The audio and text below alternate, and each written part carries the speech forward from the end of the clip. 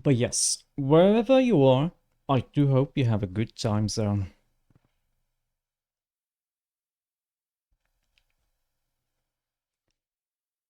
Okay. Oh yeah, I forgot. Because of the way I have my audio set up, having 100% volume and having 1% volume, or 2, doesn't really change anything, unfortunately, but that's fine. I can just quiet it down so I can talk and just chatting while having the game open. Because I'm smart. 5 brain cells. Can you be there? I know. It's hard, but we can try. We can go to the subterranean temple. What do we have here? After traipsing through a barren desert for several hours, you come upon an Ingwithian ruin in the center of a clearing.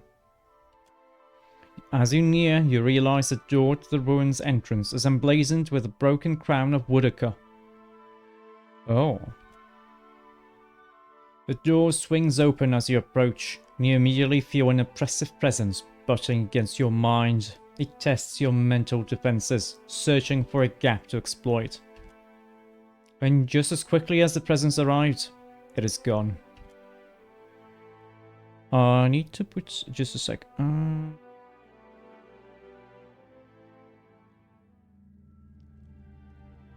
So Woodacre has something going on here, huh?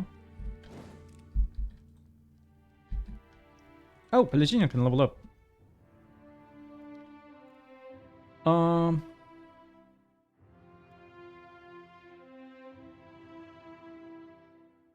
Not too good with history. I'm pretty okay with metaphysics.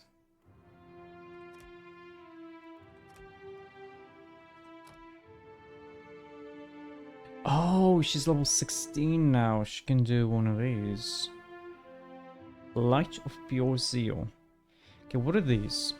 Prestige. Divine Retribution. Probably want Prestige because of power level.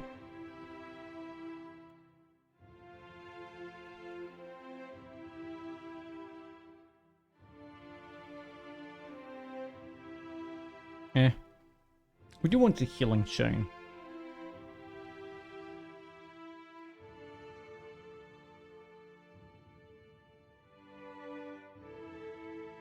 And how about we just go for improved criticals?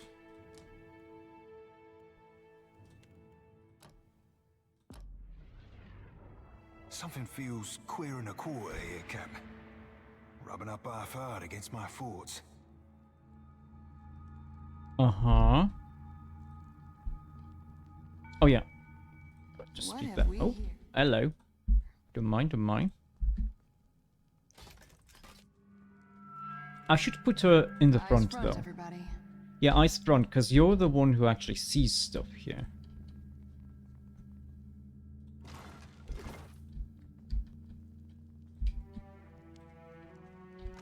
It's not a big area. Golfair. This guy looks like a bleak walker. Leading the way.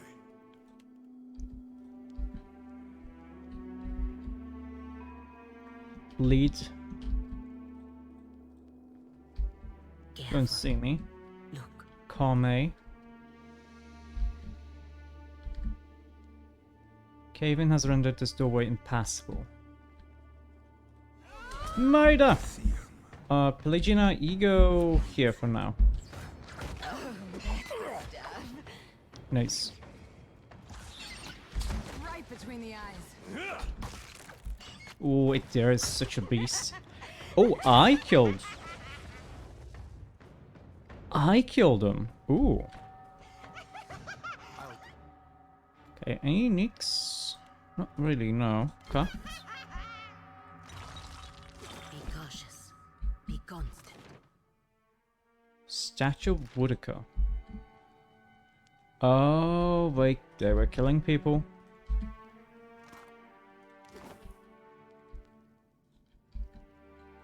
What's this? Hello, Rayo. Hello, hello. How are you doing? I hope you're doing good. This is a scepter. Oh no, a mace. You should be asleep. It's like 2 a.m., right? Did you at least eat something? That's the most important part. I hope you did. Like toast.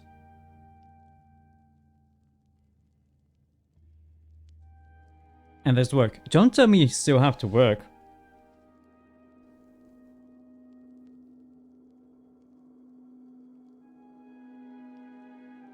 Oh wait, no, it's...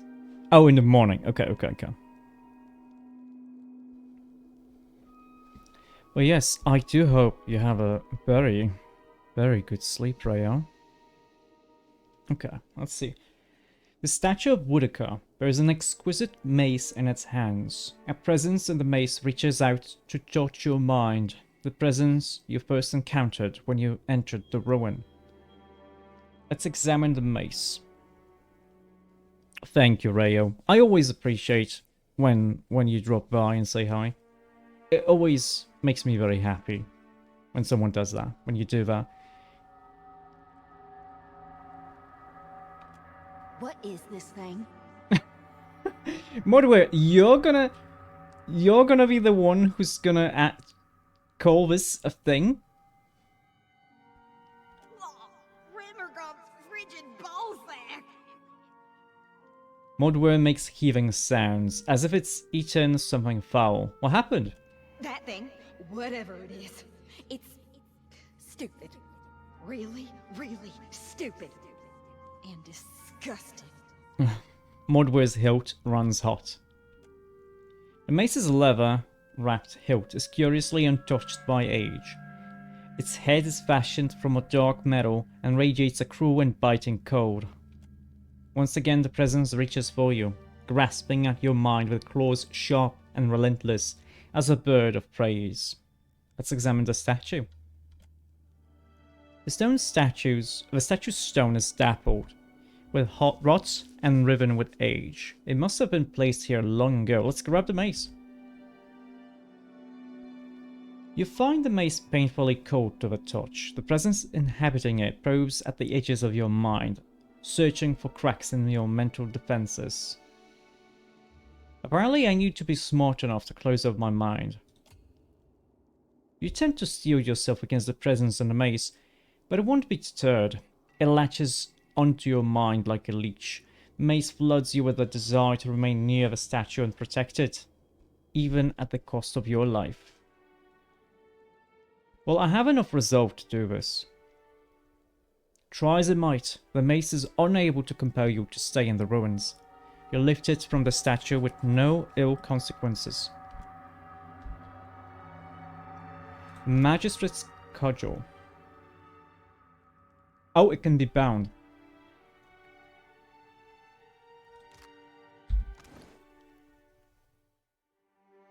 Wait, that's not what I picked up. Where is it? This.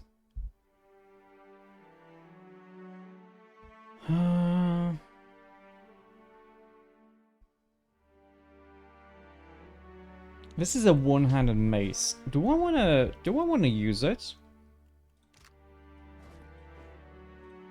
I could copy you here and use you here. This can still be bound with me.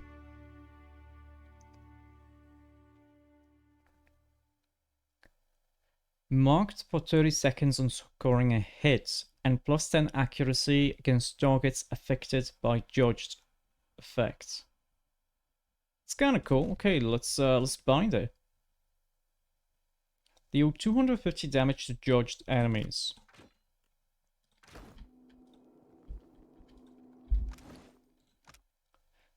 Like it's worse, right? Yeah, we do less damage. Wait, no, we have less accuracy. Damage is also lower. But I wanna try this.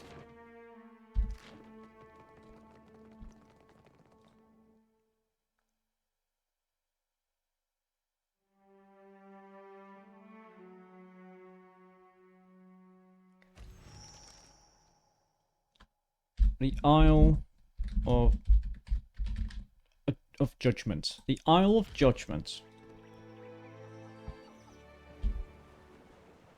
Okay, there's Bokokohara, but we do want to explore. Oh yeah, there's this. Wabao Jungle. What do we have here? The fetid, sweltering jungle looms around and above you, the thick canopy capturing the heat. Sweat clings to your nostrils and drips from your chin. Nothing seems to move in all of the world save you. Your companion's complaints fell silent hours ago. Save for Seraphin, who summons up a new creative objection every 10 minutes or so. You pause beside the broad, stagnant waterway and are refilling your skins when you hear movement in the wilds ahead of you. A trio of Kith step out of the trees and into the water, their torn and filthy robes billowing in the water. They pause near the center of the creek. The central figure, a beatific savannah folk, smiles up at you. Matombar, watcher of Kednua. He raises his palms to you. We mean you no harm. Indeed, we awaited you here because we have a... He glances towards the others traveling with you. He bows his head slightly.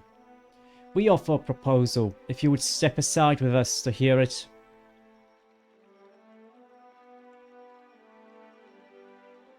Just who are you and how do you know my name? We are friends of a friend, the man says. Potential friend, perhaps. A friend of potential, certainly. As for your being here, says the leftmost Kith, a bold elf. That was foreseen. He looks up at you with eyes that have been burned from their sockets. Okay, anything you want to say to me, you can say in front of my friends. The bald elf on the left shakes his head. Not this, he rasps. Okay, sure, I'm listening.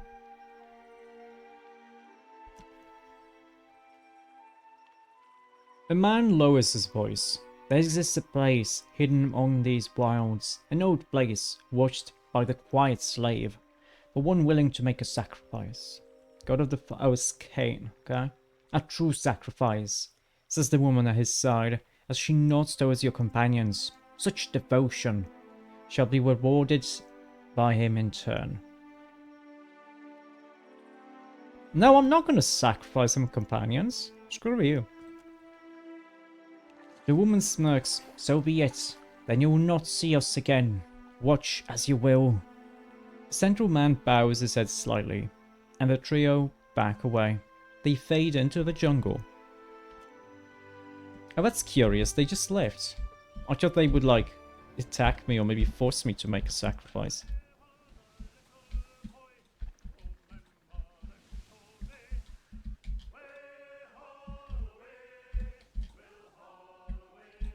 Okay, I think I should probably go to Bokokohara first. Do the quests, probably in favor of the Deadfire Company.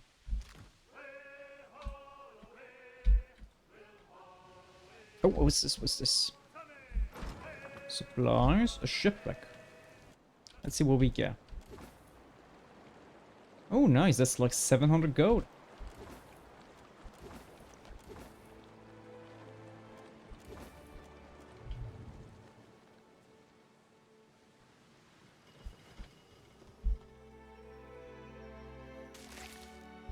Now, this is the Storms of Bokokohara. Now, the villagers of Tikawara also warn us. Oh, not all of the villagers. The shaman, or like the priestess, wants us to do basically this. Because Tikawara is not very good. Because it's barren and there's not enough fish, so they have trouble feeding themselves.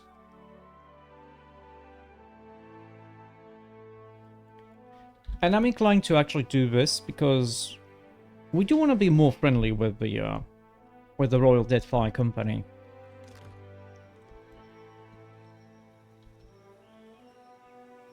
What's this? Kabara Ruku Shrine. Oh, it's okay, let's go pray. This is, I think, the third shrine we've been to. I want to say this is number either 3 or 4. And we prayed at all of them so far. You notice a small pavilion containing a large weathered statue of stone a little ways off the path. It appears to be a Huana shrine. Let's search around the area.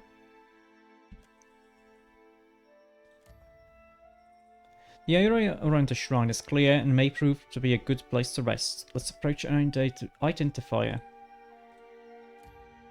Oh, we barely made it. First stone eels twist up the sculpture. Each eel's mouth clings to the other's tail, creating an unbroken circuit. It portrays Rekuho, the Huana's rendition of Berath. An inscription runs along the shrine's base, simply of his fight. Rekuho consumes all. We can pray and rest. Like, I don't know why, working for the god of death, I would desecrate their shrine. And I'm curious, like, what this would be. Being a druid, monk, or cypher gives you an option here. Aye, Cap. Nothing fathom-headed about staying square with the old soak who brought you back to life. Servant smirks and drops to his knees beside you. You kneel before the shrine, whispering your prayer to the cool stone. It offers no answers, though you feel calmer as you rise to your feet and set about making camp. The hours pass without complication, and you wake and continue your journey.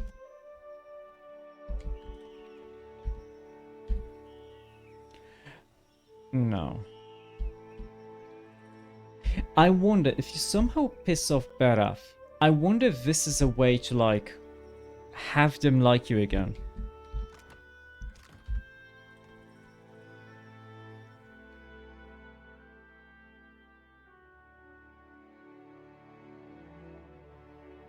Okay. What do we have here? Search the ruins of Pokokohara. We haven't seen a shipwreck, have we? So there is a flag, so someone must have been here. At times like this, I'm glad Helia gave me these eyes. An obelisk. Hello, obelisk. What's written on you? Beware, the gods punished trespassers. See skeleton. Hello. Just a regular hatcher. Trouble up ahead. Desert worms. You be owing me that drink, Maya. How about you just murder that guy?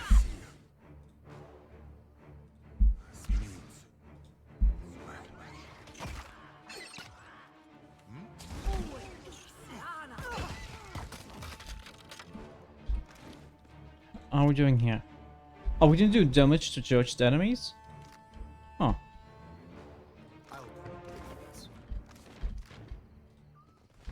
Wait, what's this? An oasis. Wait, what's this? An egg? Desert worm hatchlings. I mean, a singular one. That's okay. There's a flag here. Whoa, whoa, look. Zorips. Me too, man.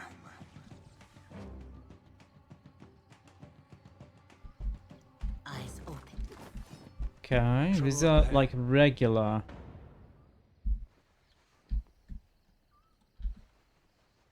What did you find, Ishi? Merida. It would be nice if Pelagina actually like walked up close so she can attack two of them, but it's fine. Maya, attack this barrel, please.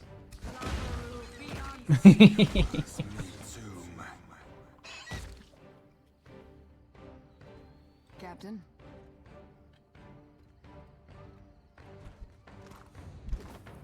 You were saying? I'll handle this. It was easy enough that my character actually did this. Ooh. A Thundercrack pistol.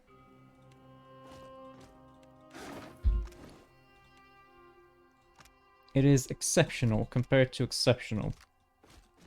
So it's just straight up better. 50% damage as shock. Conductor blasts, which is pretty nice. We can enchant it to get reload time.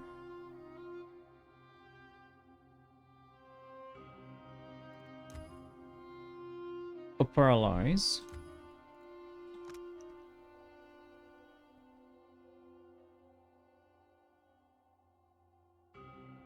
No.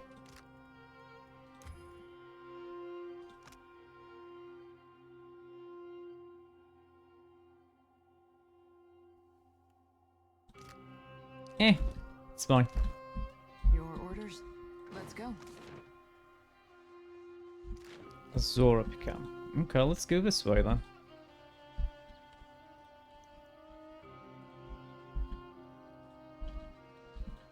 What are you? Oh, I thought this would be something like hidden. I got this, Captain. Up ahead.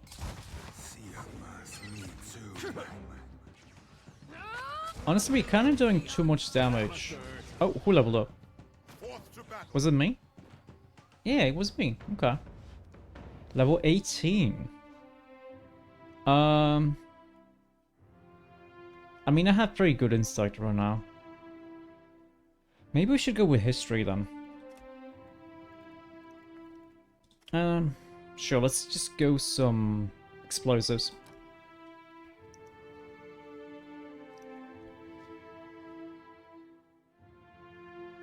Next level, we're gonna be able to get a skill here.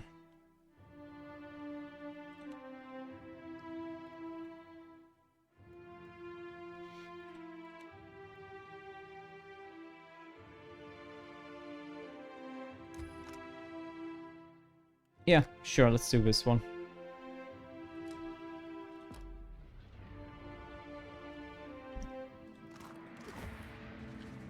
Oh wait, I see you there.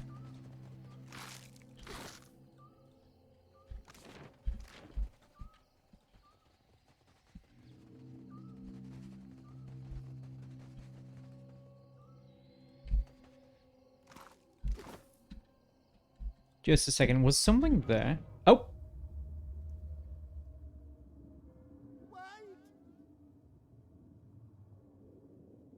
Was that? Oh, he died here. Up! It's coming!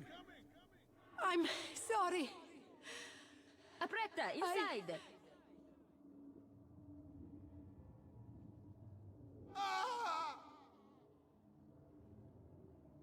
So he was wounded, and he just got flattened here. What's here? Did I somehow miss stop going here? Oh no, okay, I see. I don't know why I thought the edge of the map was here.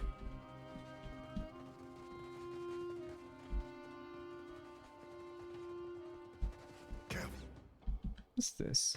A sand groveling. I see them. Oh, these are like quicksands or something. Charge!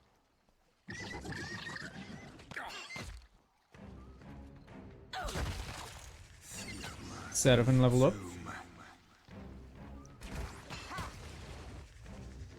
Very nice.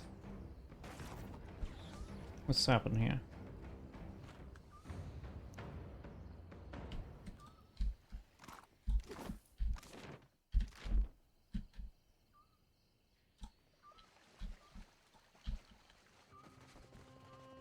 Oh, hello.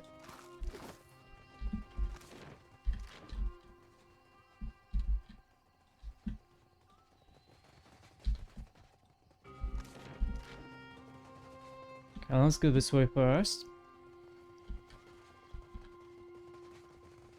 Maybe they'll be right back. I'll take care of it. You find the rolled up map inside the satchel, which shows a course plotted from Tikawara, an island to the west. Why did I get...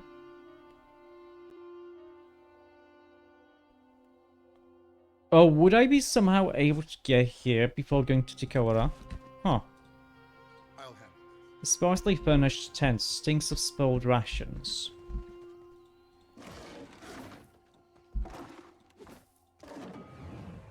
Should not have left Vector with those Juana. Uh-huh. Why not? Oh, you didn't take supplies. We will take your share.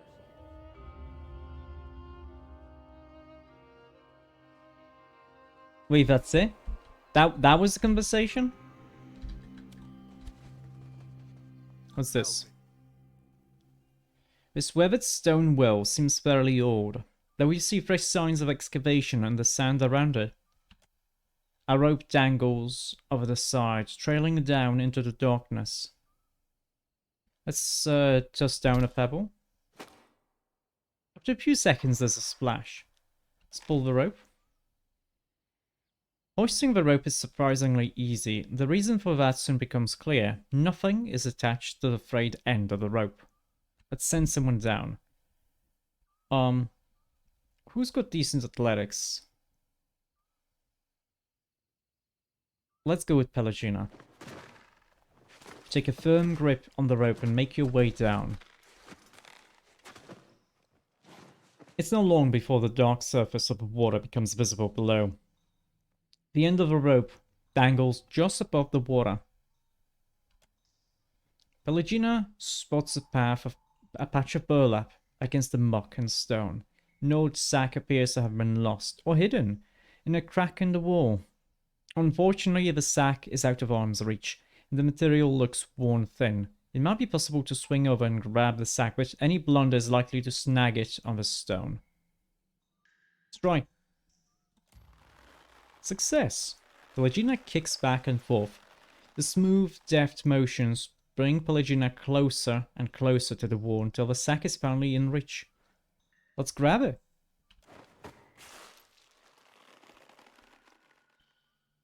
Oh, she doesn't have dexterity for this. As the sack comes free, it snags on the stone and rips open. Glittering gems spill from the tear as the rope swings on its smooth, steady arc. A quick grab could save the falling gems, but the sack still feels heavy with treasure. Yeah, let's just leave it with the sack. Pelagina climbs back up the rope into the cool desert night.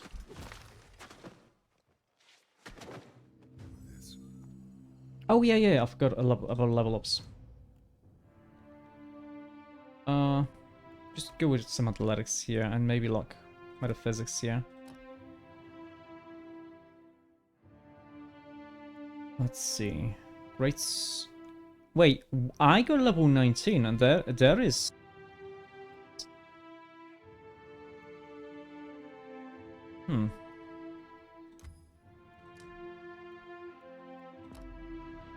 Did I make a mistake? No. No, 18. Why did I think 9? Oh, no. 19 next level. I unlocked the last bar level. I see. I remember now.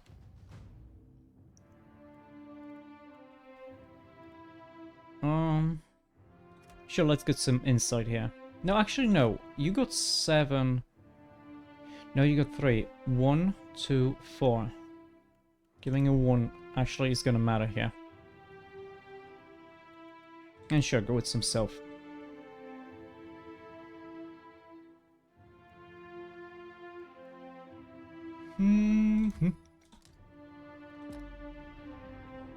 We're good.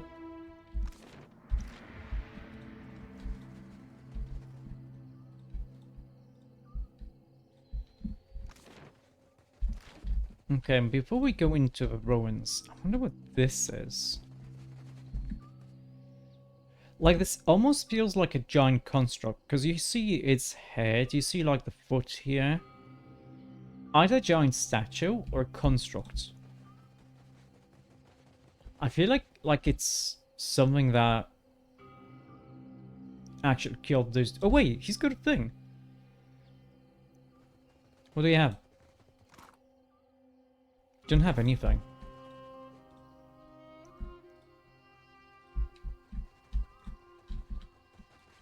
What did you find, Ishi? Aha! Some agate. That's about it. Okay, we enter then.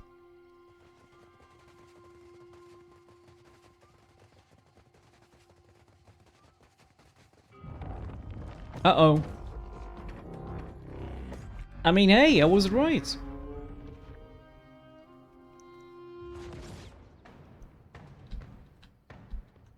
Engwithian Titan.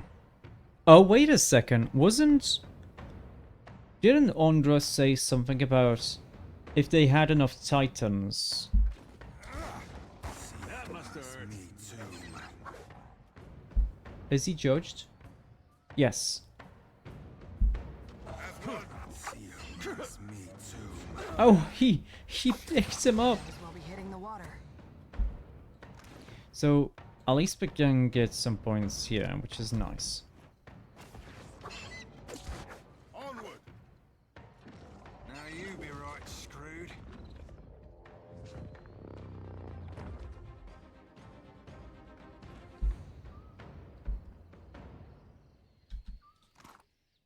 What do you have? A lot of living steel and some materials. Okay. Oh, this looks like a dragon head. The patina over this entrance tells of age and long exposure. In spite of its degradation, the copper door is as heavy and densely forged as a vault. Gravity holds the slab firmly against stone. Let's examine the door closely.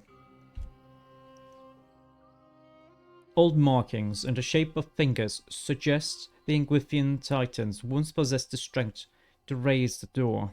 It's difficult to tell from here if anything else controlled the door's opening or closing. You find a hole in the surrounding stone which bears the same spiral shell pattern as the key acquired on Tikawara. You also take note of scour marks at the base of the door, likely evidence of a pry bar used to wedge it open. The damage to the stone looks recent. If anyone made it inside, the door has long since closed behind them. No, just insert the key. After you dust away some of the sand blocking the hole, the Muzuma shell fits perfectly. You turn the shell to the right. The resistance it encounters quickly gives way to the sound of gears turning behind the stone. The door slowly rises. The opening discharges a breeze of stale air and something else. A feeling which emanates from the yawning darkness that makes your every hair stand on end.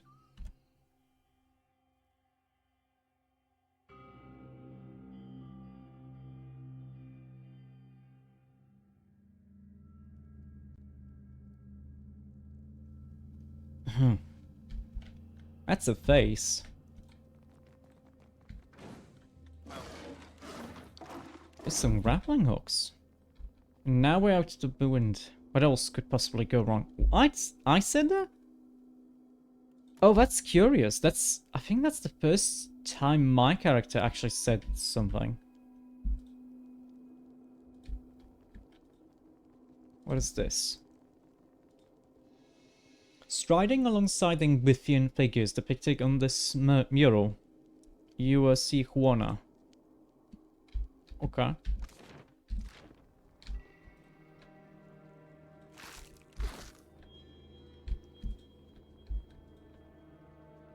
A luminous revenant.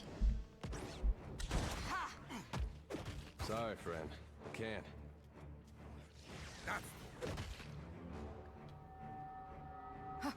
No. You just attacked this dude. Oh, you might have killed him. That's okay. Do we have... Okay, that was weird. Right on target.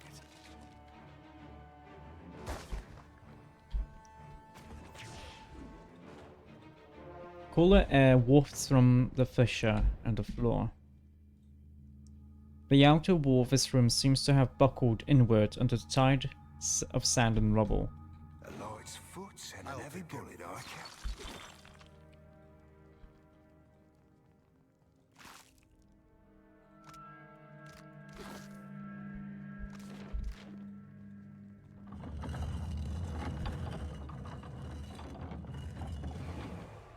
Who's this?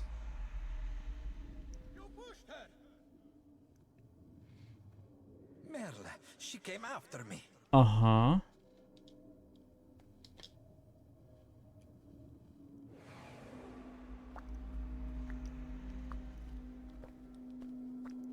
He pushed who? There was only 3 of them when they left. When they entered. There was 3 of them. And then... Oh, I see. There's a loader trap here. Poor swabby. Still, better a spike in the side than a spear up the rear.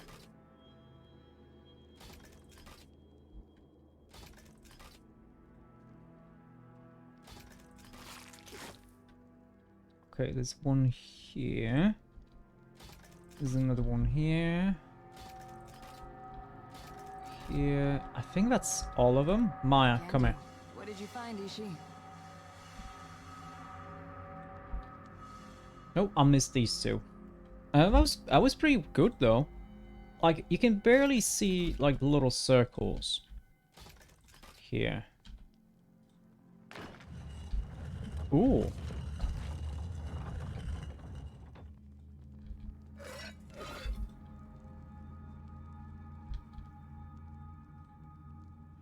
This crocodilian idol is unfamiliar to you.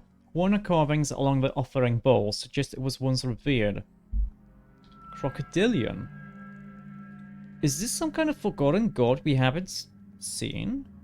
Or is this just a dragon? And within braces. Resistance to dexterity afflictions.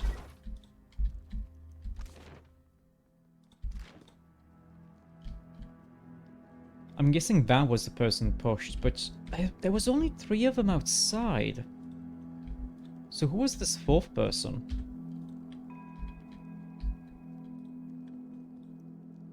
The braziers' roiling flames give off intense light, but no heat. There's a trap where is it detected?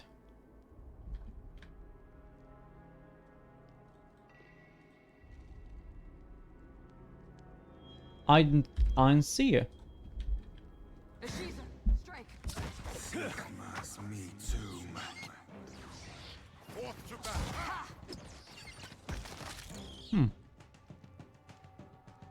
Maybe that was a lie.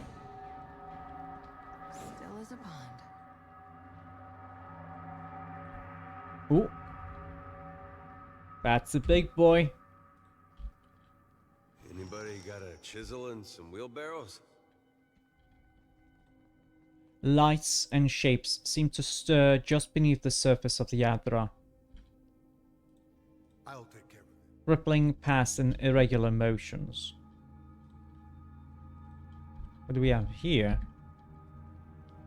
So there's the Ingwithian, and the Huana are worshipping a blue flame? Yep. Now the question is, what is the blue flame?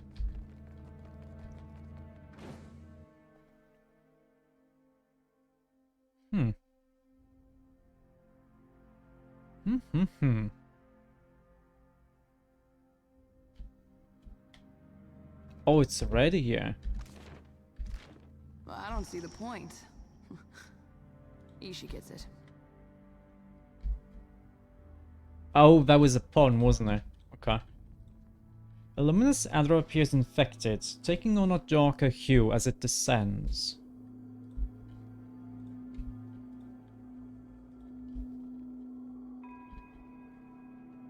Oh? Is that blood? What have you done? I found him like this. Why is your blade drawn?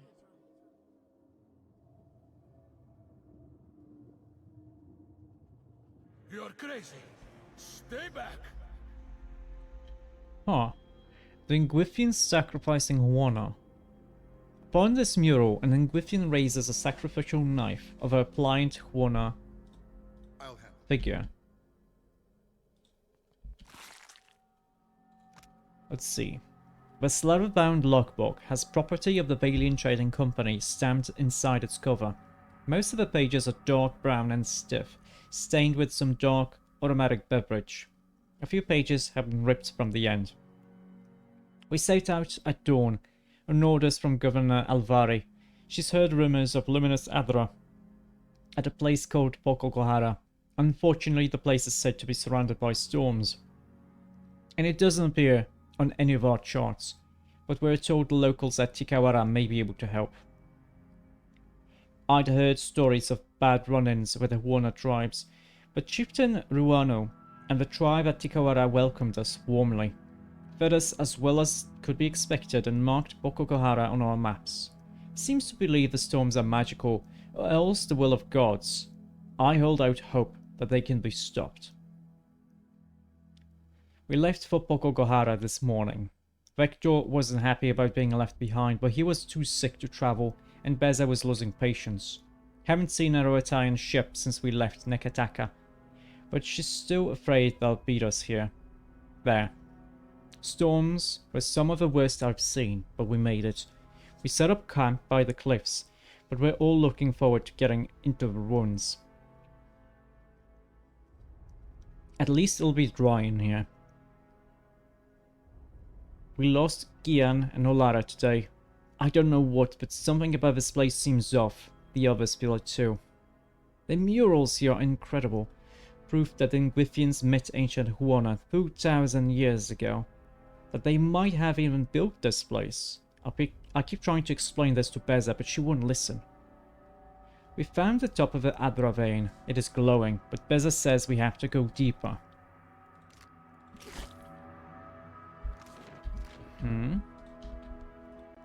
Well, that's not nice. I'll take care of it. There was a level 10 lock. I wonder if I was supposed to go this way first.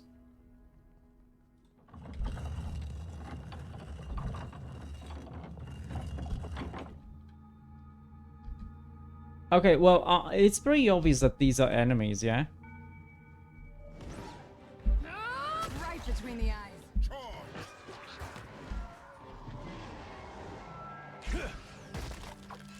I don't think I can pull that off. At one. That's me too, man. Okay.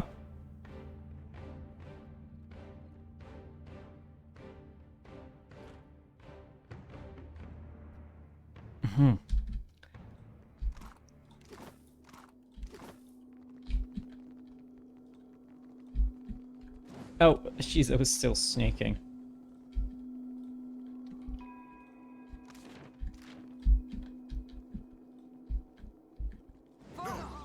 Fall back. Can't get a clean hit. Lavaru, beyond seek. Onward.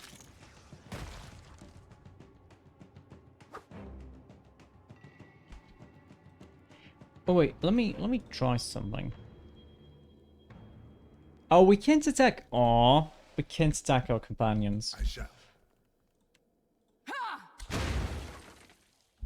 Aha! I knew it. There's a secret.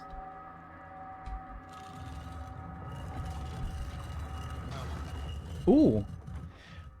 Marux Amanth. One-handed dagger. Paladin, priest, and rogue. Coroner of the soul.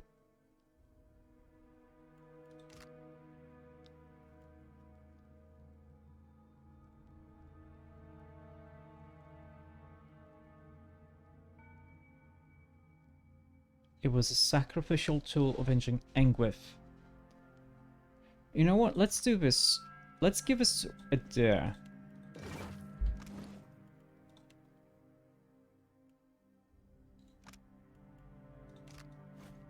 Like, obviously, this is not going to be as good. It's even a lot worse, but I want to see how this works. you have to deal 150 burn damage, which is... Oh, I see. Okay.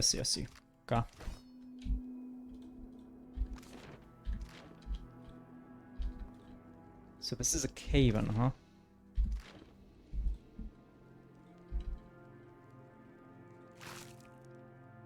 Okay.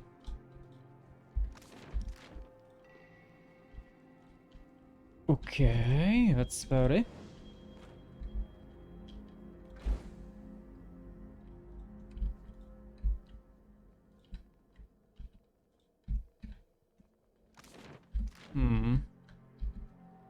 What have we here? Oh. What's this?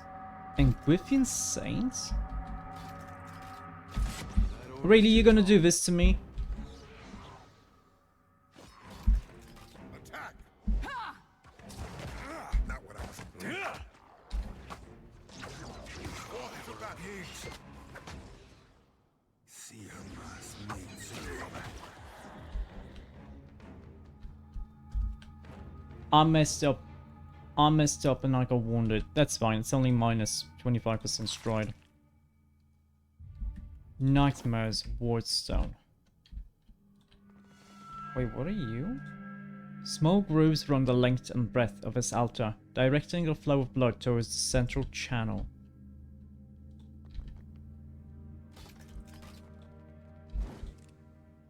Like, what sucks about traps isn't really the damage, it's the wounds. Yeah, they're pretty good at that. Must mean soon. For the homeland. Right on target. Lavaru beyond seek. See her must mean soon.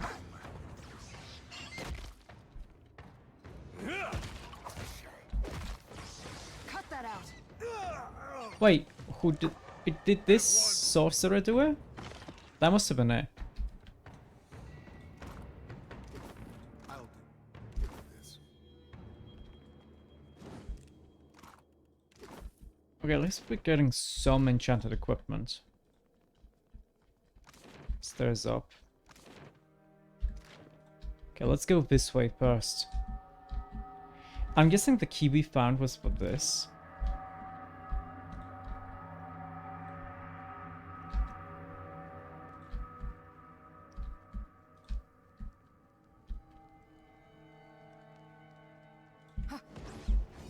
Right between the eyes. Must mean Sorry, soon. friend. I can't. Off to battle. Okay.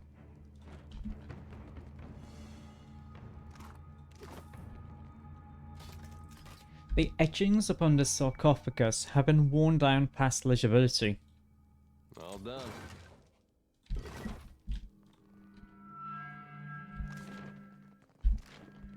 A light's foot and an heavy bullet, I cap. A corrupted animate and a sigil of nightmares. Let's do this because we can and will get the sigil. I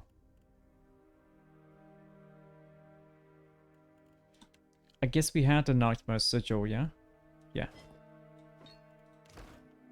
I'm here.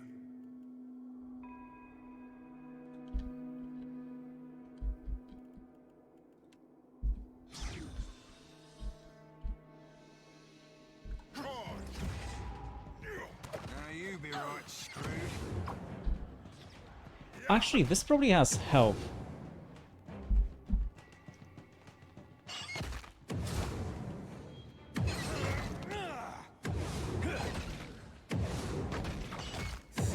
Must mean soon.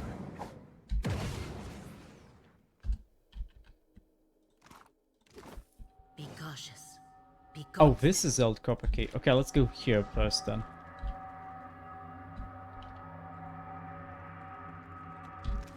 Isn't your weapon... Oh, your weapon's just piercing, I see. Eyes open.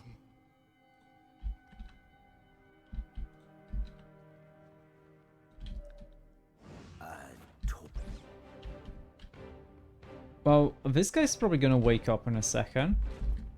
Lavaru beyond seek. Yep, there he is. Now Sakuras. I don't think I can pull that off. Can't get a clean hit. Merida.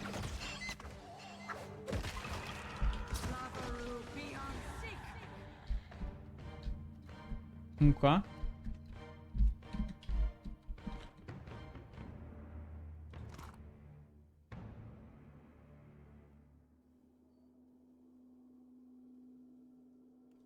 Curious. I thought that would be like a unique thing, or maybe a key or something, but no.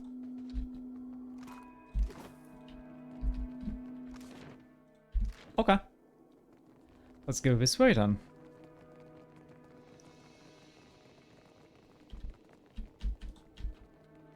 I'll handle this. Okay, if this has been locked, if I actually find someone living here, it's gonna be weird. Like, who locked the door behind them?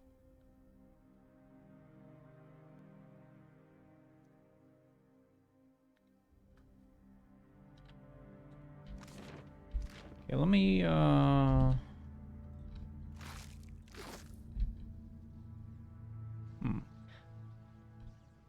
Let me snooze the ad, actually, instead of running. Oh, wait, what are these? Essence batteries. Speak freely. You... No, no, no. You just attack them, please.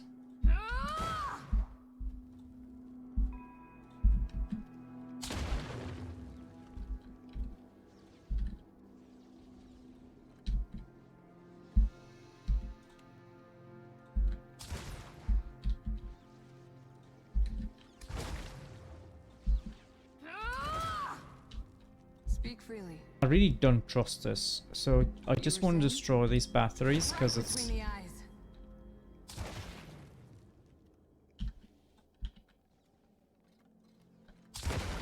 Also, what is this? You were saying?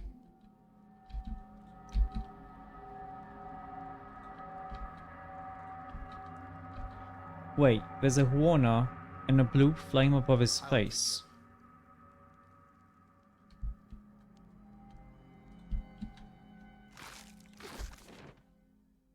Okay, what's here then? Let's go that way. Ishi. Quiet time. Oh, this is a fresh corpse, isn't it?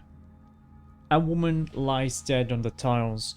His skin discolored with decay, and with rent flesh sloughs away to reveal bone. No maggots or bugs have reached her here, which only means that there's more of her left to assault your nostrils.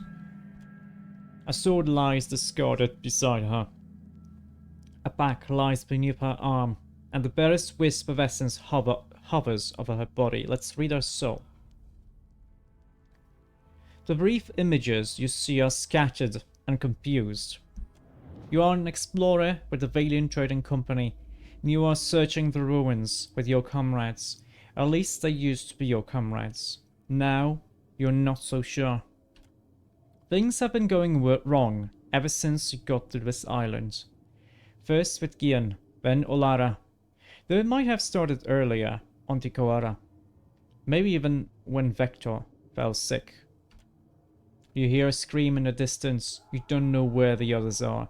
You don't know why there's blood on your hands. You don't know why it's so hard to think. But you remember that you were supposed to be quiet to avoid the notice of whatever is down here. Something moves in the darkness. Let's examine the body. The woman's body lies at the end of a trail of smeared, crusted blood. The damage to her armor suggests a fight, though it looks like her attacker, or attackers, allowed her to crawl away and die. Holding your breath, you kneel to search the body. As you handle her remains, clumps of muscle and flesh fall off, raising a fresh wave of rot. Most of her belongings are slimy and rancid with putrescence, but her back has escaped the worst of it. Inside you see a few torn pages and a carved figurine. Let's look at the pages. Those are the last few pages from the journal. They look like they were ripped from a book or journal. They're brown and wrapped with spilled drink and scrawled with a brief a few brief entries. Let's read them right now. Oh, that's a long one. These pages have been torn out of a larger book. They are stained brown and stuck with some dark fragrant liquid.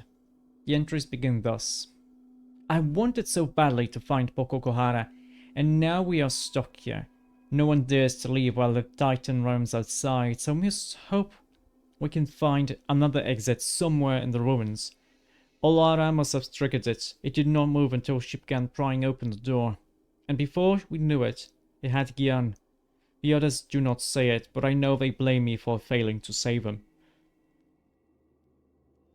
Smudges of dirt from the author's hand streak the page around the next entry. Olara is gone too. We move more slowly now, wary of traps and monsters. I detest this creeping about. And Dueno's stomping nearly makes it all pointless. But Valero has almost lost his nerve, and I do not think he can take another nasty surprise. The next entry is filled with big crooked letters that loop and swoop like a child's. The others sleep. We decide against candles on campfires, so I write in the glow of the Adra. It is good because I hear something moving in the dark, even if the others do not. Valero insisted that we move slowly so he could study the murals and the patterns in the floor. He thinks to save us from mishaps like the ones that befell Gian and Olara. But none of that will help if the creatures here catch us. Dueno hides a limp, but the way he looks at Valero and me makes me think he's hiding something else too. They grow more and more paranoid with every hour in this place. When they awaken, we will press forward so that we may be done with it. In the meantime, I will keep the pages with my own observations. I cannot trust the others with them. Hastily scribbled. Valero lost the logbook and accuses me of sabotage. Sabotage! He is so busy sketching these murals that he forgets why we are here. But I saw the Yadra and I understood this place is sick, and we are here to cure it. But Valero says the Huana were here long ago, and the murals prove as much. I think one Aumara looks much like another, but he gave me an idea. Right now we spend blood and treasure searching for luminous Adra. Our task would be much easier if we could make a regular Adra luminous by enriching it with live souls. As I look at the equipment the Ingwithians built here, so like the machines our animancers construct, I wonder if they did once this very thing. And we have the villagers of Tikawara so eager to help. When we return to Nekataka, I will present my idea to Lueva Alvari. I do not think Director Castor has the stomach for it. Nor my companions, I fear. Oh, we do not want to help the Valiants then. They're gonna use the Tikawara people to enrich Adra.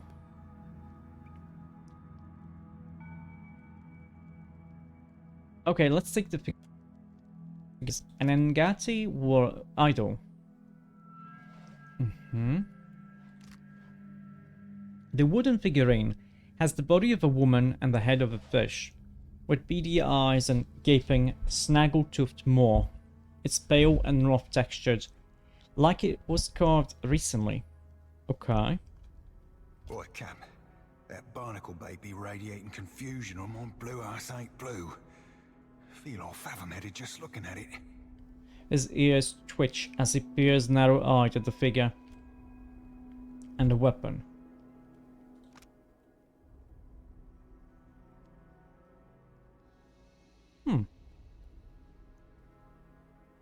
Curious that it doesn't have a type. The saber boasts a viciously serrated edge. Despite the state of its former master, the blade appears to be in good condition. A new retriever. Does it really not have a type? Oh no, now it says... Now this is curious. A saber usually has... sharp. This one doesn't. Is it because this one is veil piercing? Maybe. I think it has the wrong property.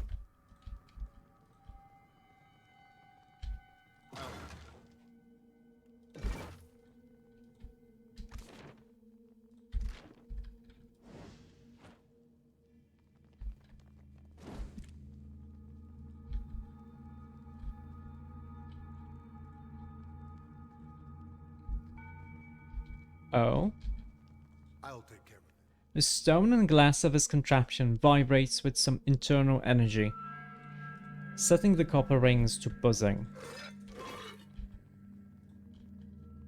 So there's only one person alive, if any.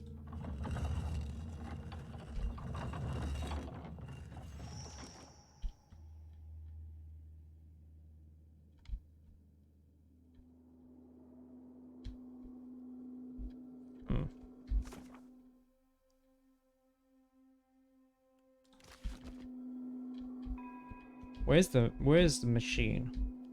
Don't go near that thing, Ashiza. Hurts my head just looking at it. Oh, this is the machine.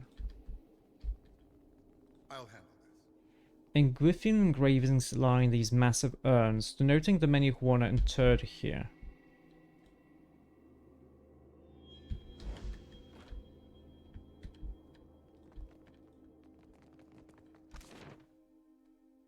So this is the exit.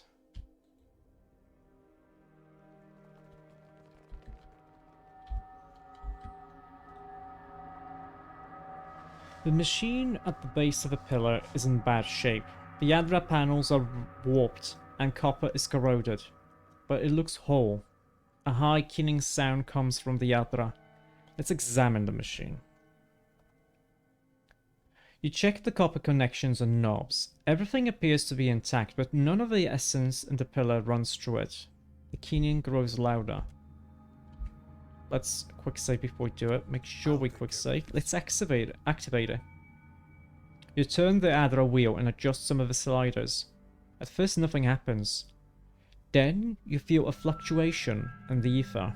The wailing grows louder.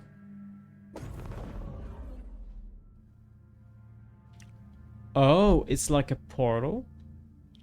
Essence moves within the Yadra, opening a dimension as raw and distorted as a fresh wound. Something in that place pulls you at your soul, and the distant voices cry out again.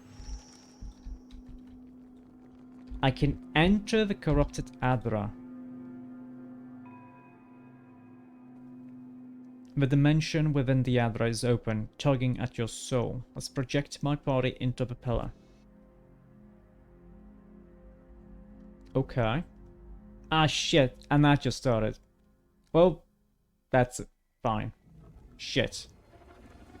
Oh, is this gonna be Skane? A force within the Adra tugs your soul from your body and into a realm of pure essence. You become aware of a fragmented, dreamlike landscape. It's not a physical place, but rather a shape your mind has formed from the teeming energy. So is your presence in it. I got an itch. Can someone scratch my elbow? I'll lift it with my body. Your actual body is still in Pokogohara. You feel the cold tiles beneath it and smell the dusty air around it, but you cannot return to it. Something here has a hold on you. The voices you heard outside the pillar scream and wail somewhere close by.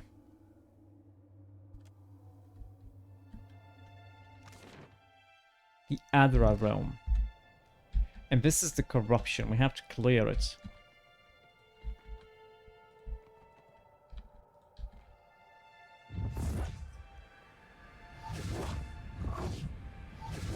Oh, are these the Omawa? I see a hand there.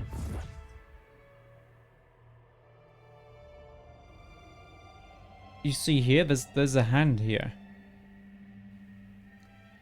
You reach the source of a tumult, a festering mass of corruption.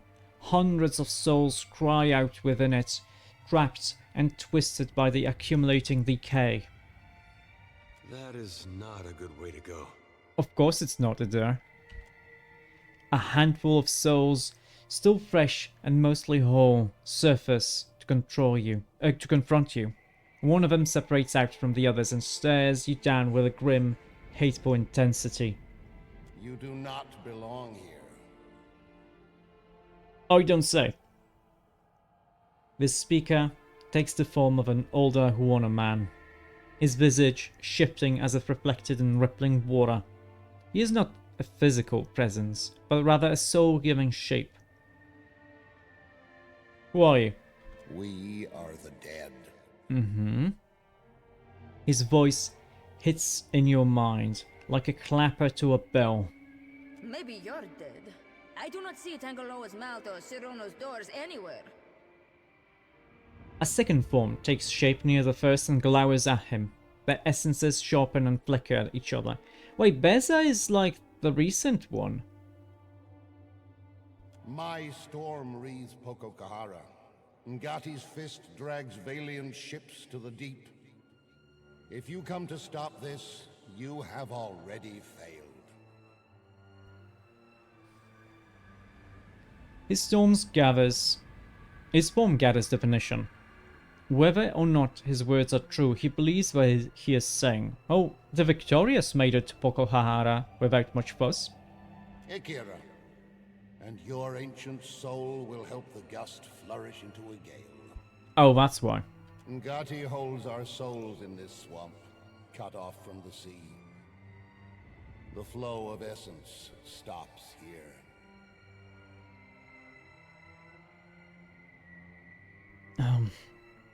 Was just drinking just a sec.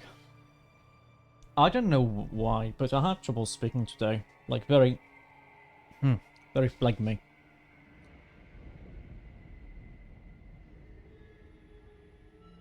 He gazes out at the shifting scenery beyond your floating platform, of what only resembles stone. And rots, apparently. She wrinkles her nose at the putrefying mass and checks under her boots. The cistern overflows into the world of the living, stirring the sea and skies with the fury of the goddess, bringing storms. His lips curve into a slight smile. Blinking, Maya clears her throat and eases in, closer to listen.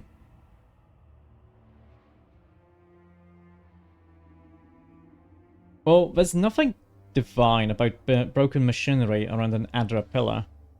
The gods laugh at machines, I say. Nothing built of Kith hands can wrest away their will. In spite of his words, he regards the corruption over his shoulder with a frown. No souls travel through here. The Adra screams. Ngati grins, showing her fangs. This is where Valiant's scheming ends. Ngati's servant holds the dam closed to flood the living world with her vengeance. He places a hand over the spot his heart once occupied. While pushing out Valia only exchanges a trading post for Aretine warships. Their ships also sink when the winds tip them over, Ikira. A smile slowly spreads from ear to ear. I am the storm of my people. Adra is the staff I wave to churn Ngati's kingdom. He opens his palms. The ether around you reacts at once, whipping up the ambient essence into a frenzy. Far away, you think you can hear furious winds growing in response. Madiko, to arrive at the far side of death and find this babbling brook. She presses her temples with her bow hands. The Valians will not overrun us while I have the strength to repel them. He furrows his brow towards Beza. If you think bad weather will hold back my countrymen, you have greatly underestimated us. They will depart when the waters rise to drown their investments. This I know.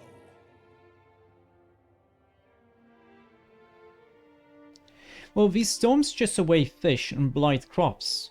You're the one killing Tikawara. Fool! Ngati will stop churning the seas when the outsiders leave. Then I will be reborn as a Ranga. Uh-huh. You can believe that. Pirates and slavers drove my tribe from our old roots and havens. Now, the Valians do the same with paper. They come to pull Adra from the earth and mill it like grain. Uh-huh. You speak as though this Adra has been the heart and soul of your tribe for generations, though you have only recently come here. Adra is the heart and health of the Deadfire. Mm-hmm.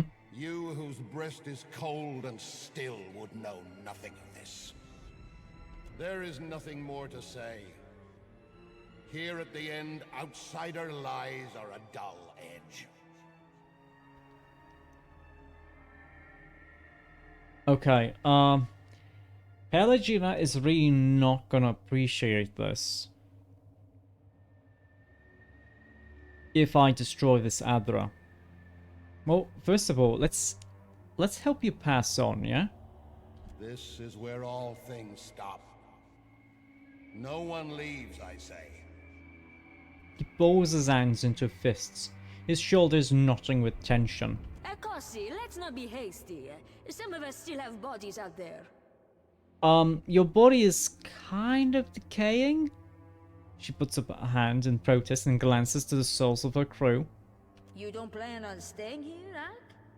Why not let us tag along and see if we can reunite with our... what we left behind? It never ends well when you stuff mismatched essence into one body. You're not lying, are you? Nope. She glances back towards her crew and winces. You've all served your captain with distinction. But I think this is where we part ways. She nods to each of them in turn. Dismissed. She salutes her crew, many of whom vanish on the spot, their souls joining the ambient ether. There's a nod to you and departs soon after, grimacing, and Aharu advances. Oh wait, you just decide to attack me?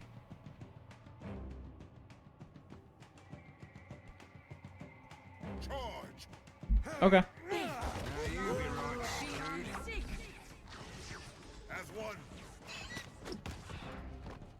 Ooh.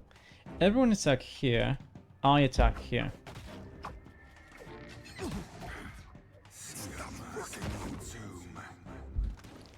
How good am I here? Okay, 93, that's not horrible. You subdue the furious souls, ripping them into motes of their constituent essence. Beyond this cloud of essence, you feel the pull of a cycle, a force that steadily increases. This pillar remains steadfastly blocked from the natural flow.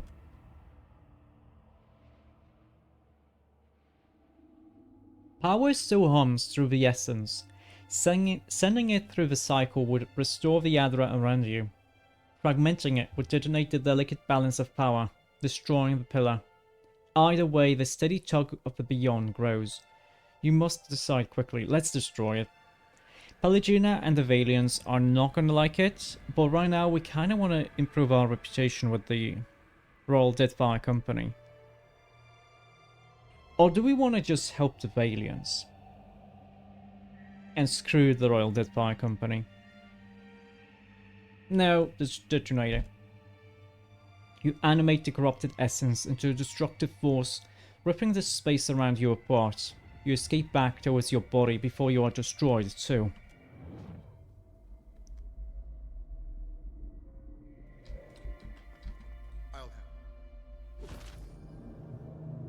You cling to the tether of your soul, racing to the safety of the material world, even as the immaterial one warps around you. You feel it falling apart, disintegrating into profound emptiness. You're terrified it will destroy you, too. You return to your body, feeling as though you've just fell into it from a mountaintop. Your companions gasp and groan beside you. You cover your ears against the cracking, shattering Adra.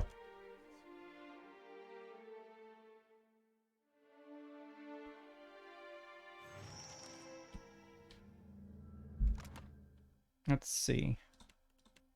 No, she wasn't upset.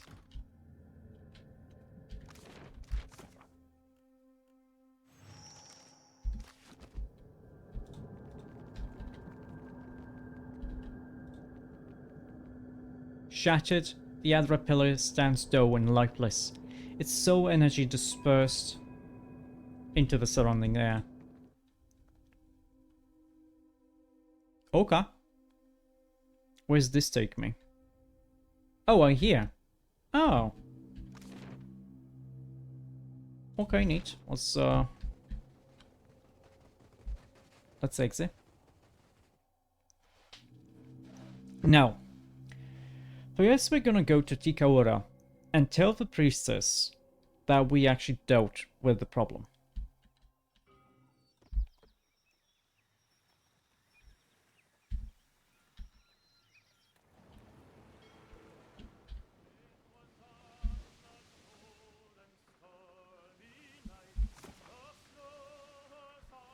Oh, we can also go back to the Brass Citadel for Maya.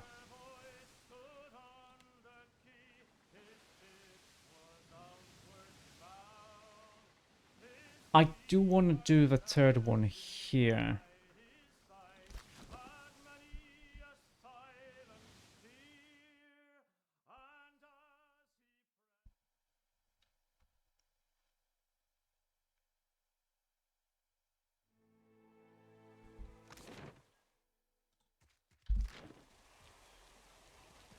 Wait, no, let's go. Oh, hello. As you near the dock, voices roar over the din of the waves. It seems as if the entire village has gathered, and many of them don't seem happy. I hope that's not for us. They argue with one another, pointing into the distance, but at your approach, they turn to stare at you, their eyes wide with apprehension or anticipation. The crowd parts for the Ranga, whose scowl is as broad as his shoulders. It's for us. The storms disappear, and with them a great cloud of essence. He shakes with rage. My fishermen tell me your ship alone sailed from the island. He points an accusing finger.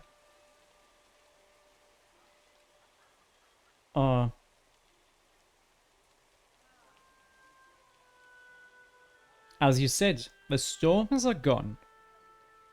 Akira, then did you expect me to thank you? Yeah? Now there will be no port to feed us, no Valiant soldiers to defend us. For what did you ruin us so?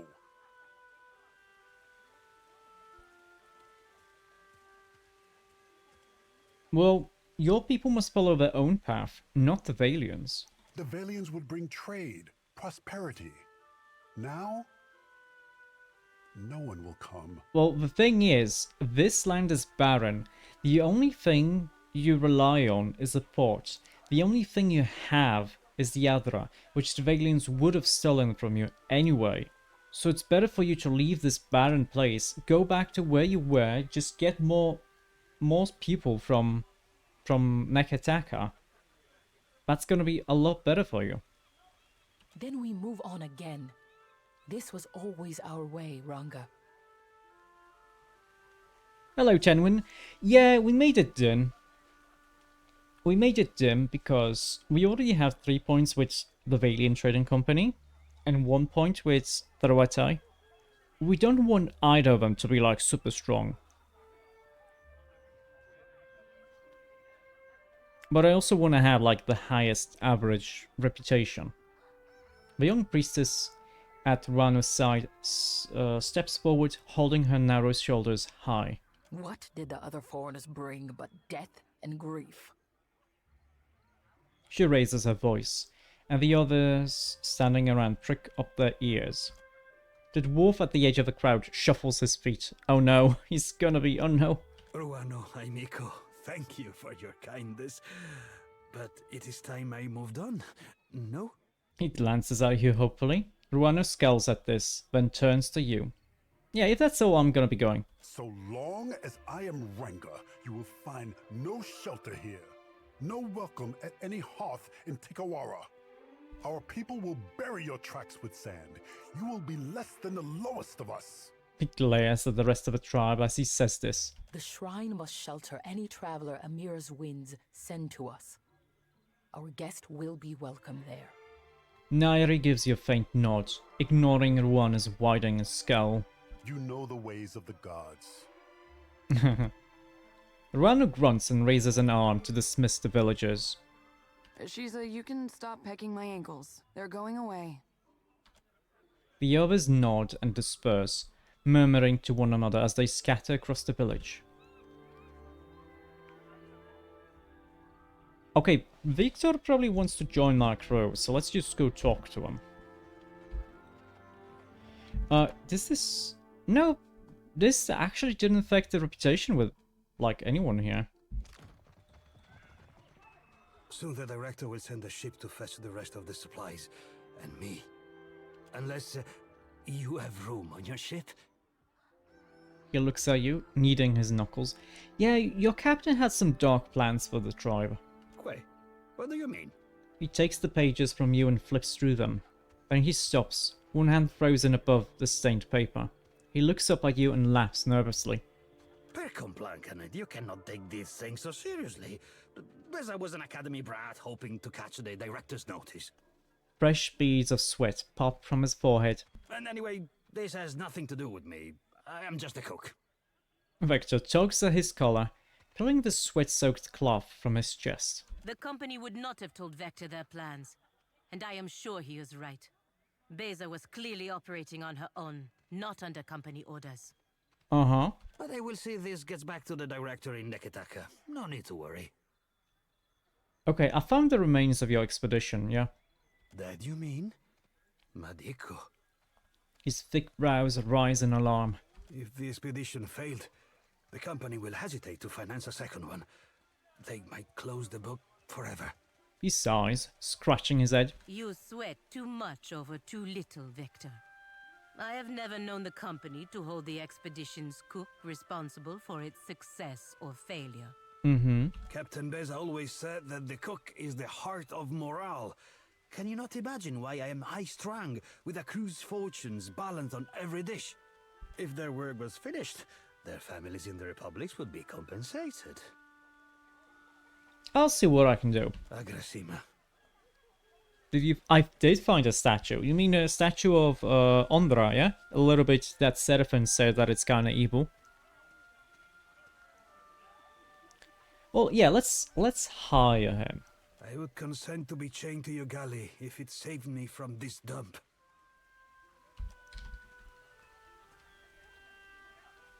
What does the statue do? This one, yeah?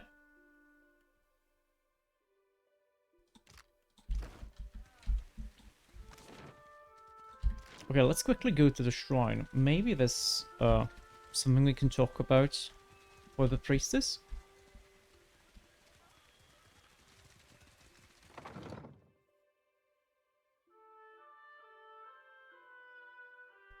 Guess who gave it to them?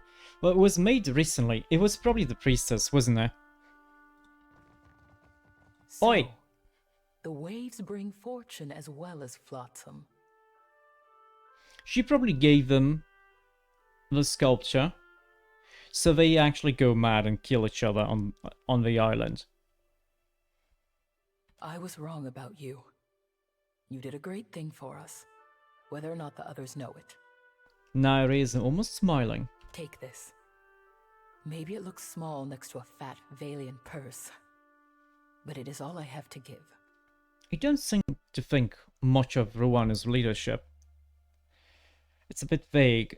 You think I had a quest that wasn't added properly, but the statue cursed the crew to go mad, so she had them killed. Yeah, that's somewhat what I kind of expected, since this is the Temple of Ondra. Yeah, but you don't seem to think much of your chieftain. He is our Ranga. My own great aunt looked into his soul and declared him such. Even as she says this, she hesitates, one hand clenching in a fist at her side. I must respect him, even as he builds a village for our enemies. Oh, have you tried reasoning? Akira, I have, and so did Anna. Who's Anna? Who's Anna? She breaks off, looking down and frowning. That name is cast off. Forget I said it. Her words have a distant, rote sound to them. What's the problem? It is not spoken of. I apologize. Okay, I want the rest. It's just one thing here. Okay, that's fine. Okay, now we want to go to that one remaining island. That's supposed to be like south of here. Also, do I have... No, I need one piece of blackwood log.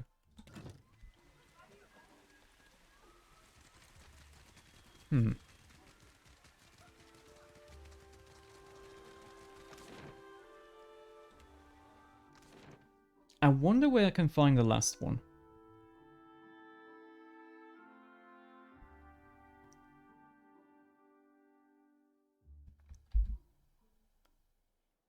That was one. That was two. I'm guessing it's going to be directly south, because they did say that it's like a triangle.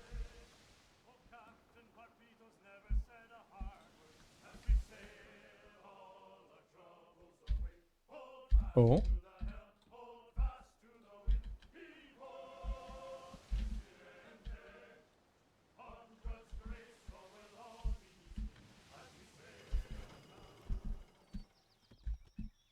Oh.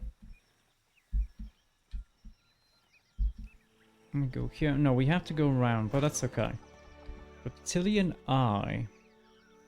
Hall of the Unseen. The land here is shattered and barren, eerily quiet, with jagged hillocks plunging abruptly into the calm, clear seas. No birds fly above, and you're not spotted the first boar, rat, or lizard. By comparison, the camp ahead positively bustles. Horses are tied off to stakes, a roped figure, cowl pulled over its head, sits upon a crate, and the scent of a hearty stew wafts from the pot hanging over a small campfire. Thoughts? Let's have Seraphim think about this. Don't look much like a trap cap, don't feel like one neither. Not a peck of hostility, not all soaked, or much else. Frowning, Seraphim scratches the back of his head. Okay, let's approach then. As you advance, the flaps on two of the closer tents open, disgorging a lithe wood elf in Idirian finery, a bulky Omoa with cerulean skin, and one of the savannah folk, who levels a large crossbow at your heart. Not another step, stranger, he says. The elf smiles warmly at you, rather mixing the message. The robed figure within the camp makes no movement at all. Oh, no, we're not here to cause trouble. The Idirian woman bows slightly at the waist, brown hair falling over her face in loose curls. In that case, who are we to keep you from our company? Please join us by the fire. She gestures to the camp. The trio guide you among the tents. There seem too many of the few kith you see about. For the few kith you see about. Offers you a seat at the fire. The robed figure makes no apparent notice of your arrival. A cowl casting their visage in an impenetrable shadow. We have soup, Yamawa says. Stew, really, and you're welcome to make use of our tents, if you'd care to rest. Do you know much about this chain of islands? Well, the Omoa shakes his head and says, very little. The Idirian grins and answers, a thing or two. Why? Asks the dusky human. Yeah, the geography here, it's like the land has been twisted or broken by some great power. If I was a priest and had, or maybe had enough religion, The Idirian nods. Perhaps it has. A great cataclysm shook this realm in ages past. The Omoa shakes his head, but there's not much we can tell about it. Okay. Who's your hooded friend? The woman laughs lightly. Just that. Perhaps you should ask yourself. Okay, let's approach him. Let's approach and look under. You approach the figure, who makes no move. Each step you takes you closer, yet somehow also further away. The crossing seems to take minutes, and the campfire falls away to your periphery. Yet you can't stop. Bending low, you peer up the hood into the face within. The face of Kergr from the Victorious. Kergr, what are you doing here? Kergr raises an eyebrow. Why wouldn't I be here, Captain? The hand's voice sounds unusually even and quiet, as if echoing from within a deep pit. You shudder. No, the ground shudders. Or the air. The dirt churns beneath your feet, and your stomach leaps into your throat as the ground opens beneath you. You plunge into darkness. When you wake, the ground is bare, no tents, no horses, no traces even of a campfire. Curious?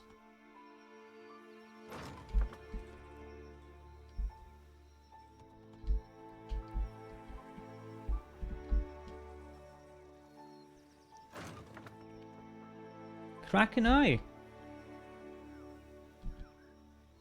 The Hall of the Unseen.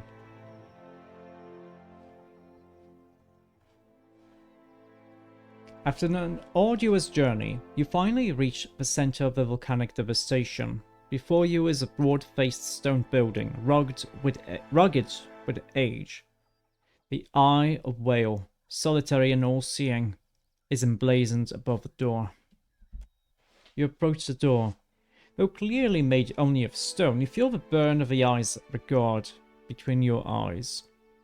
The door swings open without a sound and reveals a dark, narrow staircase winding down into the earth.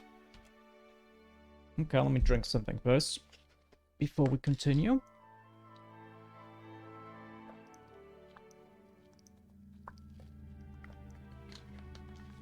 What else is happening here?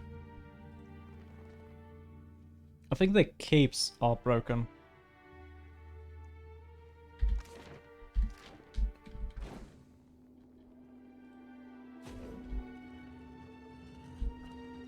Oh. God, now there'd be glowing crystals and mushrooms. I'd rather it be full fucking dark myself. I mean, at least you see something this way.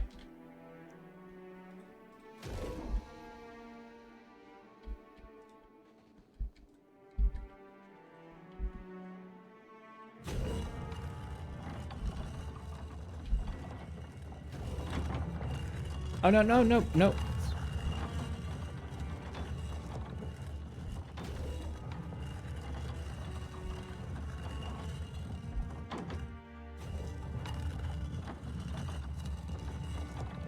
Okay, what kind of riddle is this? I mean, puzzle. So far, it's not very puzzly.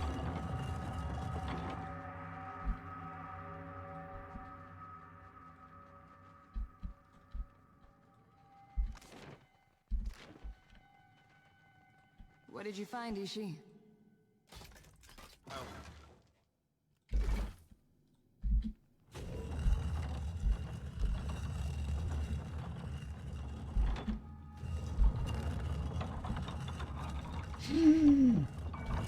Abandoned dog? Here? Doggy. Elio.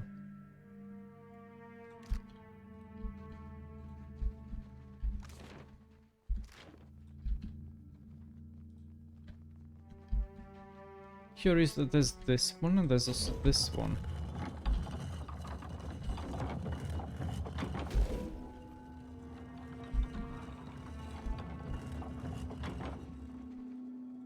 It'd be like a Kif's mine in here.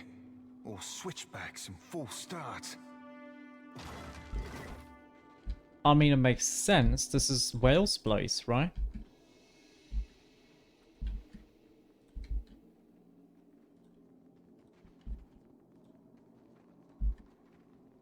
I'll take care of this.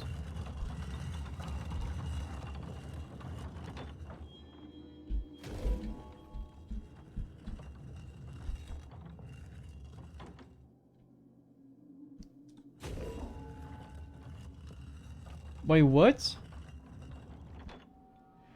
Oh, this doesn't open it? Okay, so I need to go, like, look back, activate each one of these.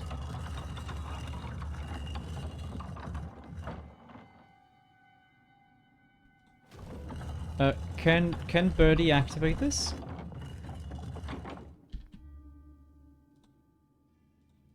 No, Birdie cannot. Let's have Pelagino do this then.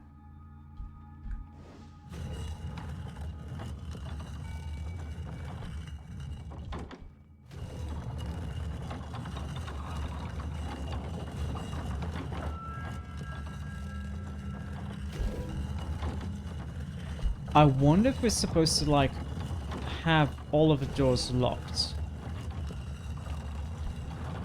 Captain. Of course. Be cautious. Be constant. We're good.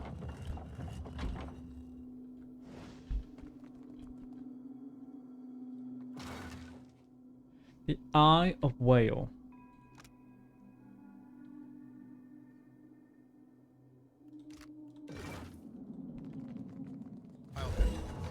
I'm guessing this... Oh.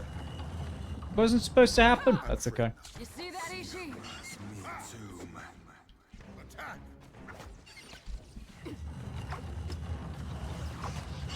Oh, is this gonna make them all, like, open and close periodically? That's actually convenient.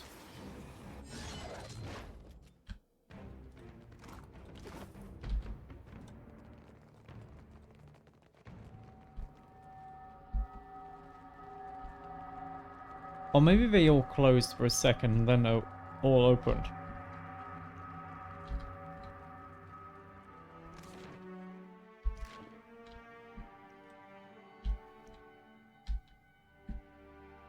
Yeah, that's probably what it was.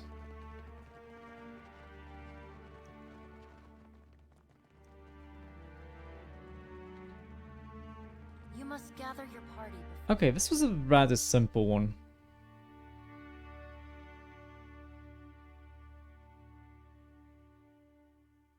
And yeah.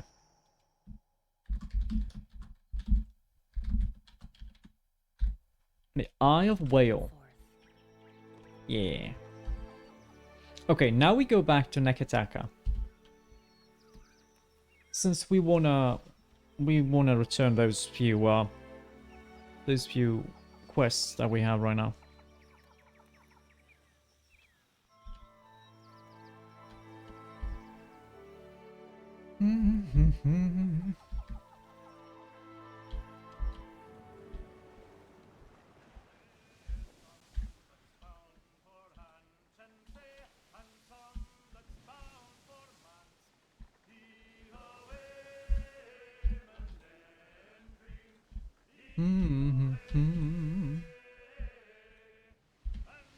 Wouldn't hurt to go kill some slavers too.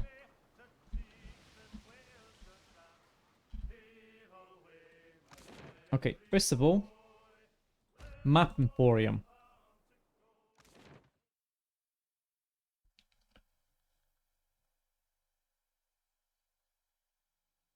Of course we did this. Oh, is he asleep? Welcome back, welcome back. It is a pleasure to see you once again. Mm-hmm. Tell me, how is the sailing? Smooth?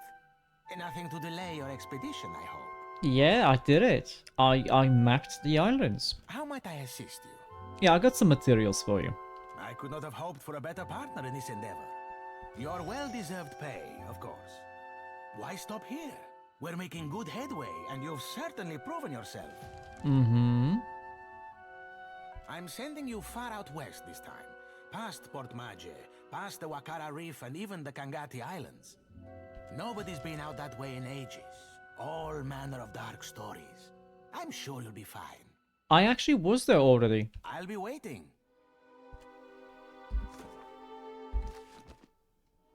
Welcome back. How might I assist you? No? Or did he lie and he was supposed to send me southeast?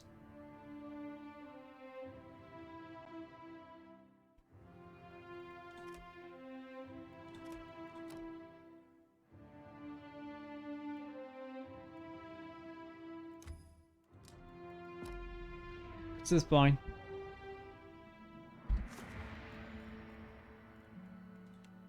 West Wakara Reef.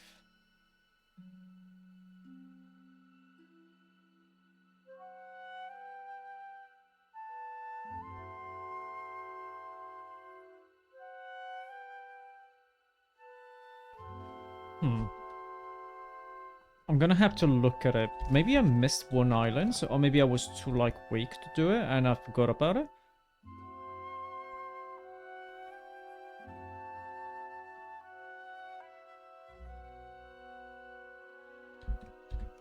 Oh, that's fine. Lass, can you do that big blue sword thing?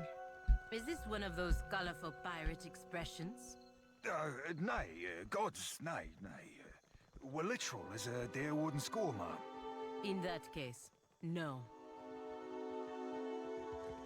Oh, he would like to do the Flames of Devotion. Okay, let's get a lap dance, because it's night and the Valiant Company isn't really open during the night. Now, you see...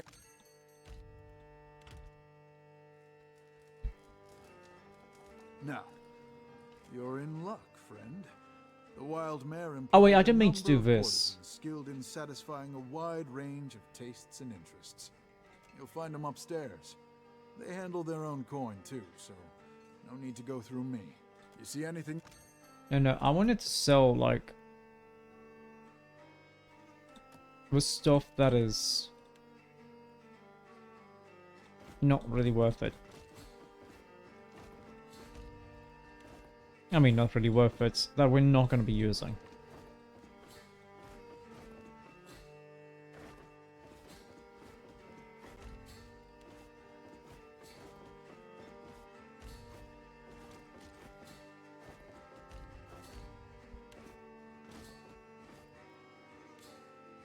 Same here.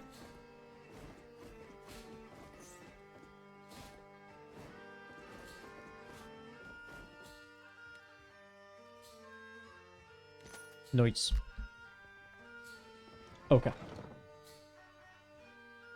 We're gonna be upset about this.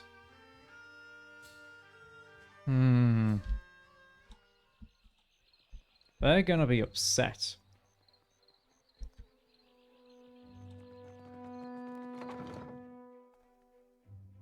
But that's okay. The good thing, the interesting thing is, like, positive and negative reputation are... Wait. Like, they don't affect each other. You can have both. Ah, good, you're back. I hope you had a pleasant voyage. Alvari looks up from her papers, giving you her full attention. Yeah, I found the other vein. Ah. Before you get too far on the way, I think you ought to come with me. Mm-hmm. Director Castor will want to hear from you in person. Okay.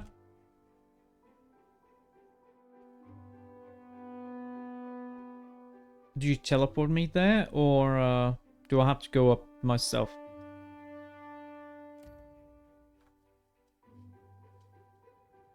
A man who rises to greet you has a tidy, scholarly bearing, only emphasized by the thin-framed lenses he pushes further up his nose. He clasps his hands together, offering you a smile equal parts polite and relieved. Alvari tells me you were kind enough to look into this business on Pococahara for us. I hope you bring good news. Yeah, I found the other pillar. Unfortunately, it was destroyed. What poor luck. I hope we might have more encouraging word for the council. Oh, it's still a minor positive. Okay. And the crew. Beza and the others. They died in the ruins at Pococahara. The defenses were too much for them. A sorry end for such dedicated individuals. How very fortunate that you lived to tell their tale. I believe I can take things from here, Alvari. Agrasima. The Watcher and I have more business to discuss. Oh? Oh, and do pay the man for his trouble first. Alvari wordlessly hands you a coin purse. She bows stiffly, then turns to depart.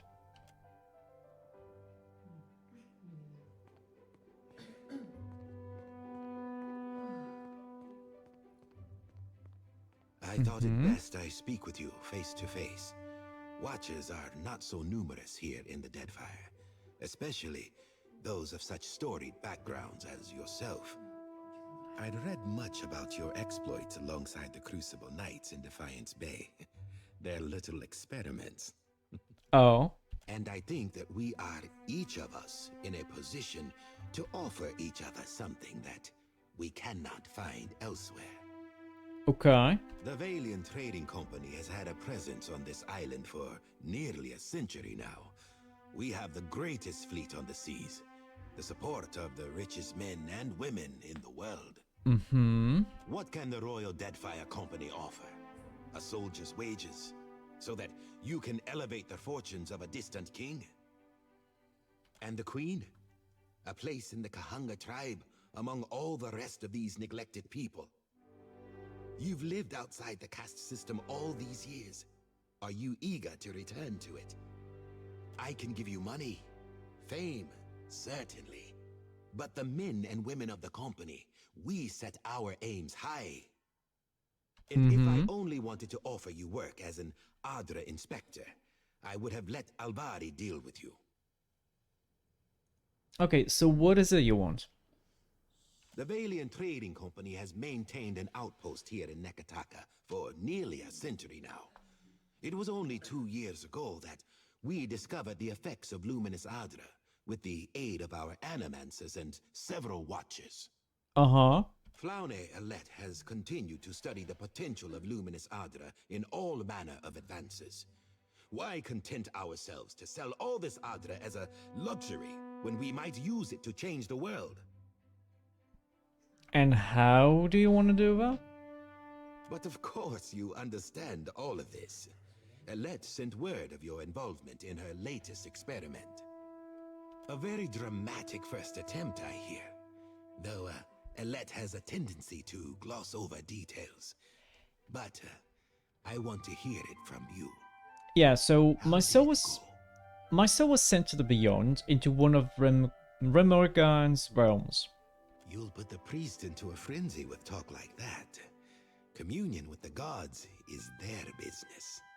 Despite the levity of his voice, Castor regards you with gloomy regret.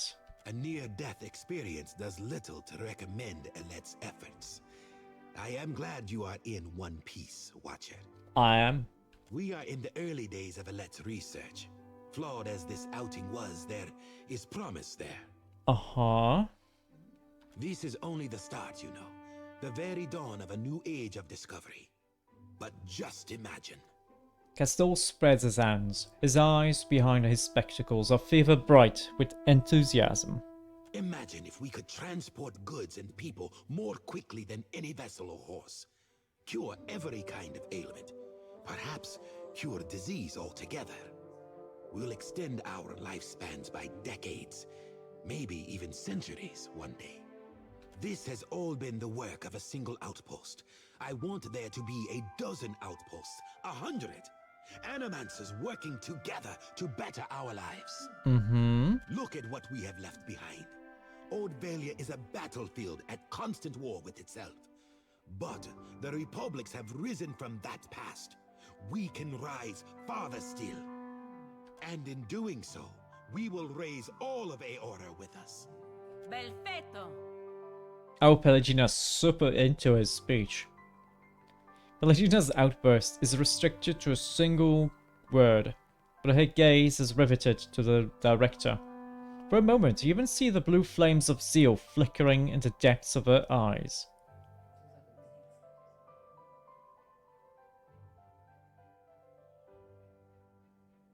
Lofty goals. Yes, but achievable, I think. I may not live to see it, but I will see the groundwork done. But I've said enough. Too much, I think. There will be more experiments to come. Mm-hmm. Until then, I have a more grounded task I need assistance with. Nothing that should put your spirit in any danger. Okay. Nekataka sees its share of smuggling. I doubt that would surprise anyone. But we've learned of a particular exchange that will have more dire effects than a few spoiled Hawana peasants. There is a Royal Deadfire Company official by the name of Quarno who has been meeting in secret with one of the Principi. I do not believe he works with the approval of his masters. Mm-hmm. He meets with a Captain Tola, a known pirate and smuggler. I hope I don't have to tell you that an alliance between a crooked royal official and the Principi is not the kind of trouble any of us need. I have a woman, Britza, waiting in the luminous bathhouse in Periki's Overlook. The smugglers do business there, and she has kept an eye on things.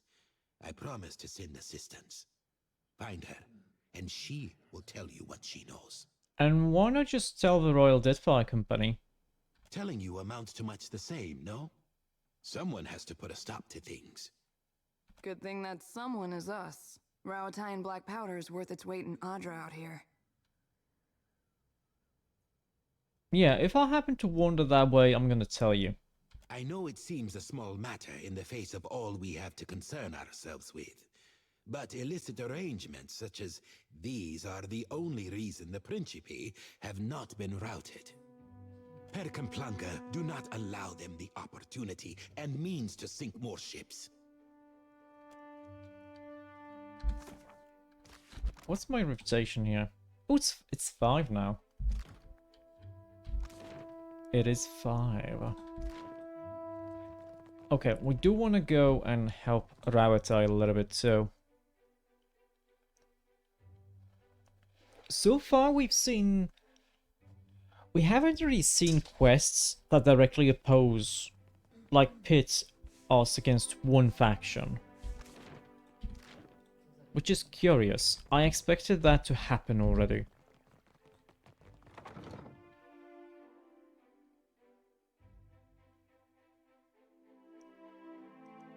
We have 2 quests here, right?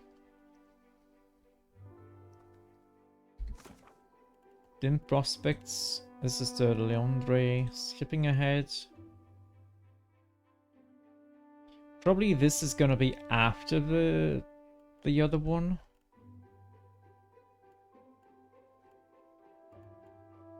Also this.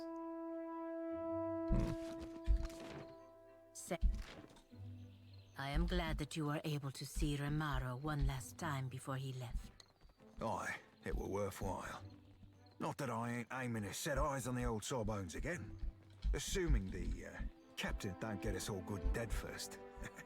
Then let us work for better days ahead. Oh. It's nice that Pelagina actually likes Serapan. Okay, we need to go... Here, was it?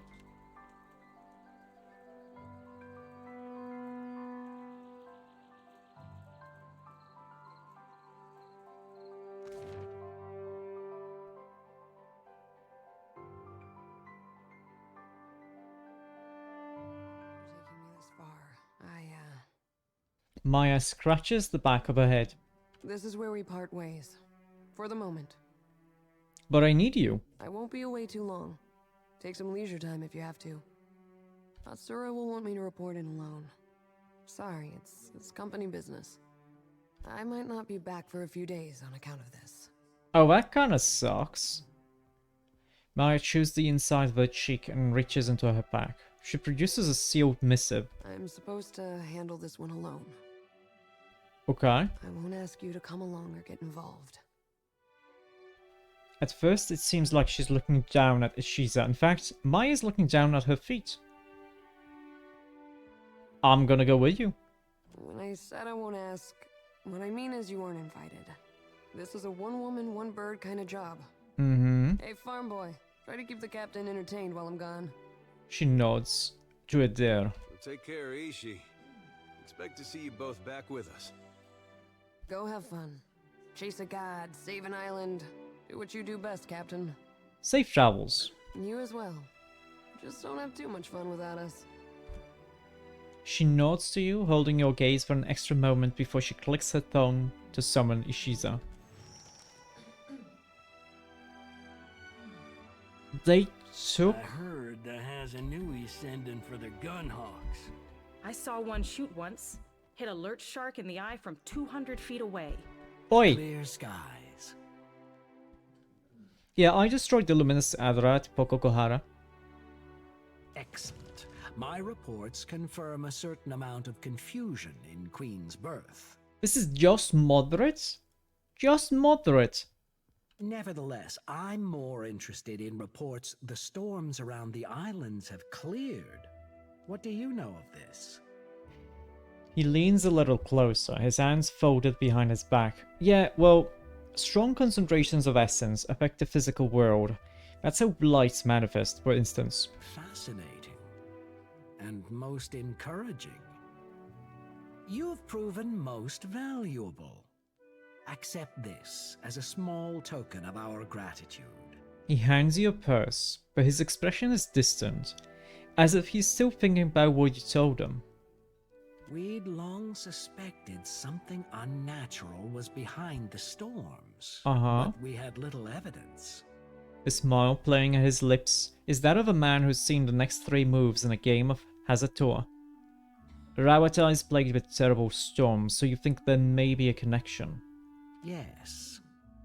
If the storms that assail Rawatai have a similarly unnatural origin, then perhaps they too can be stopped.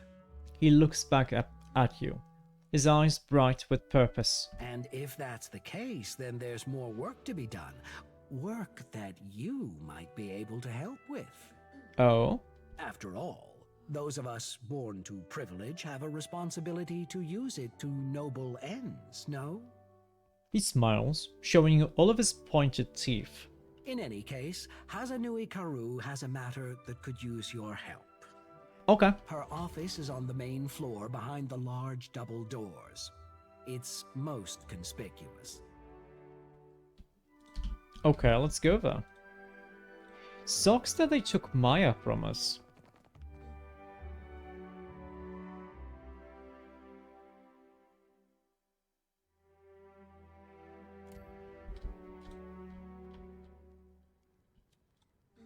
Okay, Hazanui, what's up?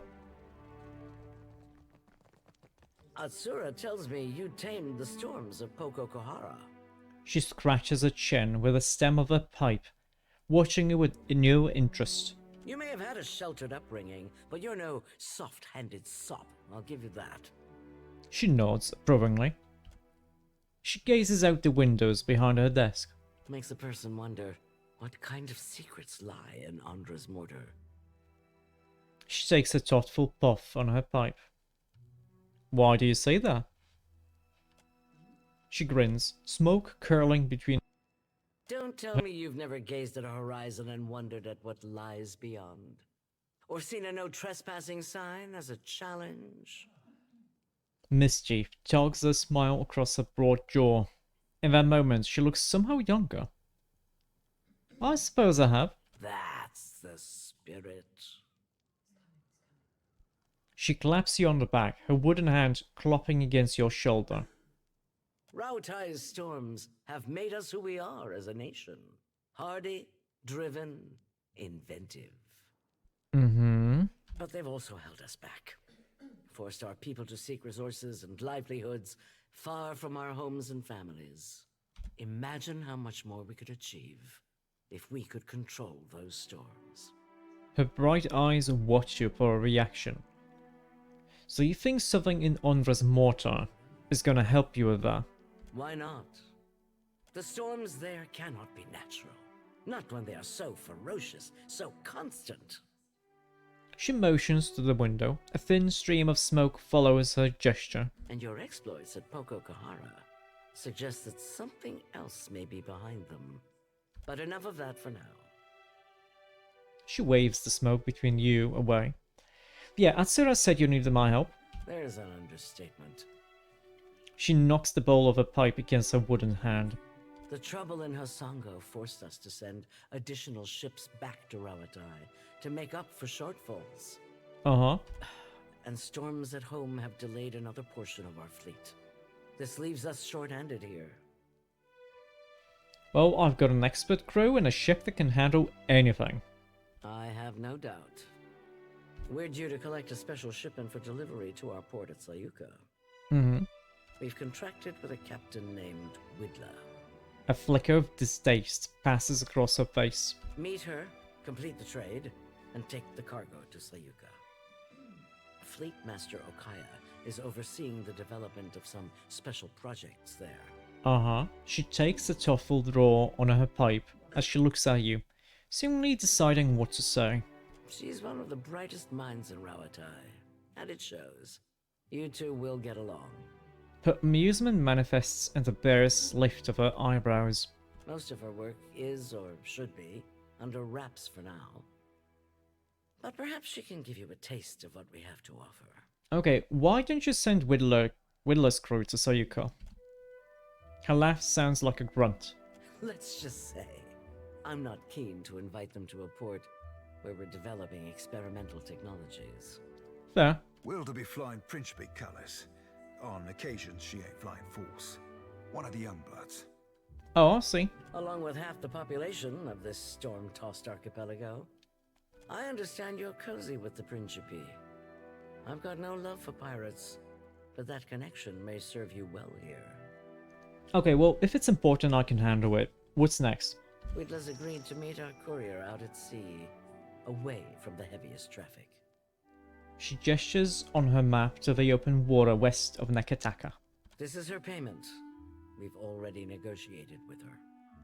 Okay. Fleet Master Okaya will see to your compensation once you arrive with the cargo.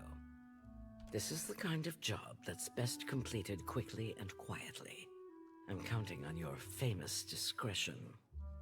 Clear skies. Calm seas. Okay, then.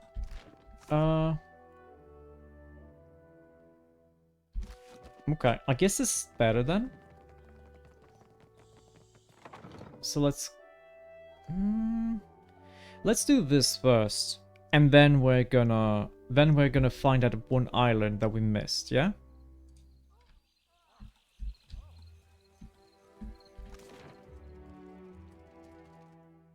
I think one of the Valiant missions is gonna be one of the missions is probably gonna be blowing up the powerhouse. It feels like it would be. Hey, we got 3 points here. Nice. We do want to go to the bathhouse though. Where is it? There it is.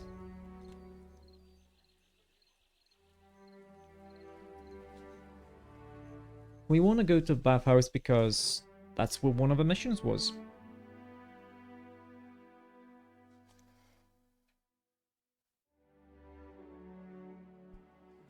Okay, who are we supposed to talk to?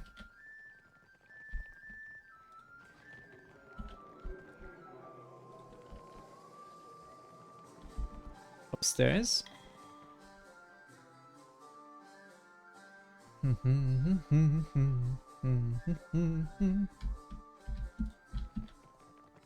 Frieza, was you?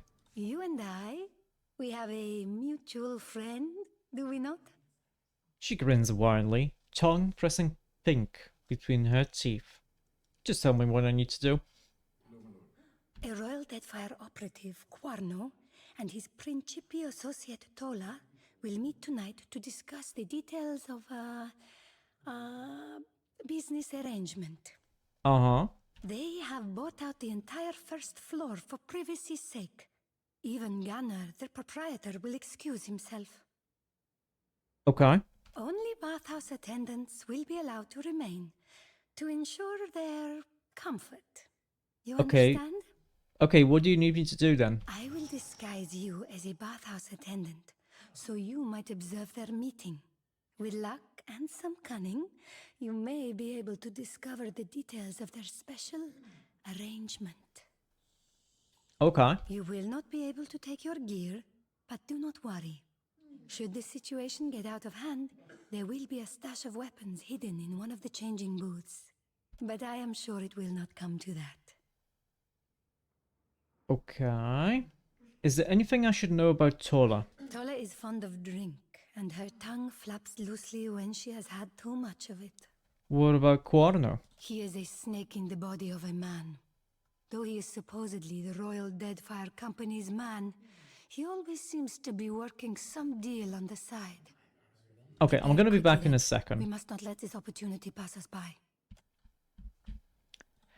I want to take Alof with me, because right now we only have 4 people. And Alof is at least gonna give me some skills, yeah? Ganor? Your exchange with Amrio was... Alof, thank you. Oh yeah, he can level up. He is adding a lot of history and insight. So, let's go for metaphysics, yeah? And some explosives too, why not?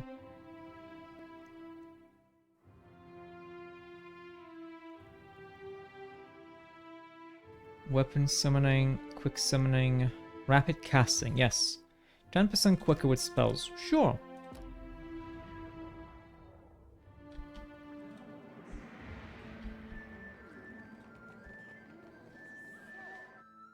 I'm guessing that after a few days we're gonna get a letter. That maybe Maya's in trouble and we have to save her. Are you ready, Aimiko? Time is short. Yep. Gelarde. Then you will take your disguise, and I shall take your equipment, Ak. Her voice drops to a conspiratorial whisper. Take this rice wine as well. Perhaps you will find use of it, eh? Mm-hmm. Maybe I drink it.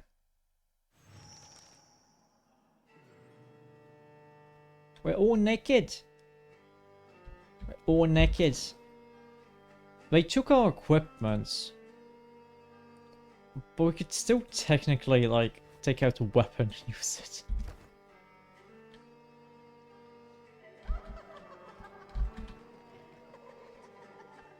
Quarno. Tola, hey! What's up, Tola?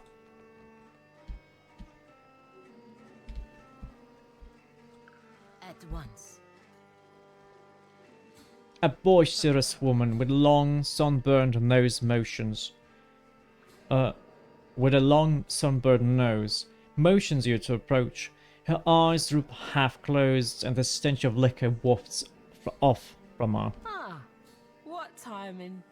Landing in all this water's making me thirsty. Yeah, sure, I'll have a bottle of rice wine. She drinks deep from the bottle and releases it with a belch and a smack of her lips. She regards you through red-rimmed eyes and slowly looks you up and down. You seem familiar. Do I know you? Or is it the wine that makes me think so? I'm just super handsome, that's all. It's probably the wine. Tola stares at you unsteadily, her eyes half closed. You must be really important if you can afford to buy out the bathhouse. Flatterer. She grins doofily and attempts to wink, but it ends up looking more like she's got something in her eye. I'm no queen of Nekataka, but I do alright. I captain a ship for the Principe, and the big grouchy guy back there, Quano, works for the Royal Deadfire Company. Sometimes, when he's not doing stuff on the sides. Doing stuff like selling me cannons. That's what we're celebrating. Did I mention that? Oh. Okay. Is that it?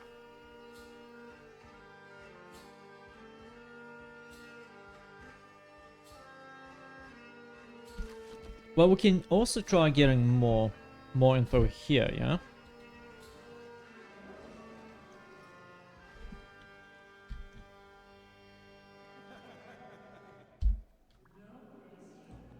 What's up? Quarno leans against the wall of the bath and regards you skeptically. He wrinkles his nose and grimaces. The golden chalk around his neck and gemstones in his ears glimmer in the low light. If I grow hungry or thirsty, I will call for you. Until such a time, leave me in peace. But I wanted to talk. He narrows his dark eyes and peers into your face a moment, as if trying to decide where he's met you before. Then he gives a small shake of his head and looks away. What reason does an attendant have to speak with me? Oh, you have wealth and importance. I aspire to be like you. I see.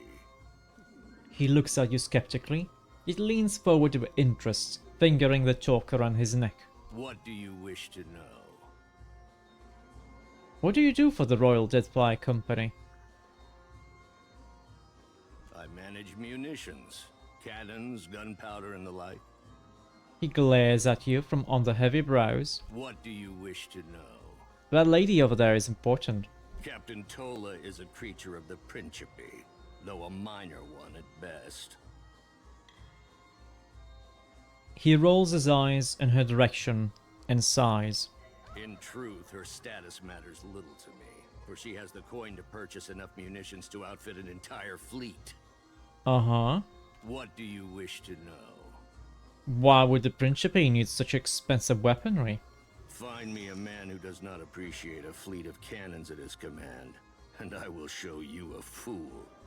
He chuckles to himself, his hands splayed across his chest. The Principe appreciate cannons more than most, and they know when to turn them toward Valian Trading Company ships to get what they want.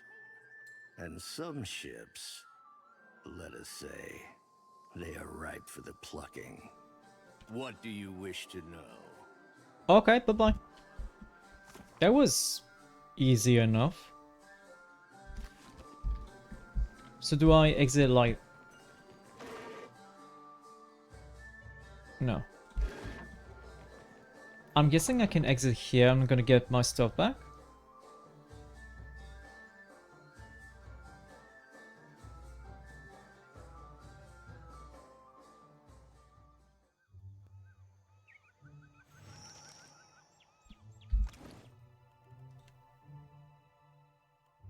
It didn't copy. That's fine.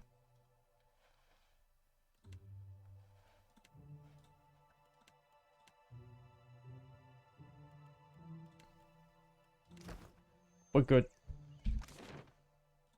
Okay, let's go to the director then.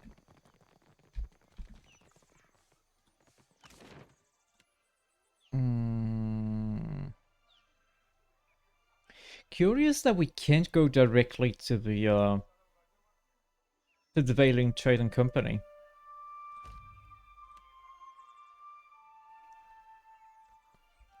Like, we can go inside the Brass Citadel. Don't have to worry much there.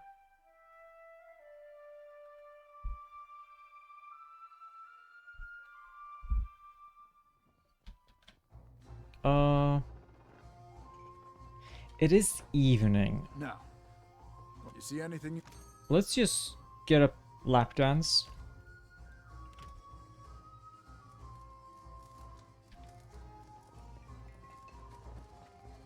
And we can rest till morning. I mean, wait until morning.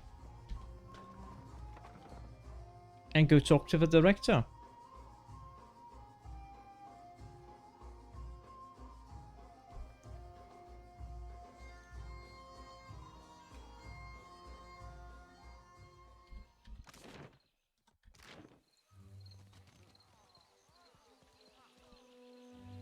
Bum, bum, bum.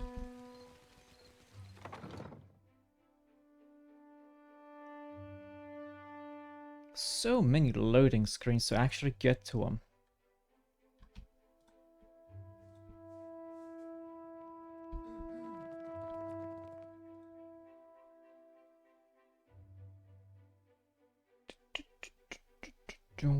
Okay.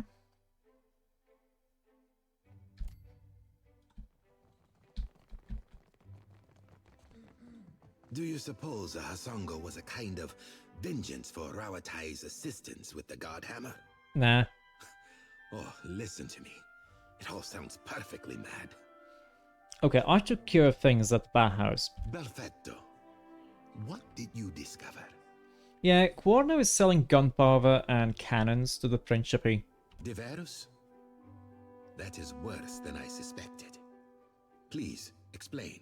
I mean, no details. He's smuggling the Royal Deadfly Company munitions. An interesting scheme. Fortunate that you were able to get wind of it. Yeah, that's it. That is enough to work with. Agrissima. I do believe I'm going to ruin Quarno's day. Belfetto, Watcher. Already our partnership proves fruitful. Okay, that was about it. And now we need to go to do the mission for the Royal Deadfire Company. Yeah. I was trying to remember.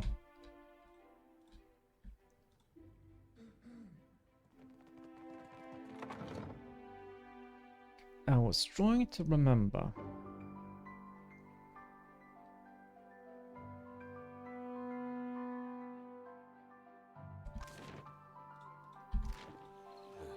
How is it nothing about what the gods are up to seems to faze you?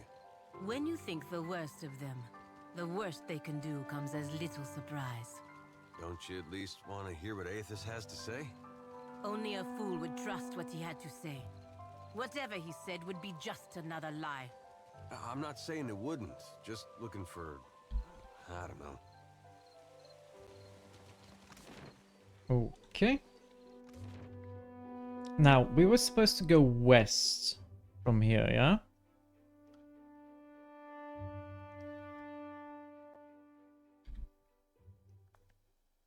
Whittler.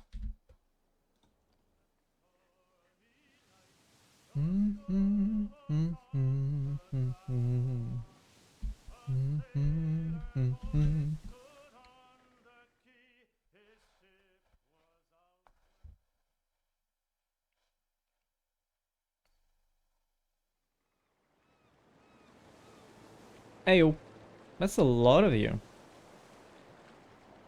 A long, sleek ship rides low in the water.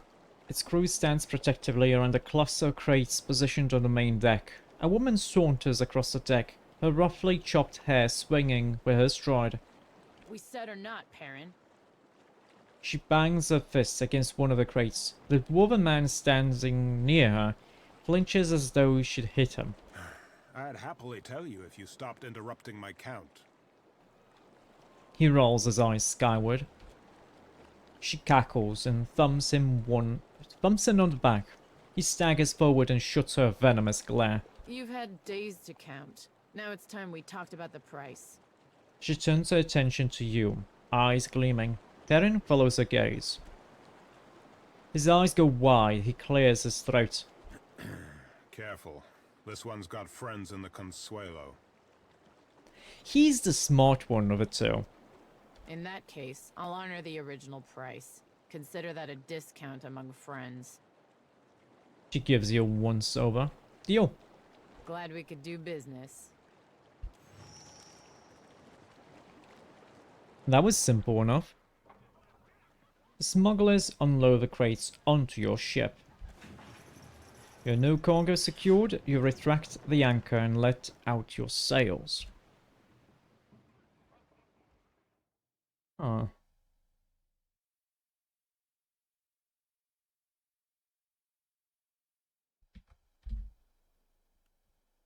And we need to go to Sayuka now.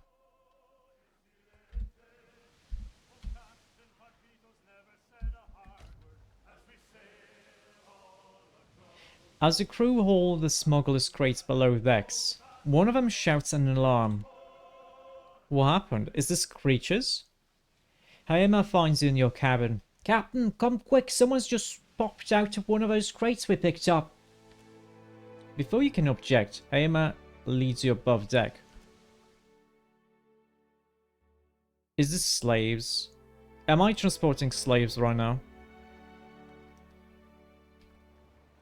A plump, middle-aged woman stands beside the crates. Her clothing is rumpled and her hair matted, but her eyes twinkle with triumph. Gillarde, 23 days! This is a new record. She smells of stale urine, old sweat and worse, but she beams at you all the same. Congratulations, I'm sure that's really great. It is more than great. It is the successful test of my newest spell, Renove Miseris. She speaks the name as proudly as if it belonged to her firstborn. What? Renewal of air, you would say? Okay. Kith have explored every mountain in the eastern reach, yet the realm of fish and leviathans remains close to us. Uh-huh. It has been my dream to open these steps to discovery, to let Kith breathe as the fishes do. A look of wonder shines in her eyes. Or at least to let us use the air of a single breath again and again. Why go to Sayuka? Why leave the Republics? Back home, they care only for profit, and there is little profit to be had in sticking your head in the glass bucket to watch the fish. But the Rawatayans, they have vision. They chase greater things than gold. So I go to work with them. I don't really understand why you had to hide in a crate. Neither do I. Oh, but Akaya, she thinks maybe the ducks will not be happy to let me go. Okay. At least it gave me plenty of time to test my work. What you gonna be working on? Sientere, but I had promised not to say. Okay. Yes, I have much to do. Many more tests to run before we reach Sayuka. A pleasure talking, Captain. Okay, that was simple enough. It's not like... Oh, maybe we get an option to screw over the Deadfire Company. And like... No, it doesn't say like we could turn her in.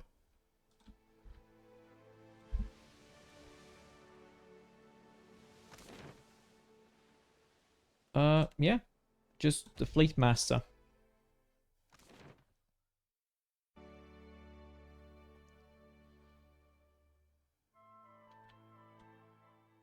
Ayo. Ah, the Hazanui's favorite. It's good to see you again. You found me with a rare spare moment. Yeah, Hazano Ikaru asked me to deliver some cargo to you.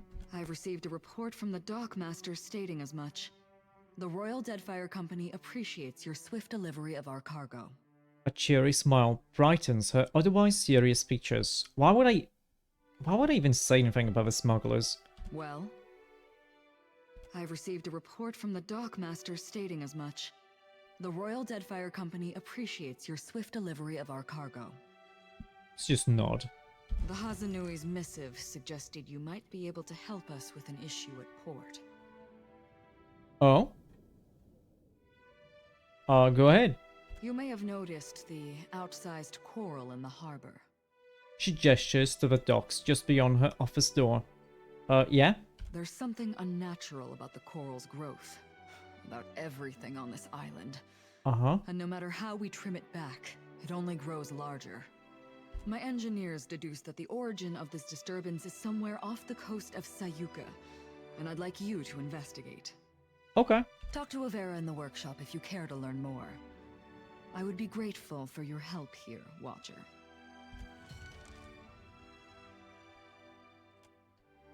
I guess we can do this.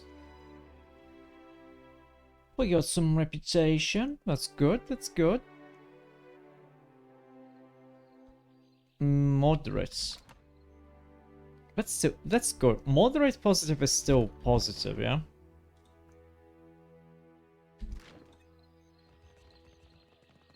Paladin I can level up.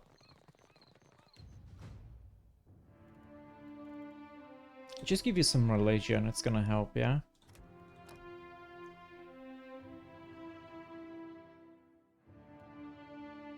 No yet.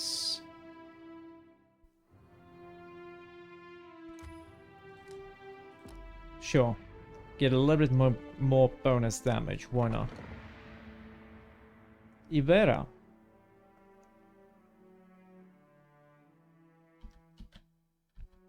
Hello. When you first enter the workshop, you find the Valian scientist, Ivera, and a large Omawa man in a heated conversation. He gestures wildly. His mouth is set in a hard grimace that bears his pointed teeth. Ivera regards him with her hands planted firmly on her hips. When he spots you, his eyes widen. This area is strictly off limits to non-company personnel. What are you doing here? Calma, amico. Is this not the casito your Hazanui said she would send? That's me, yeah. How do I help here? Praise be. The coral in the harbor is growing out of control, and we've found no way to stop it. We're at our wits' end. He mops a sheen of sweat from his brow with a handkerchief. I've surmised that a magical disturbance must be the source of the problem. So far as I can tell, the most likely candidate is a strange magical signature emanating from someplace off the southeast coast of the island, deep beneath the sea. Okay. The Huana's records show that an ancient and Guithan ruin, Signaf Mor, once stood at that approximate location. Uh-huh. I do not doubt that something in that ruin is the source of the trouble. Per buono, take this. It is my masterpiece, Uck. Oh, nice.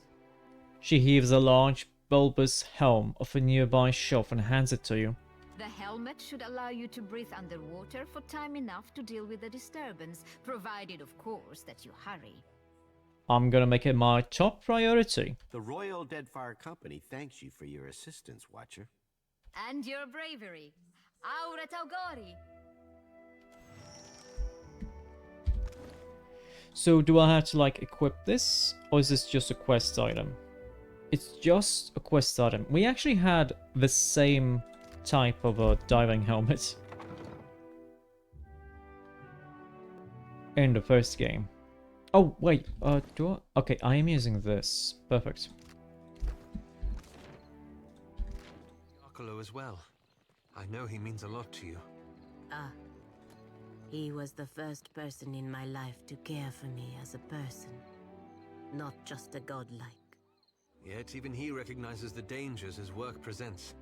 Better him than one who does not recognize the danger, Diverus. There.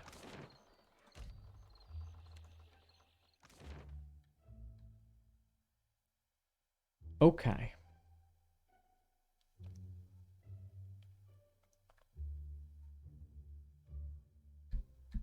Oh, okay. You arrive at the location off the coast of Sayuka that the Coral Mason told you about. You peer over the edge of your ship and see a faint glow in the waters far, far below. Let's dive.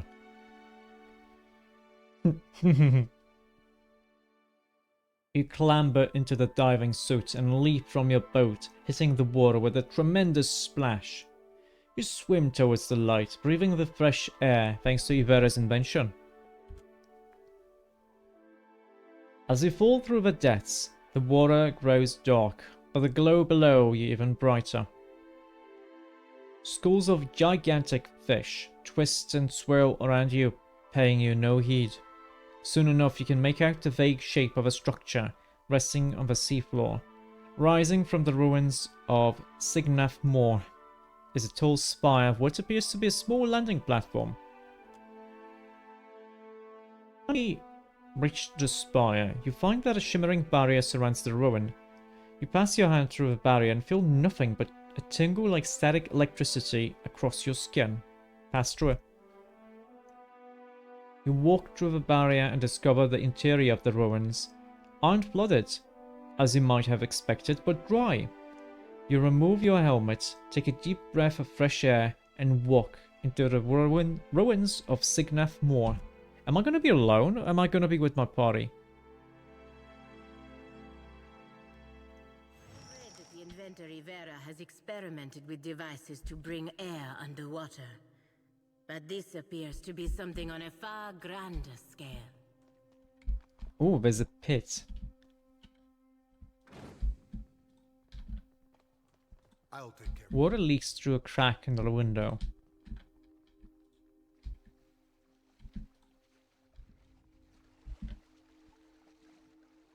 Onward. Shoot him!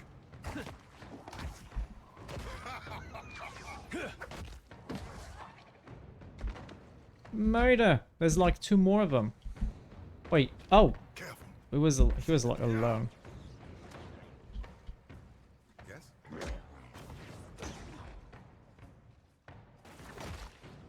Forth to battle. Okay. Actually, everyone turn off your AI. And attack here. I'm just gonna attack this dude. That must have hurt. Not what I was intending. Because we wanna get as much damage here as possible.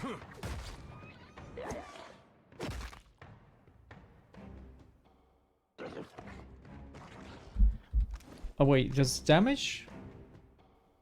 Well, it only says damage to judged enemies. So it shouldn't matter whether if we attack with a shield or with this weapon here. 191. Let's see if we hit with a shield. Yeah, I think we're good.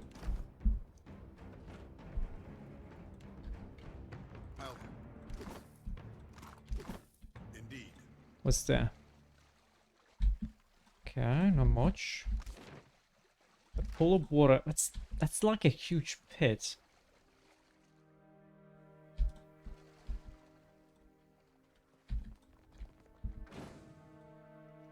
Oh, even deeper.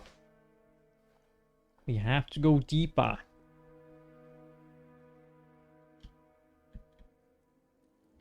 Enraged sea troll. Okay.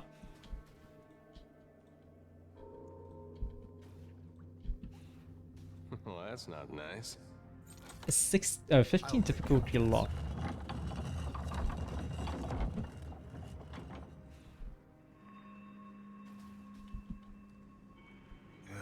Machine is old and salty. Figure it'd be twice like to break, is not? This mural hints at the creation of a creature larger than any that came before it, but it's too damaged to decipher more. Let's go the regular way. A small plaque below the mural reads, "The Winding Serpent was our first success, born of a common barracuda. We subjected the creature to the machine's vital energies, and it grew to immense proportions. It has since appeared to have developed something of a group mentality, often hunting in packs." So they created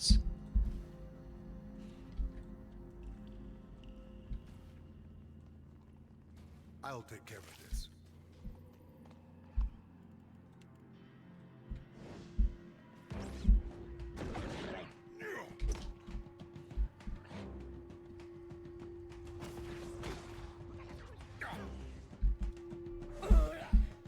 That's it. No. Everyone just turn off your AI. Another tack, Cap. Because I want to make sure that we do this. Okay, we got it. We can turn on AI. Explode them. I see something there, but I don't know if those are sleeping people or if those are... Okay, you went exceptional. Perform 5 disengagement attacks or do 750 damage. It's gonna be a little bit more difficult. Keeping an eye out. Are you sleeping?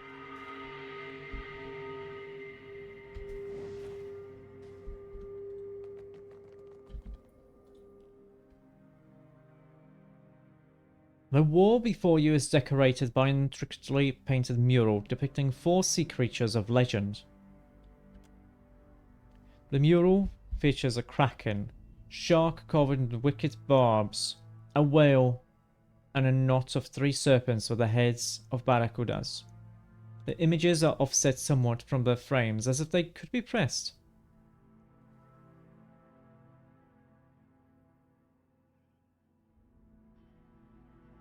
The serpent was the first of their successors. That's what it said here, right?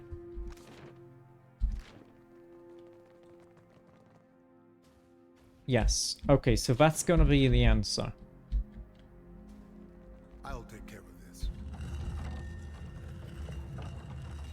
The Leviathan was a folly born of purest hubris. After experience with the barbed Ravager, we decided to test the limits of the machine's growth capabilities. We entrapped a pod of blue whales and subjected them to the machine for months on end. Only a few of the creatures survived, but those that did, they could not be contained.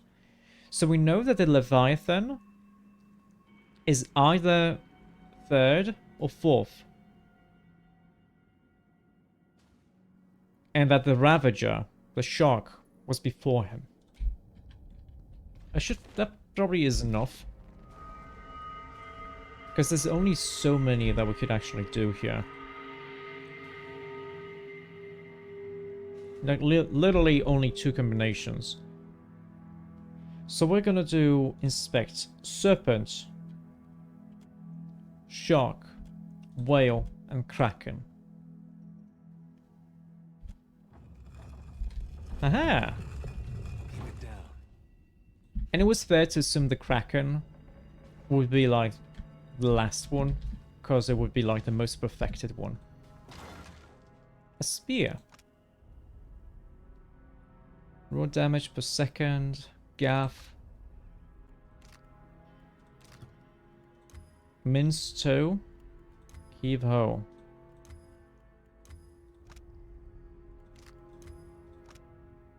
Mm-hmm.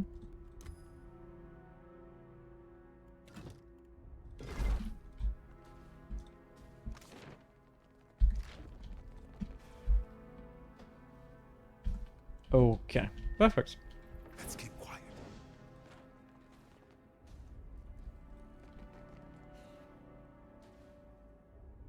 Barb's Ravager was the direct result of our success with the Winding Serpent. We grafted poisonous barbs onto bull sharks and subjected them to the machine's energies. The creatures tripled, then quadrupled in size, assimilating the barbs into their bodies, and so a most fearsome predator was born. Don't know if I want to do this, or if I should maybe also activate the pylons in order. No, because this is also a shark. There. Wait, was this a sigil of atrophy? Let's turn off AI.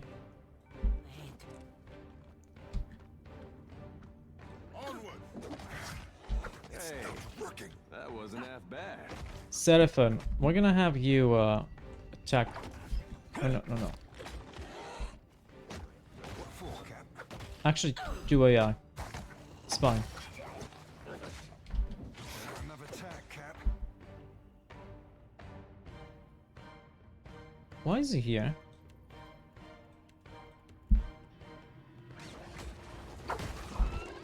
Attack. Done and done. Okay, turn off AI. Seraphon, we kind of need you to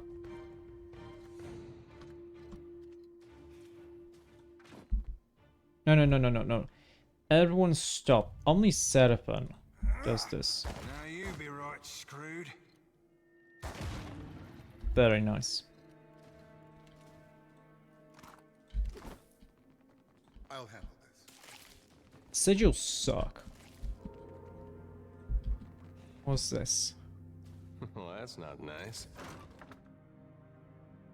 Oh shit. Go for some shut-eye about now.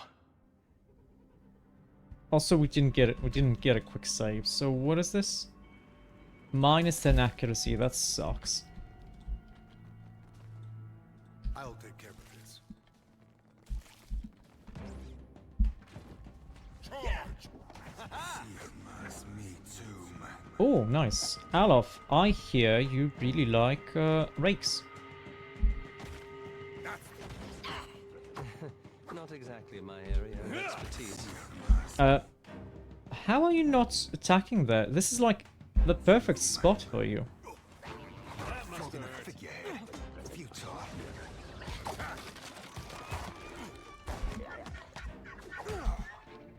Yeah.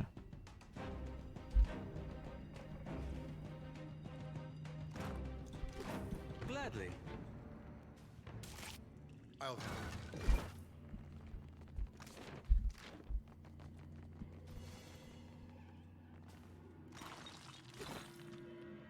A plaque below the mural is in remarkable condition. It reads, "The Kraken is a beast like none other. By applying the manipulation techniques we refined through our work on the Leviathan, we increased both the size and intelligence of the common octopus, and they have since proved themselves to be ferocious hunters. There was one unfortunate side effect, however. They also became quite territorial.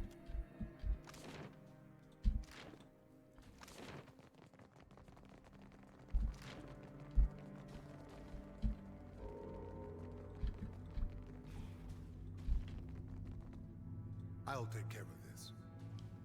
You find a small machine sitting on a dais, surrounded by spinning rings. It appears to be of Ingwithian origin. Let's examine it. You note the speed of the ring's rotation and the subtle pattern of the machine's humming. After a bit of prodding, the pylon's workings make sense to you. Deactivate it. You shut down the machine. Floating ring grinds to a halt, and the energy it emits winks out of existence. A low rumbling echoes through the ruins, and the barrier on the window nearest to you flickers briefly. Small trickles of water begin to flow nearby.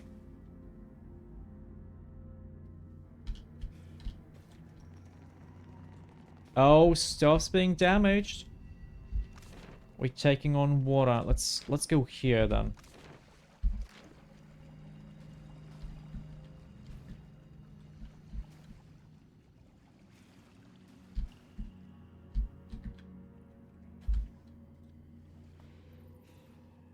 The machine stretches from the deep within the pit of water at your feet to the apex of the vaulted ceiling high above you. It emits a soft, low purr and charges the air with the same expectant frisson of energy you might feel right before a lightning strike. I saw that shadow. I see those shadows here. There's a big fish. Let's study the machine. You manage to make out what little of the writing hasn't faded away. You deduce that Signath Moore once placed the Ingwithians used to study the application of soul energy to enlarge the creatures of the dead fire. You also learn that the machine is funneling essence into the surrounding flora and fauna from a lunar Adra pillar deep beneath the ruins.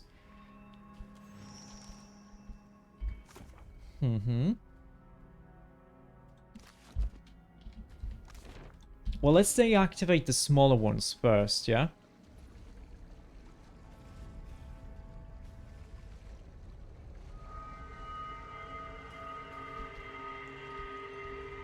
And yeah, we took on a lot of water.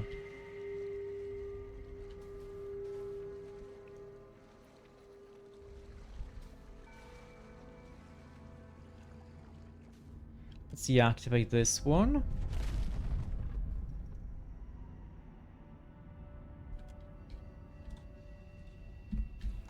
And this one too.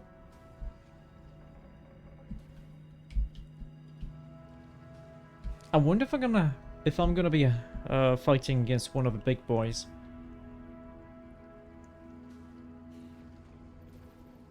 I'm just kind of assuming I'm gonna have to.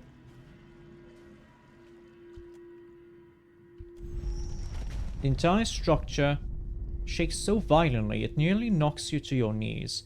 The barrier flickers and disappears with a pop. Oh, so we could either do the big thing or we could do this.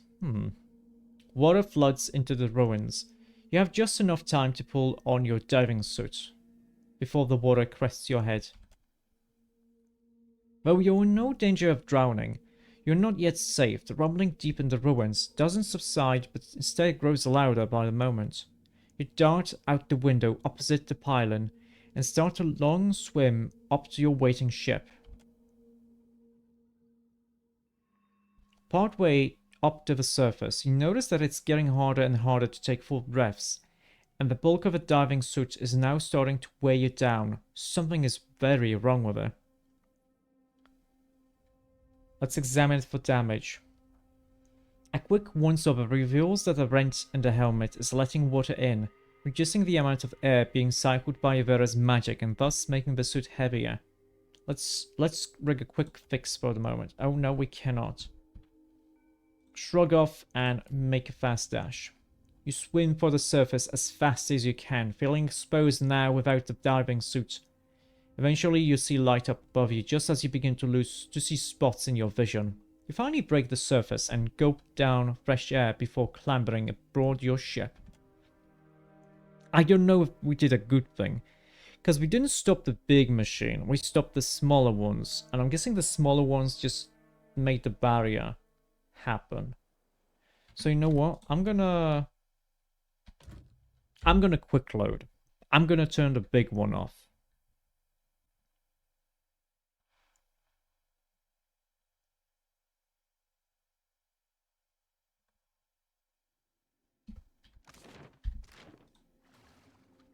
So we study.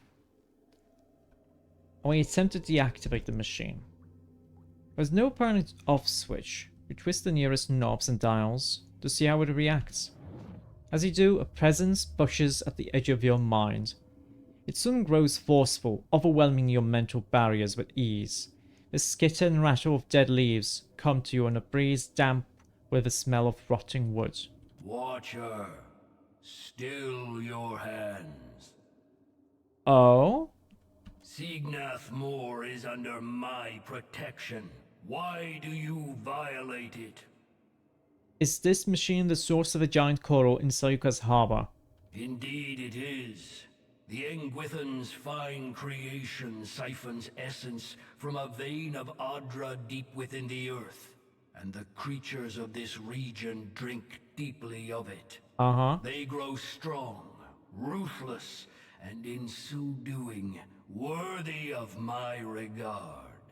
But Galloway, they are not growing strong and big naturally. They are made this way, so it's not their own strengths.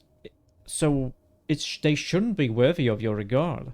Should you want to gain my regard as well, you would destroy this place to protect my machine. Then none will have the means to threaten my work here as you have. Isn't that counterintuitive to your philosophy of trial?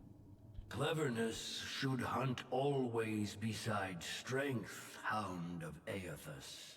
Okay, why should I do as you ask? Because I am your God Watcher, and I reward my loyal followers. Uh-huh. You would do well to think twice before crossing me. I mean, what? Whatever, sure, understood. Fuck you. You tear the control panel from the machine and toss the apparatus to the ground. Sparks fly, thick smoke billows, and the humming stutters to a stop. The machine's rings tumble to the floor. This defiance will be your last. Whatever.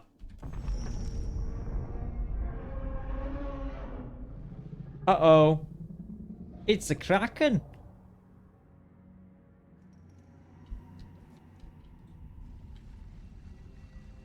Oh, we don't get to destroy this area anymore. That's fine. I'm guessing we're gonna have to fight him upstairs, because the area upstairs is a lot bigger. And it makes sense for that to be an arena, yeah?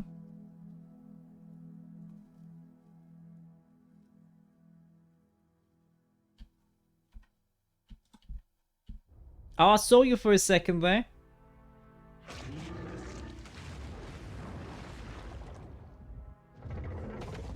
Hello. Step lightly. Tentacles ain't half as fun as they be made out to be.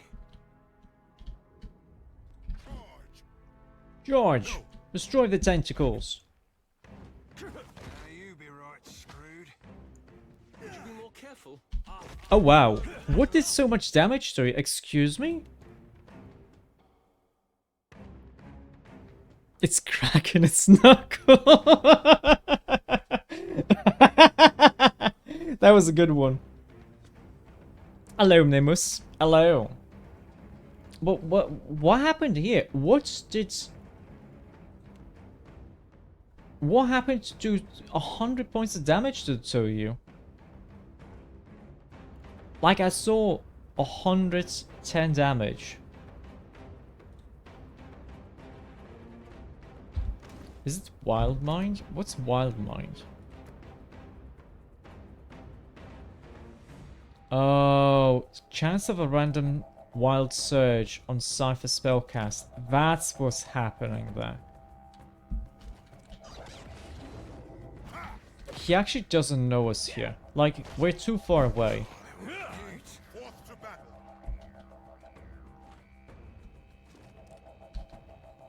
Unless he just can't move. I guess he just can't move.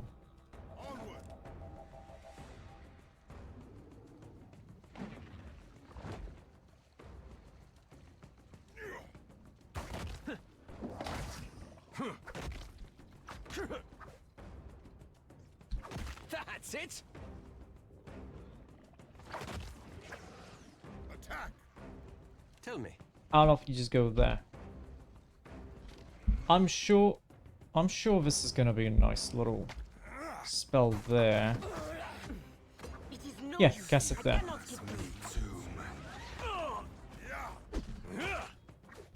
Did you do any damage to him? Okay, you missed with the additional effect. That's fine.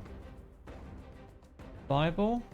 Oh, this isn't gonna help. Let's do a wall of draining.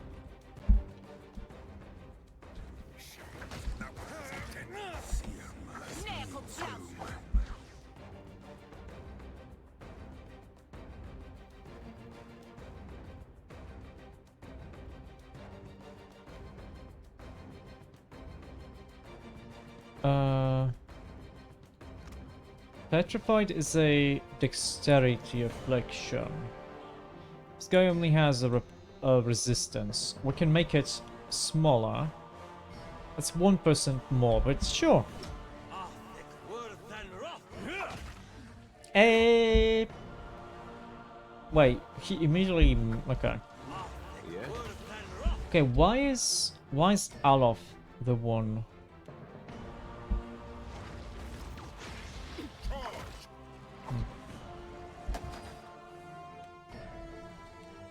Just do this. Wait, are you not like... No, you are doing this.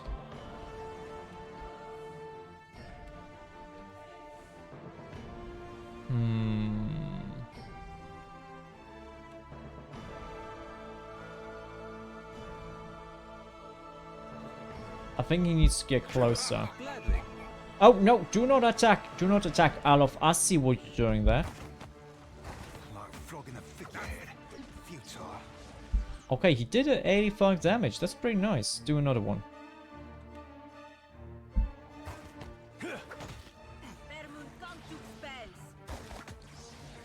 Oh, where'd you go? Where are you going? He's somewhere. Where'd he go?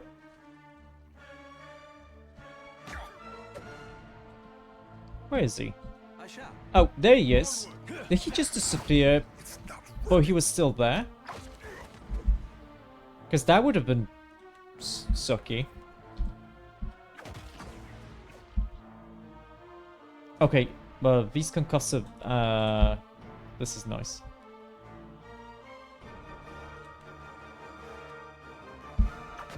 And bar it.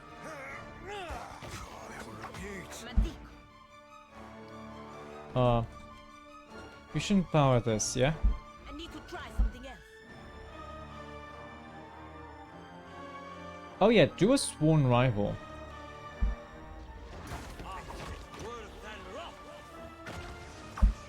And you could empower... Oh, you don't have that anymore.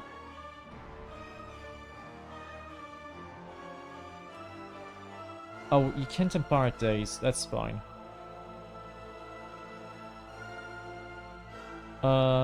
We can do this. Hey, that wasn't half bad. Oh, he's attacking Pelagina. Why?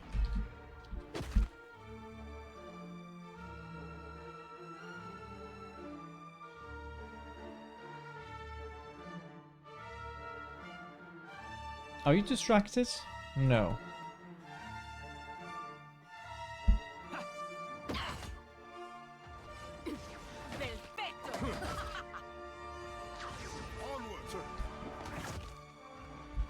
How are we doing here? Doing pretty good. We did 330 damage.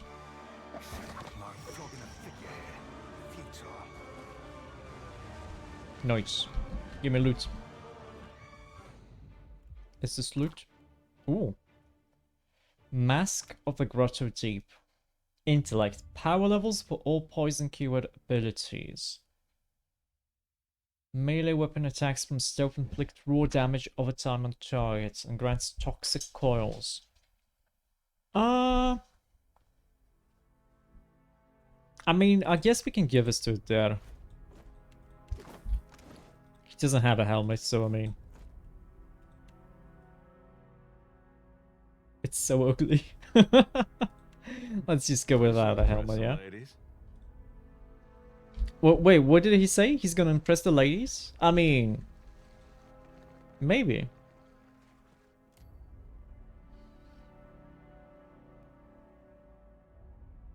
Wait, why do I pass a history and metaphysics check here?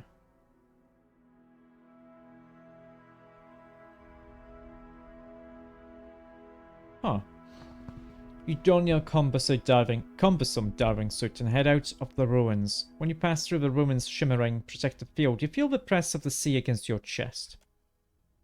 The intense pressure at this depth makes swimming a taxing enterprise, and you struggle to make your way back to the surface. As you breach the water, your crew hurries to haul you back onto the deck. So when we fight the Kraken, we actually don't damage the diving suit. Okay, okay.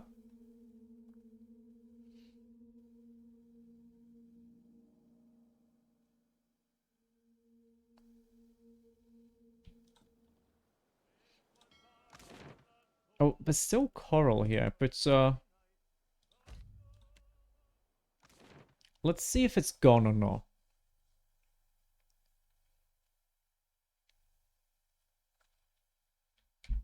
Hey, it's gone.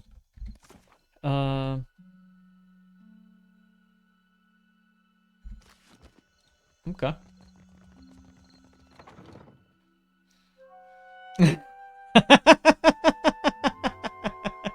Yeah, if we fight the Kraken, the helmet doesn't get a Kraken in it.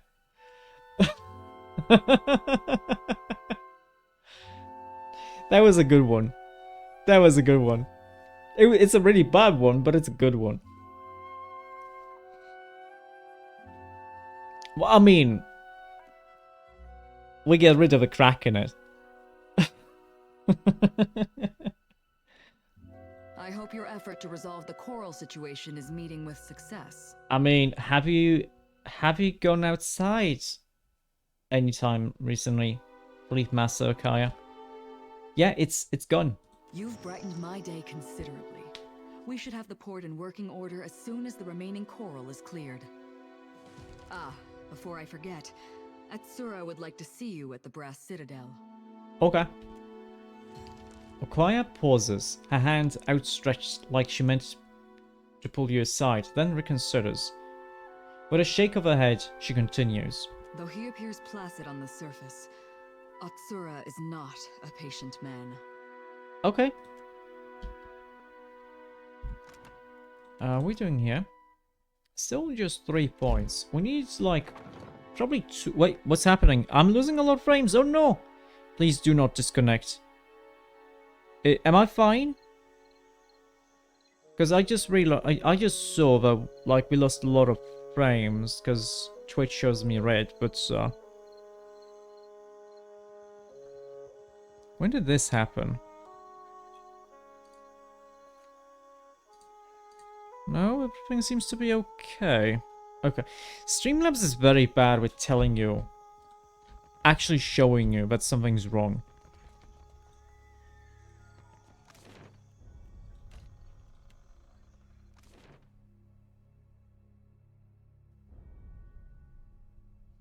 Like, regular OBS Studio at least has this little green square or red square or whatever to tell you that something's not right. Wakara Reef. Do we, like, miss something in, like, these islands? Or am I supposed to, like, watch it around here? Let me just see. Overgrown jungle. Ancient Huan ruin. Overrun by... It's not this one. This is the Wakara Reef. It's not this one. It's not these ones.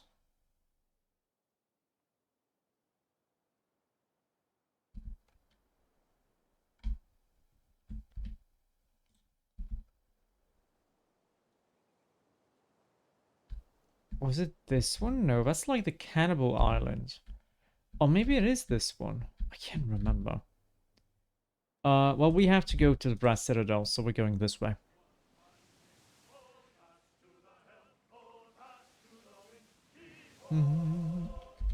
I really wanna... He's waiting for me. Is clearing out Crookspore. Maya's back. Okay, let's get rid of Pelagina. I don't like Pelagina. Maya's a lot better. Friendship ended with Pelagina. Maya's my best friend now.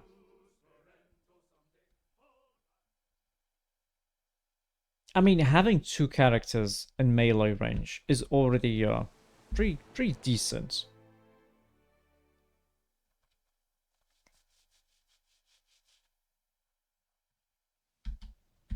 Okay, Maya, where are you? Oh, she's not down here? I guess she was upstairs. Reke. Hello, you know the language now? Asango. Cheese masisigaya. Tehese? No. Ask, please. Oh, you learned Adirian quickly. Should it be a challenge? He looks at you quizzically, head tilted to the side. Genuine amusement wrinkles his brow. Lipasalis, my home. It is a big city, ta? Uh-huh. Many people speak many languages. That is Nujin. Normal. A sly smile pulls at the corner of his mouth. Whether he's being entirely serious isn't immediately clear. Yeah, I found something written in a language I don't know. Do you recognize it? Cool. He gingerly takes the tablet from you and unwraps the leather cover. His eyebrows shoot up in astonishment. This is in Seki, my language. I can read this. He bounces on his heels, excited. Oh, don't keep me in suspense. What does it say? A moment, please. Let me read. He shoos you off with a wave of his hand. His eyes brighten as they scan the text. When he reaches the bottom, he bursts into delighted laughter. Ah, this is a treasure. You have found a very sacred document, Watcher. Oh, what is it? Here, I will read some in your Adirin. He clears his throat and straightens his shoulders, standing with a bit more formality than before. Prince of the heavens shall be fed only young grasses grown on the hills of Lipasalis. He shall be curried morning and night with a brush made of the bristles of boars fed on golden root. This is about a horse, isn't it? It is a bill of sale for a horse, in truth. A very special horse. He bites his lip to stop from grinning. You want I should read the rest?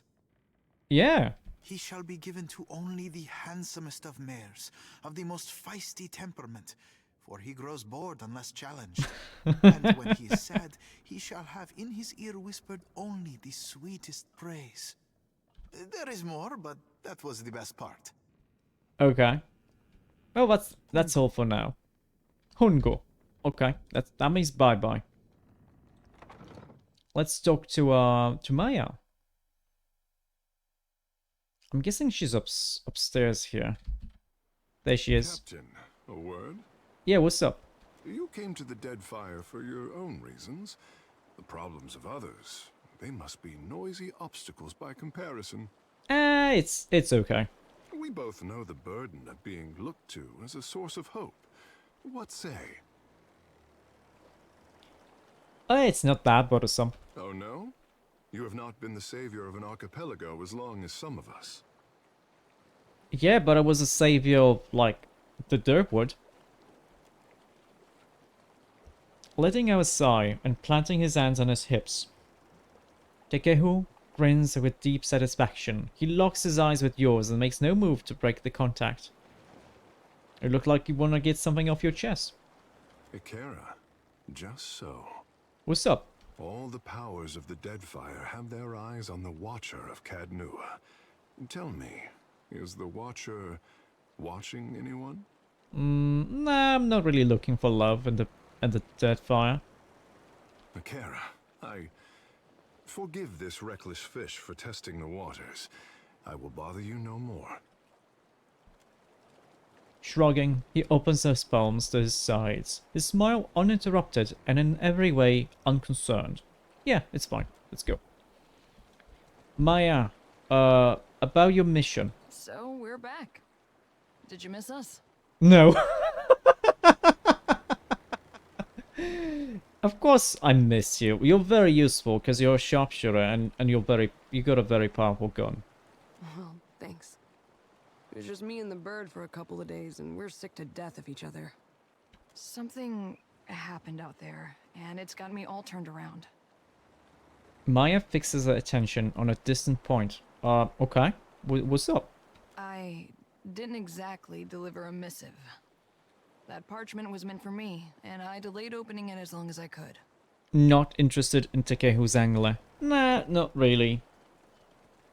Also, I wasn't really interested in Shochi. Was it Shochi who tried to get in my pants? I think it was. And also kind of not really feeling Maya.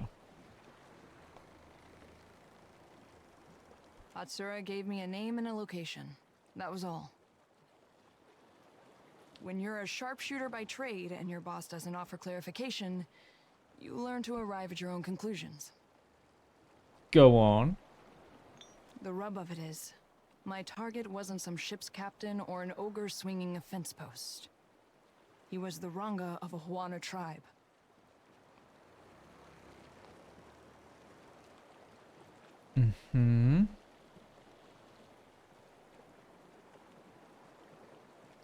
Why don't you start from the beginning?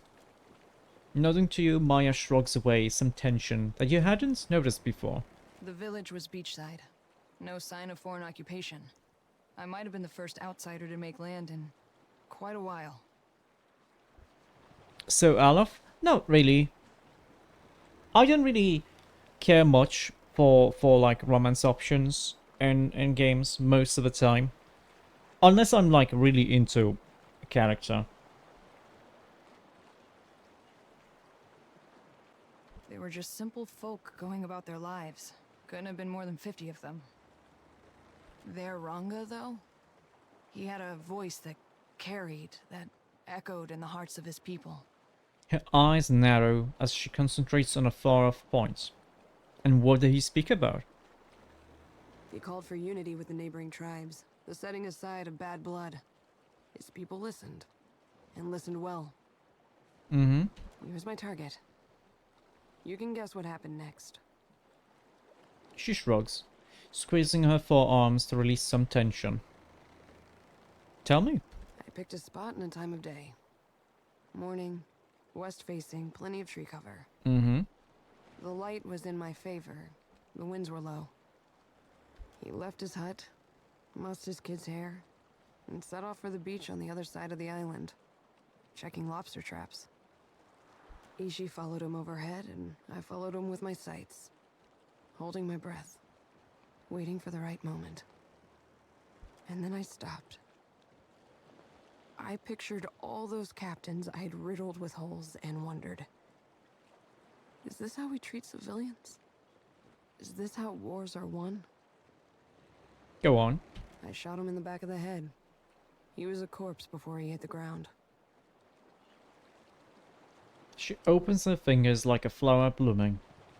It took a while for his kin to find him, but only seconds to figure out that he didn't die of a weak heart. She chews her bottom lip and glances towards Ashiza. What happened next? This tribe surprised me. They acted like I kicked over their anthill. They got mad. I mean, obviously. Of course they got mad. Like, one of their guys got killed. By a gun. The old Ranga went onto a pyre, and the new one snapped into place. She took up the call for unity while the embers were still warm. Maya shakes her head, grinning a little. I acted like I hadn't just killed her boss for doing the same thing. Now, I think the reason they know that this is would happen, so they kind of, I think they actually just wanted to rile the people up. So they provoke a war. So they have Cass's belly a reason to go to war.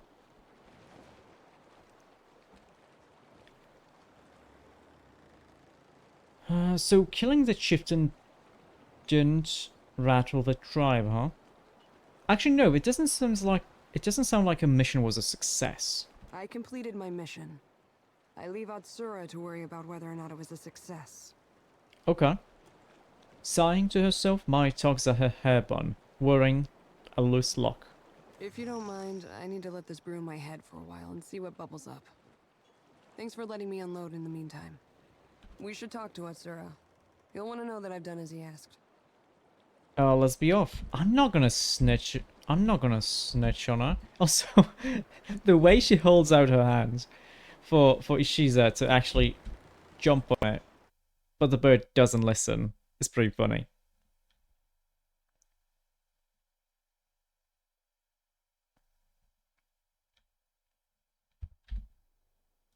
Okay, we still go back here, because we have...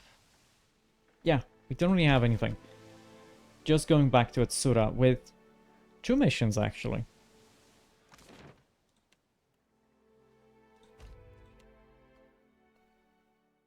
I don't understand why I couldn't just dock here.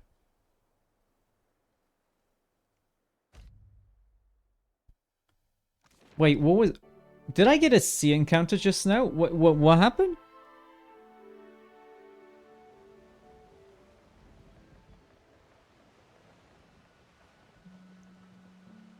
Eh? The Deadfire Sea is calm, and the Victorious cuts smoothly across its surface, gulls trailing in the craft's wake. I don't know what's happening. I think it's a bug. The Victorious creaks as it crosses the waves. Let's enjoy the fine weather. The breeze tugs at your clothes and the soap-laced air shifts. A long grey line stretches across the horizon. It seems to shimmer, like the air on a hot day. Servant's ears flatten against the sides of his head. Logging fuck, Cap. Whatever that mother be, she'd be moving with a quickness. Best be bringing her about a while. You've to bring.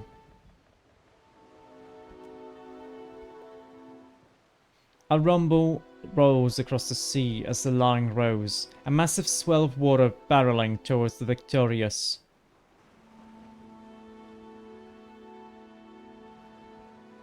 I think we are big enough to go straight over that wave.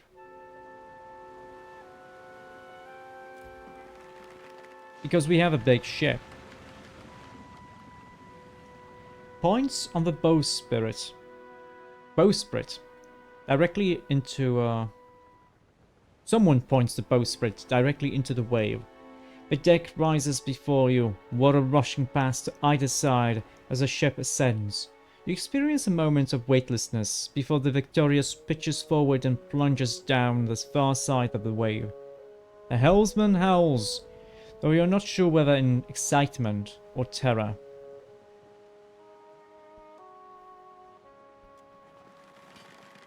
The swell moves past, leaving the sea heaving in its wake. As the Victorious steadies, you regain your feet and take stock of the damage. You track the waves' approach from the direction of southeastern Deadfire, the area south of Tikawara, you estimate. The Victorious sails on. 1 minute he's all charm, then he cuts me down with a word. Oh? I get along fine with him. He's straightforward to me. Are we talking about the same Atsura? I think it was supposed to happen when we get in that general area. When we're traveling. But because we were traveling, like, on an overworld map, kinda, the event fired when it wasn't supposed to. Tsura glances at you with a surreptitiously mirthful with a mirthful expression. He looks happy. He looks like he's on a fabulous secret. On a fabulous secret. One he's about to share with you. It has been brought to my attention that you ousted the slavers from Crookspur. Yeah, they're dead. You've done a noble thing. He clasps you by the shoulders and tries out a warm smile. It almost looks real. They had long been a thorn in our side, but one we were hesitant to remove on our own. You've done us a considerable favor. Yeah, I'm glad to be of service. As am I. And make no mistake, the archipelago is in dire need of help such as yours. He raises his brows, watching to see if you're following. Deadfire is a troubled place, beset by all manner of predation and lawlessness. Uh-huh. Adventure stories blame it on the fury of Helia's storms and the hunger of Andra's beasts. He shakes his head in disgust. Historians like Maya's own dear brother would spin you a tale of isolation and trade booms. He also said that sharing knowledge and sharing cannon fire were as different as birds and foxes. All of that merely obscures the plain yet hard truth. The Huana lack the will to defend their homeland. He stops and looks up at you for the first time since hearing your explanation. He's recovering himself and waiting for your reaction. How do you figure that? Allow me to illustrate. He brings his hands together and clears his throat. 2,000 years ago, our people began the conquest of Rawatai. The land was new to us. Many of its inhabitants were better equipped. Uh-huh. He tenses his fingers and raises his eyebrows. But we overcame them. We were unified where they were scattered. Mm-hmm. And we were not content to huddle in cliff caves and subsist. We were determined to make a better life for ourselves.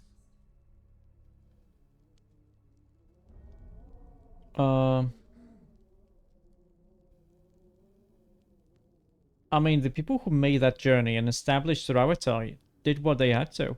It is difficult for fragmented, transient tribes to maintain control over their territory. He winces and laces his fingers together, starting to pace.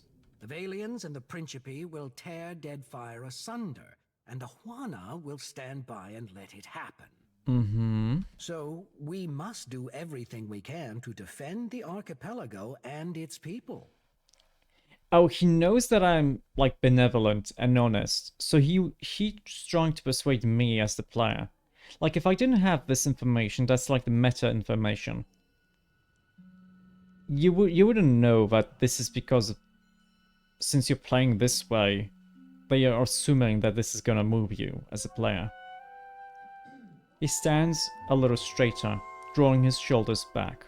We shall ensure that the slavers do not return by stationing one of our most elite fleets at Crookspur.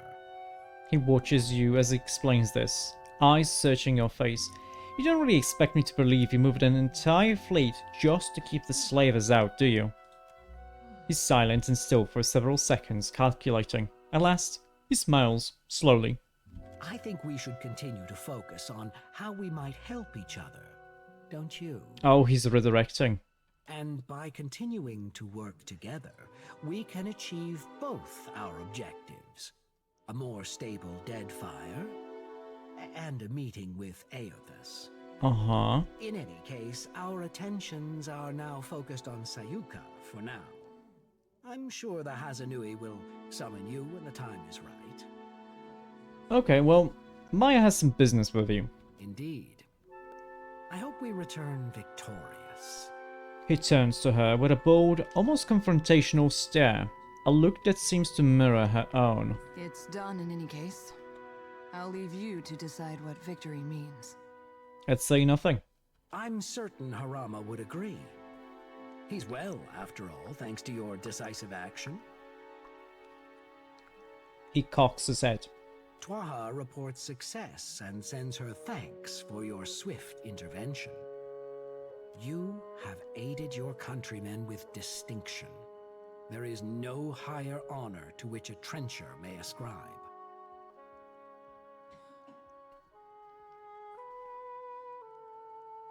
He tilts his head towards her, emphasizing these words. But what of your own assignment? Nothing that a mountain of bronze Oas won't cure. Rauatai values your service, as do I. And I can think of no better reward for the rough country's finest sharpshooter than a piece such as this. He reaches below his desk for an acrobus, which he presents to her with stiff formality. 3 bells through. I won't keep you. I know you both have plenty of business to attend to. Okay, bye-bye. Clearing her throat once, then again Maya raises her eyes to yours when you glance over. Oh, you wanted something, Captain? I mean, you were the one trying to get my attention. What, me? Maya chuckles and crosses her arms. I'll go ahead and say it. You're halfway toward all right. Maya purses her lips and appraises you up and down. Thank you, I think. Harmless compliment, I promise. Have you ever... Dumb question, but here I go anyway. Maya folds her arms and shifts her weight from one foot to the other. You ever gotten close to someone, even though it just wasn't... ordinary? I mean, a god stepped on me once. Yeah, that about kicks the legs out from under ordinary, doesn't it? What I'm talking about is a scenario where a difference in rank can get in the way of enjoying shore leave. I think I see where this is going. Let's keep it professional, okay? Say no more. I'll give you some room to breathe. Come on, Ishi.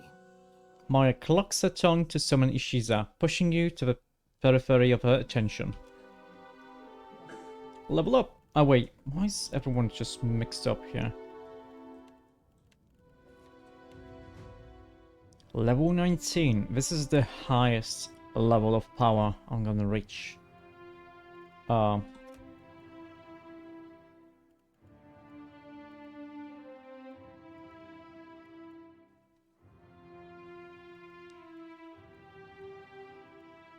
think 10 metaphysics is gonna be good enough. Let's go with religion. Oh, sorry about that. Wait, I only get 1 point here? No, 1 for each class. I see, I see.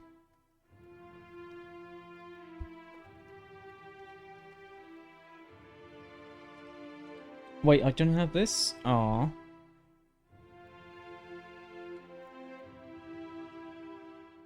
Just go with Power Stroke then. And go with Sacred Immolation!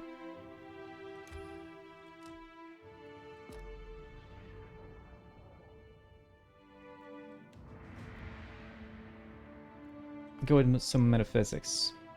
And go with Athletics. Now.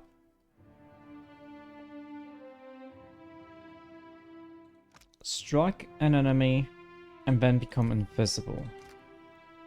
And Prestige.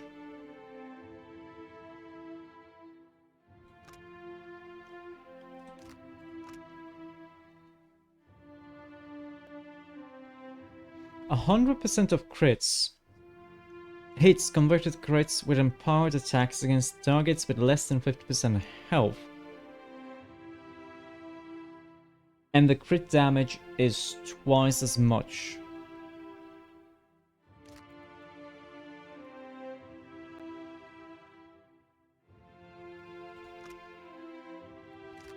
Let's go with this then. Because this is a passive. And sure, it's only for empowered attacks, but it's gonna work out.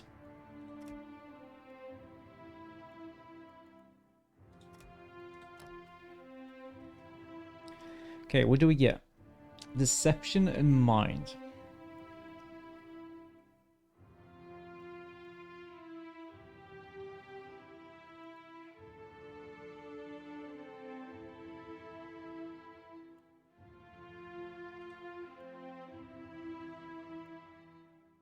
What's making him do the thing though?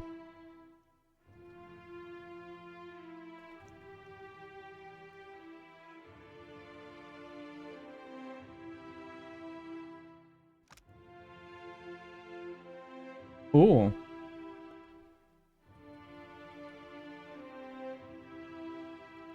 Yeah.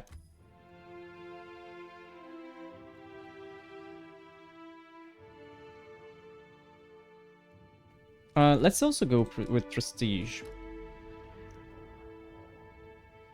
Okay, I want to know what actually gives you wild mind.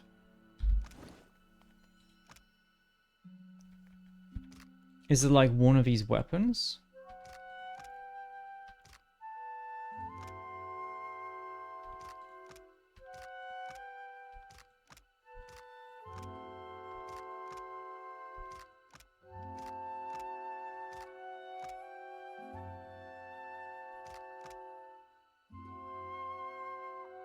That's wild shot. That's not wild mind.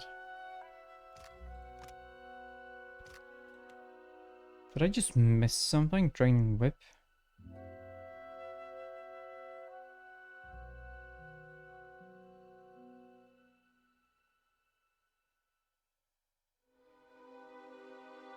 Oh, I think that's like his default. I think that's like his default effect that he has. Just as these character sheets could be a little bit better readable. Oh, we don't have level 3 here. That's a shame. And we don't really have any... I still don't know what this is about. Like, I did a quest. I'm supposed to get a letter, I'm guessing.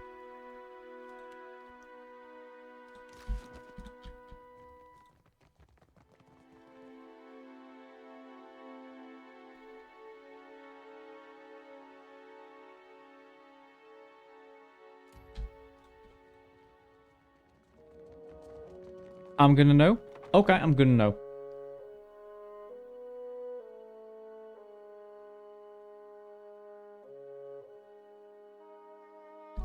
Hopefully they don't summon Remergand.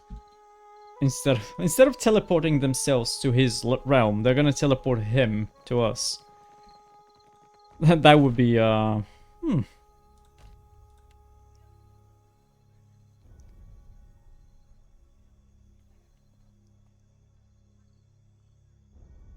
No, wait. I need to go get a lap dance. It's very important.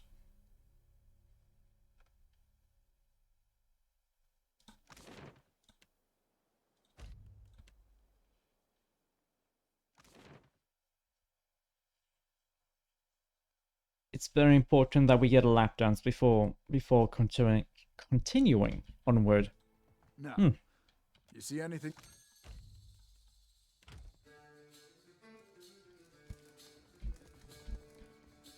Like, it's not even that much. But it's still +1 to all skills, which is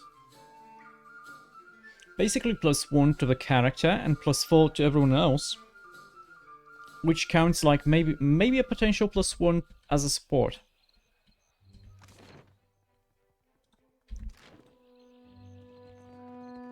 Or a +3 if everyone else has a 0 in it. Like, do I have skills that have 0? Yeah, basically bluff. I don't think anyone has bluff. Except like, yeah, because he's and you because you're Sniper. And you're... Apparently everyone has bluff. Still, it's +4. Wait, not here. Here.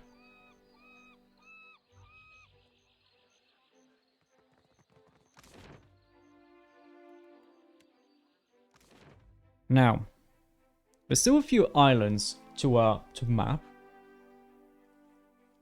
There's still that one place from the DLC.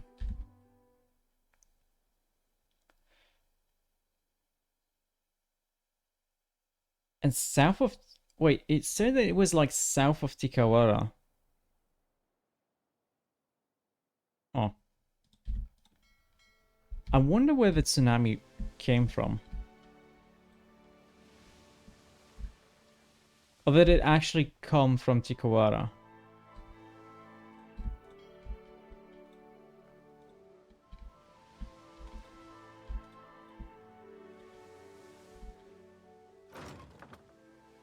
I got hit by a tsunami. I jumped over it.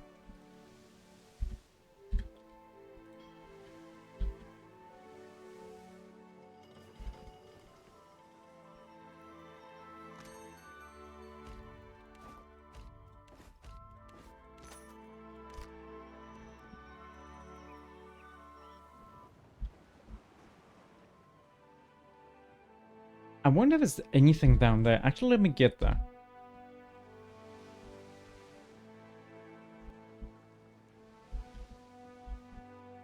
There's a subtle message that the Forgotten Sanctum is available. Okay. So it's supposed to be like somewhere here, I'm guessing, because they did say that it's like south of Tikawara.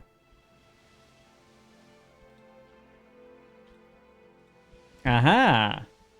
Also, what's this about? I don't, there's no way to actually land here. So I'm wondering if Kazuware is also a DLC area. Because it looks pretty populated.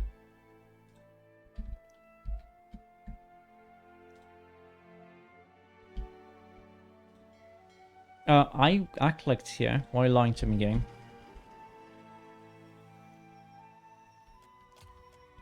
Let's see. A dragon pendant. Breath of Flames. Call the Clutch. Burn armor rating and slash armor rating. Oh, that's nice. That's like unique, isn't it?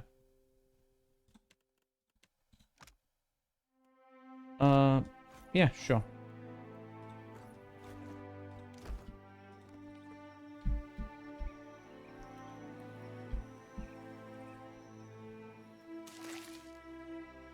Kazuwari is the location of a Seeker Slayer Survivor expansion, which will unlock when you move past a certain point on a game. Oh, okay.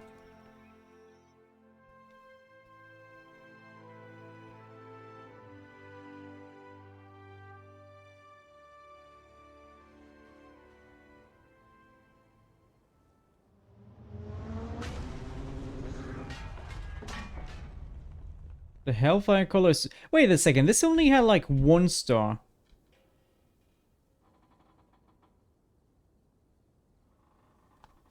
At least he's not attacking me right now.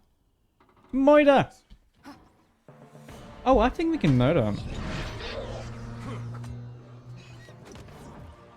We can take him, yeah.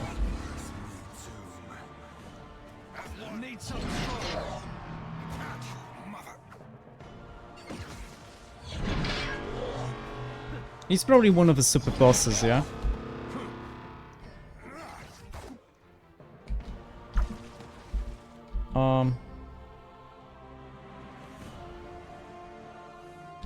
Let's have you only auto attack. We're gonna do like this. The death of 1,000 cuts.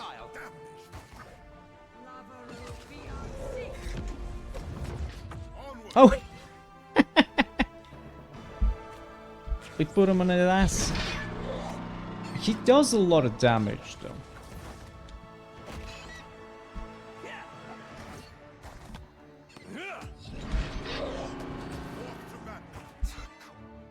How many points do you have? You have 33. Have I not generating points? Yeah, is it because you're missing? It's probably because he's missing. So maybe like a buffing one would be good.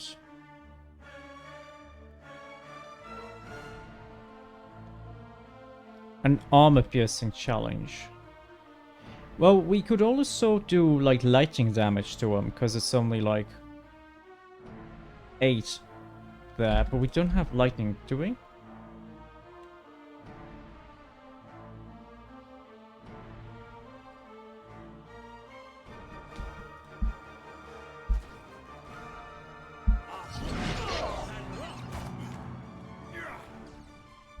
We missed. That's fine. Do you have another lightning skill? Go.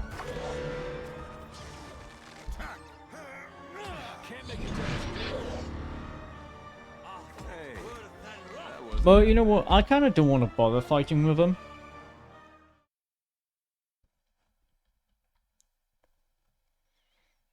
You said that the only thing you get from fighting him is the final boss gets stronger, right? And maybe we get like some cool stuff out of it. This is such a lie though. This is 1 star and they throw a 3-star super boss at you.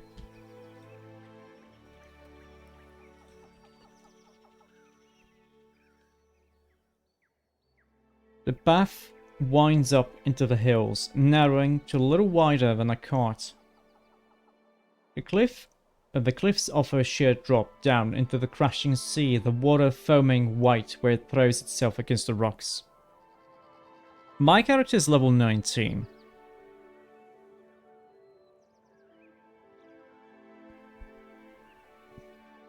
But since I'm playing on story mode, I'm not really being like super optimal with my leveling up choices.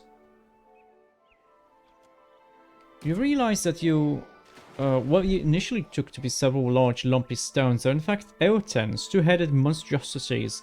As you watch, one of them absent-mindedly lifts a boulder and hurls it into the sea. The Eoten guffaw by laughter guttural. Let's sneak up. Oh, of course Alof's gonna fail. Alof leads you along the cliffs, stepping lightly and keeping low when a heavy grunt from above draws your attention upward. Corroded wastelands are level 20 area. Other super bosses are late game challenges, meaning that the area is ranked for level 20 even if the boss is even higher level. Oh, okay. The Eoten glower down at you. One of them pointing down at you with sausage-like fingers. The others bellow and roar. Your worry will throw you from the outcropping. The stone shakes with their approach.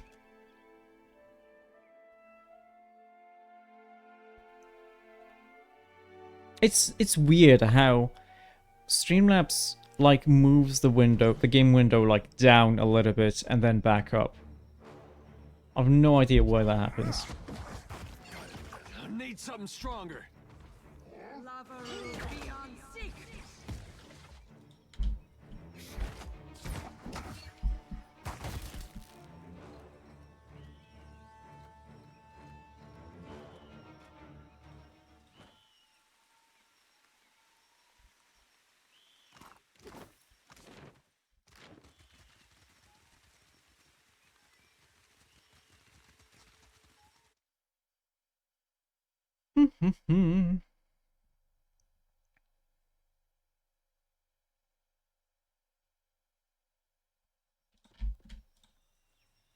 Lowland Sands. What's this? As you descend from the high mountain paths, you find a small camp nestled in the sand. Tents, tired horses with their legs camped out. Campfires crackling. It seems far too active for an ambush to be in wait. A small group approaches, a motley band of kith bearing quality arms and armor. The foremost, a deeply tanned dwarf, raises a hand in greeting. "You're coming down the pass?" she asks. "Don't suppose that means you've dealt with those filthy Eotens, does it?" "Yeah, I dealt with them." The woman claps. "Outstanding! Best damn news I've heard in weeks." The Omoa standing behind the dwarf's side, and he has thought we'd have an opportunity to test our mettle on this venture. The robed pale elf glances at her. "Death finds us all the same, Watchka. No need to rush to his embrace." The dwarf gestures towards the tents. "Seeing as you've gotten our whole venture started up again, the least we could do is let you share our fire for a spell." "No, thanks."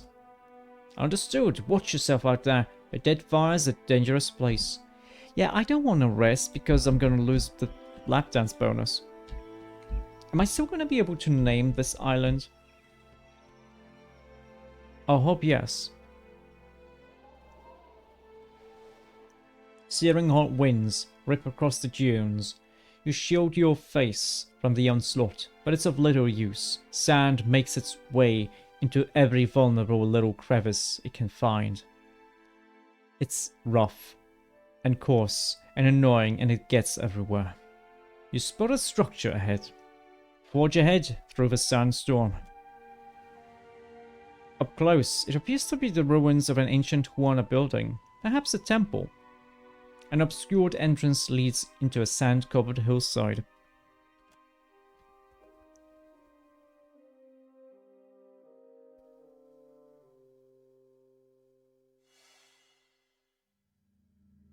Maya spotted something all the way there. She's got eagle eyes. She only has 18 perception. I'm sure that's just a bug.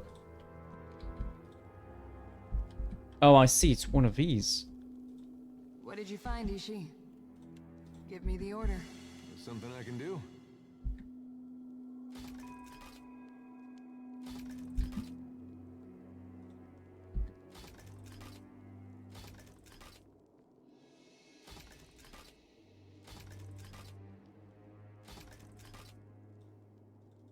I know that this is a trap. Don't you do this to me.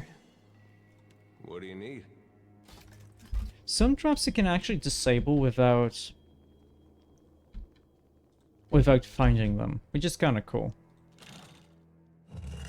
Oh.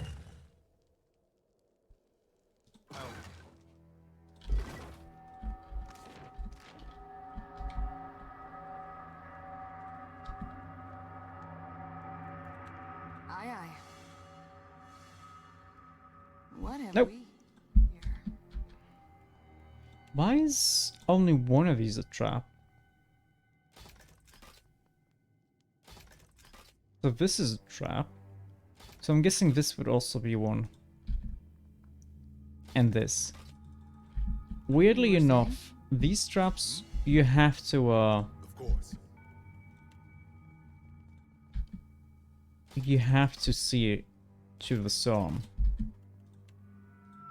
What have we here?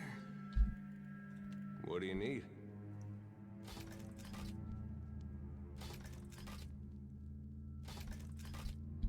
I mean, we get lots of traps and lots of money. Ooh, that's a lot of traps.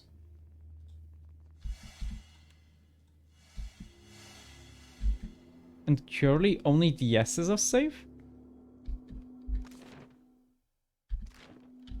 There's something I can do. I mean, hey, every one of these is gonna be worth 100.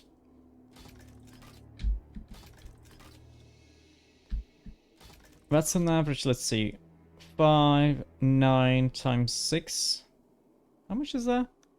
That's like 54. Minus 1, 2, 3, 4, 5, 6, 7. Okay. It's like 4,000 experience points. 4,700. Oh, almost stepped into it.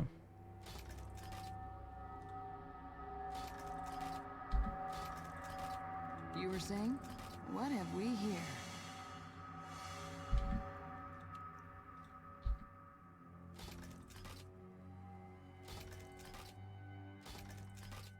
Well, not all of them are this. Wait, we're not getting experience for all of them. I got it.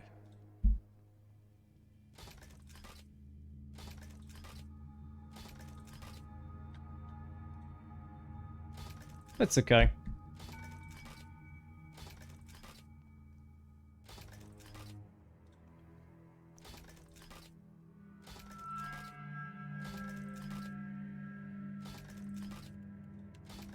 Can do. What did you find, Ishi? Oh, he shouldn't find anything.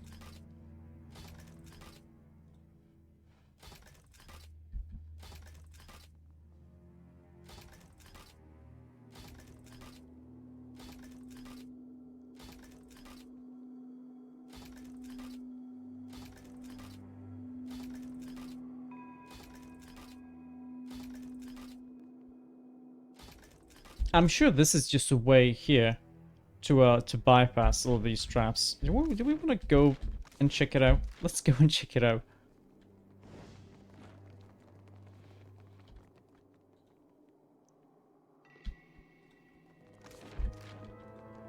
Oh shit! Nope, don't want to be here. Captain? What are these? Sigils of Death. They're immune to this. Seraphon, you do raw damage with one of your pistols. I'll be more than half-handed, right? Just do auto attack.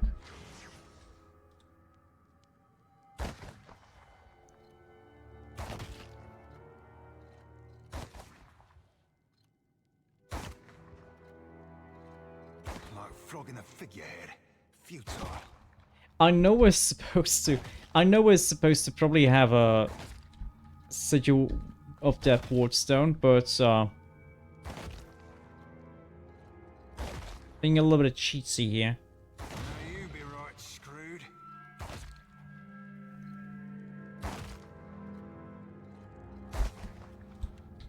Unless we have like a gun that does bludgeoning damage. Or even Alof, like, you could probably cast a spell. Oh, no, that's alright. Nope, that's too close.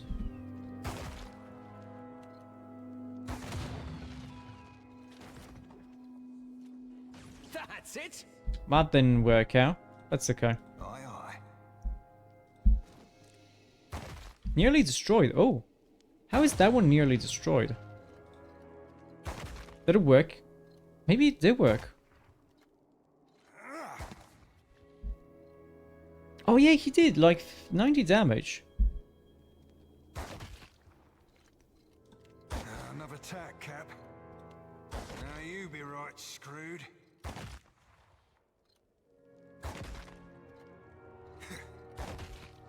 Very nice.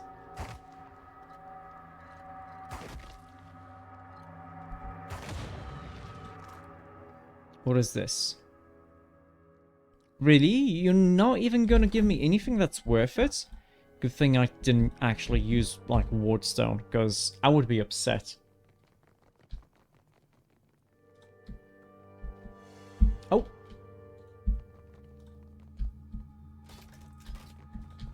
Shall we rest? Good thing I just quick saved.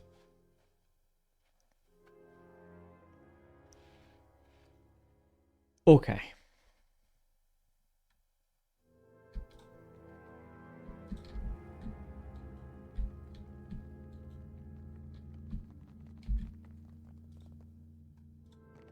What have we here?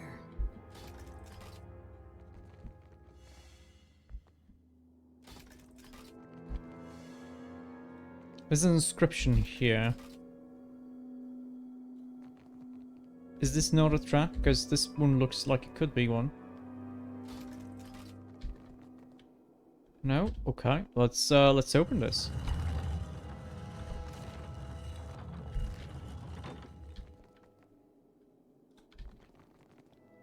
Levers, huh? I'll take care of it. Don't see why not. I'm guessing we have to pull these, like, at the same... Are you really gonna... Bullshit. Did you really... Oh, she walked right through the flames that she saw. No. That's... No.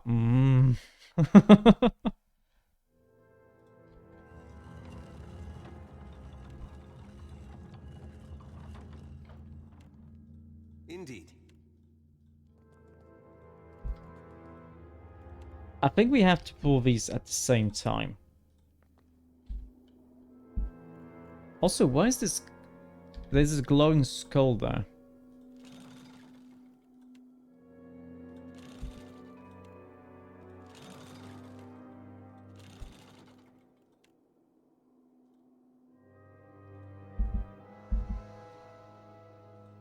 Let's see. On the altar before you rests a spiked hammer and a kith skull gone yellow with age. Examine the altar. Wrought of ancient stone, this altar has seen better days. Though it's remarkably clean for where you found it. Its base is riddled with cracks, and the grasping metal hands at its corners are listing to the right. Examining the skull. The skull of it, this skull is of kith origin and clearly ancient, having grown brittle and fragile with time. Embedded in its forehead is a strange stone. Its immediate purpose is unclear. The hammer? The hammer is scored with deep gouges and marred with spots of rust. Its significant heft and fine steel head suggests the hammer might have once been a quality weapon of war, but it has surely seen better days. Wait, this is a hammer? This looks more... Oh, okay, I thought this is a handle of a sword, but no, this is the handle and this is the hammerhead. Let's lift the hammer. You gingerly take the hammer. Testing its weight in hand, you discover it's surprisingly well balanced. Last word. Just a regular hammer. The great stone door behind you slams shut with a floor-shuddering bang. Sand begins to pour into the room, through holes high in the wall.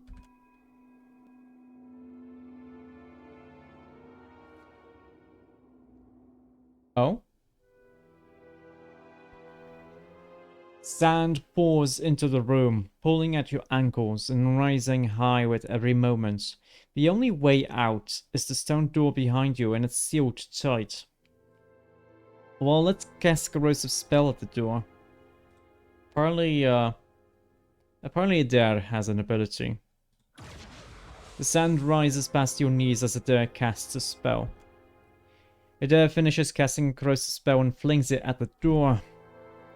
The spell slams into the door, coating it in corrosive fluids, but the door takes only slight damage. Alof! You do a Ring of Death. It raises to chest level. A huge crack sunders the door. It is significantly damaged, but not destroyed. Let's do another one. Do a Necrotic Lance.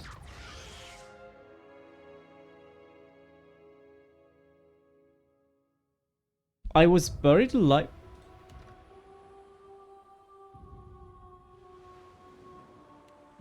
Oh wow! I didn't expect to do this.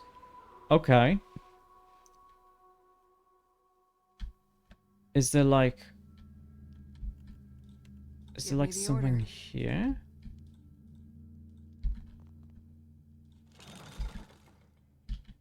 Hey. Yes? Okay, we do have to do them at the same time.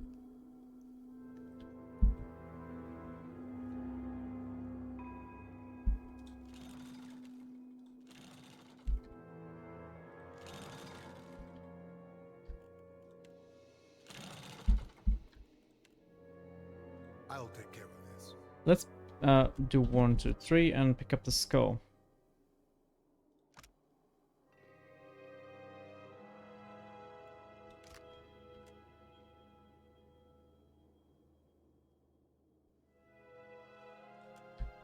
So we can pick up the skull, but we cannot pick up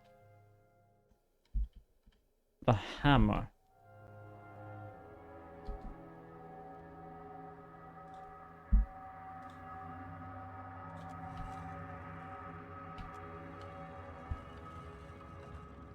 Okay, what if we do a hammer? What if we do grenades?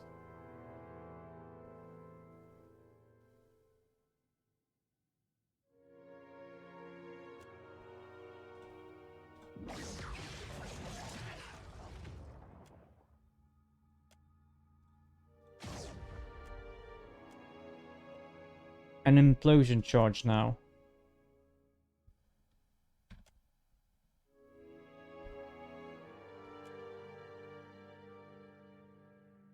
Curious that this doing it in a... Oh, casting a spell probably takes more time than just throwing a grenade, that's why.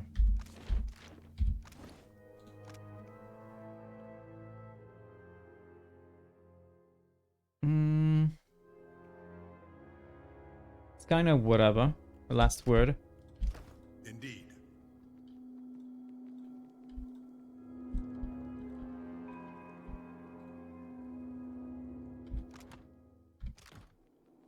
I just kind of sped through it, so... Yeah.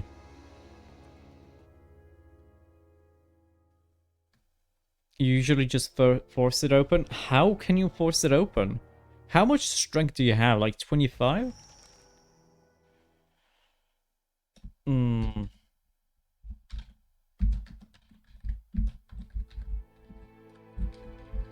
Megadeth Robots Island. Because of the corroded wasteland.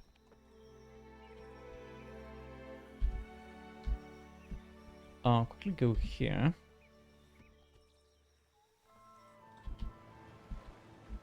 I doubt there's gonna be anything here, but we can check, yeah? Okay, we're good.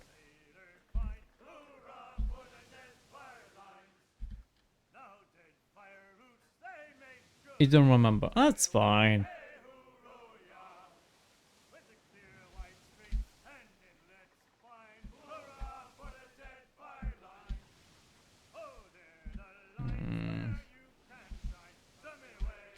Now, this island wasn't part of this mission.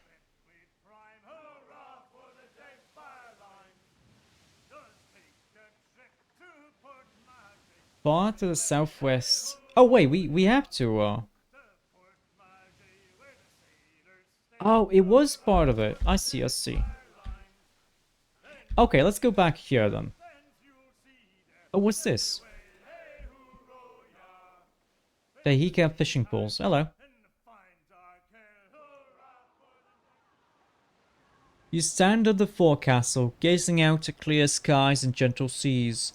The chattering of your crew darkens, adopting an ominous tone. Gathered at the starboard railing, they peer out at the sea. By the gods! Hayama mutters. The surface of the sea swells. An enormous glowing shape is surfacing. Identify it. Seraphim, you have survival. Seraphim watches the growing glow. Must be a resplendent phantom. Eating, or so I say. A long, pale creature breaks the surface of the water. Its skin is translucent and freckled with phosphorescence. You can make out the ghostly outlines of luminous organs beneath it. The creature rolls slowly, staring back at you with glowing blue eye. The nerve behind it is as thick as a halyard. Ora the mad smiles. This one is young still. No, let's let the creature pass in peace. If I was a cipher, I don't know what... If I was a cipher, I could probably communicate with it and see that it's intelligent. So let's let it pass. They're like this. Lucas sighs as the crew members resume their duties. You sail on. Yet the magnificent creature continues alongside your ship for many hours. A low, mournful music rises above the light percussion of the waves, and a gentle peace envelops your crew. When night falls, the beast is beside you still, a comforting light in the darkness. By morning it is gone, but the sense of calm it brought remains. Nice.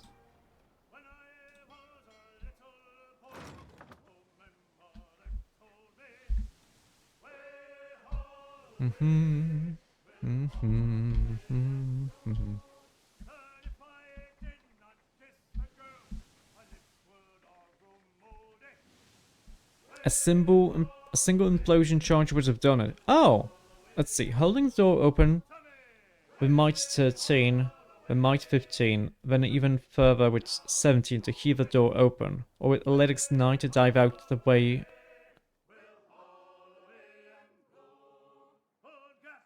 after the party exits. Failing the second might check will result in smashed hands. Failing the third one, wrenched shoulder. Okay. So you can still do it without having the check. You just get 2 injuries.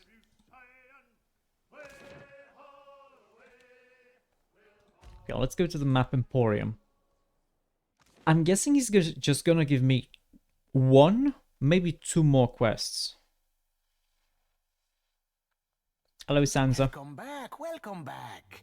It is a pleasure to see you once again. Tell me, how is the sailing? Smooth? Yeah. Nothing to delay your expedition, I hope. Yeah, I got more material for you. How might I assist you? Wonderful, I can't wait to... Oh, is that a little fishman you've drawn? Yeah. I had already set the coin aside for you. I knew you wouldn't let me down. We are getting into deeper water now, so to speak. We call the islands along the east of Magran's Teeth the Burning Shoals. Mm-hmm. As you might imagine, it gets a little hot over there. 2 of the islands haven't been surveyed yet. You'll want to sail northeast from the docks to reach the islands. Oh, actually, I already was there. I'll be waiting. No, I was already there. Welcome. How might I... We're so close. There's only one corner of the map left. Oh? Only it's for good reason. The waters in those parts are... Well, this region is probably why I had so much trouble finding help before you came along. You wonder how the Watcher draws a Lagotheth. Well, it's a Murloc, basically, yeah? Time to set out for the Razai Passage, out to the northwest. There are several islands out there nobody's done more than Ogolat from afar. I know you can do better. I'll be waiting. The Razai Passage. So it's not the southeastern part of the map. He wants me to go up north. Northeast.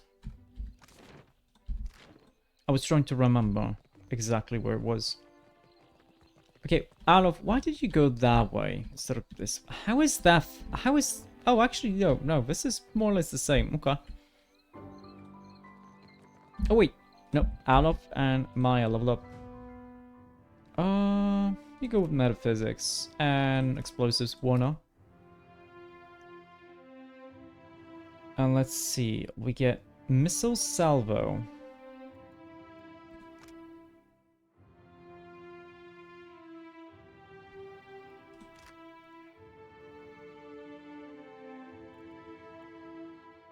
Meteor shower sounds pretty good.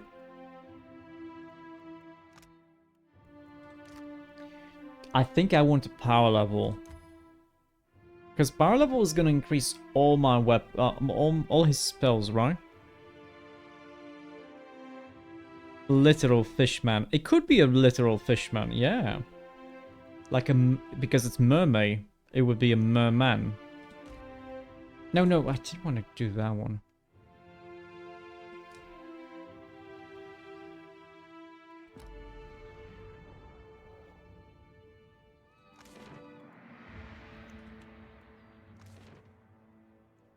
So let's see, what will they want of me?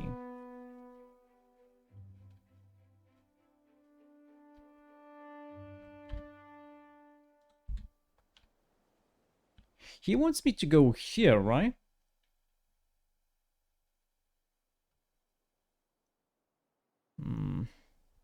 Now we are gonna go... I think this is like further to further the plot. So we're gonna go this way.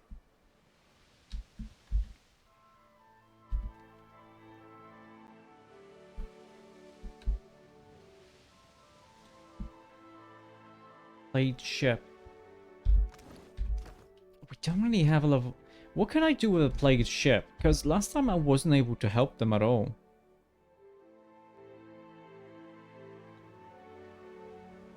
Let's see.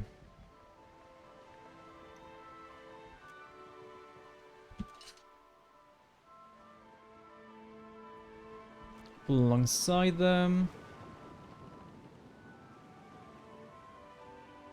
What are you afflicted by? The Swabby Zack. Okay, let's examine them.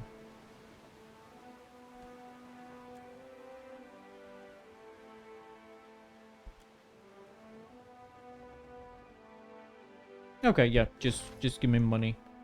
With the stability, that's fine.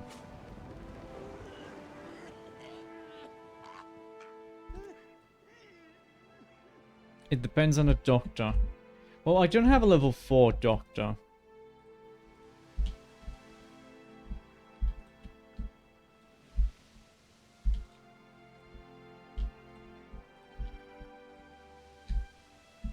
What's this? The Valiant Trench.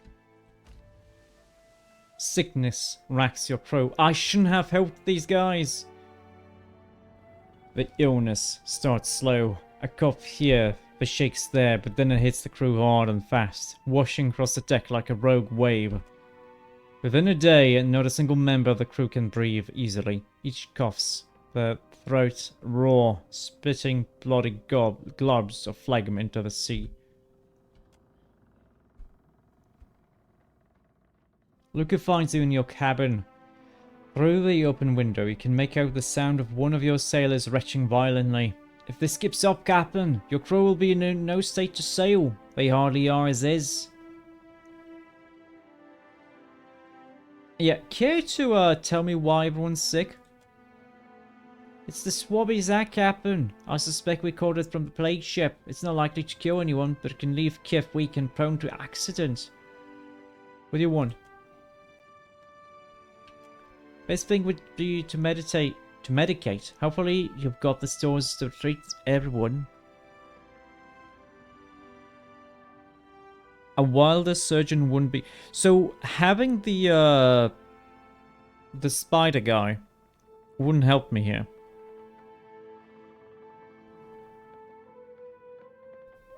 Oh, break out the medicine stores. Everyone gets healed. Only 15? That's easy. Under Shield Sister Dahlia's direction, the hands open up the packages of aromatic herbs and mashed leaves up with pestle and mortar. Soon each member of the crew wears a swathe of fragrant paste slattered across their chest.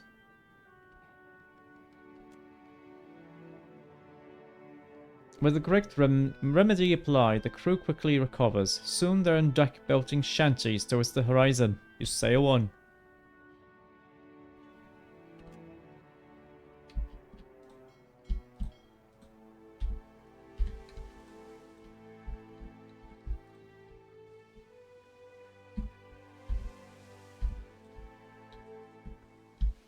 I wish I could zoom out a little bit more. Just a little bit.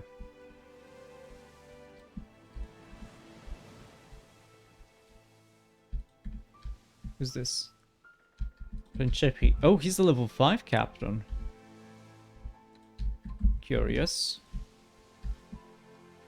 A derelict ship. Let's look at it. A knock at your cabin door interrupts your reading.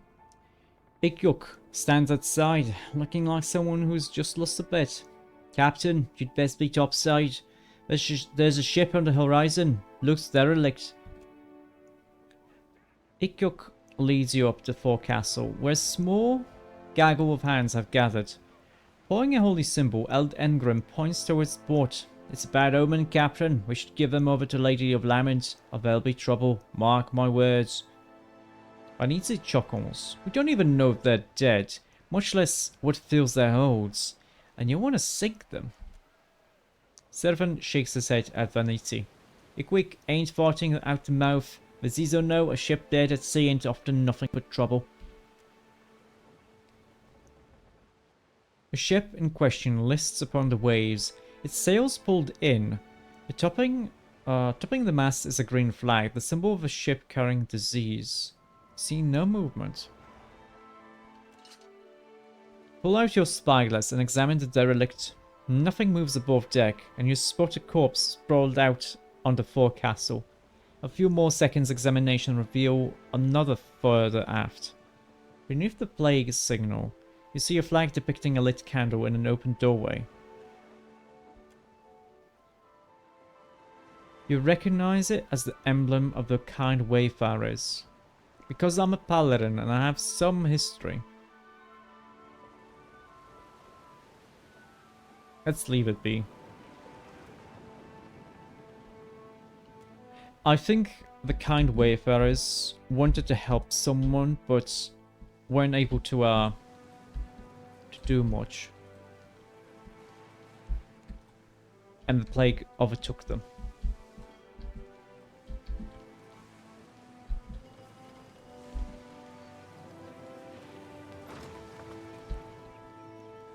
Curious that the storm just stays there.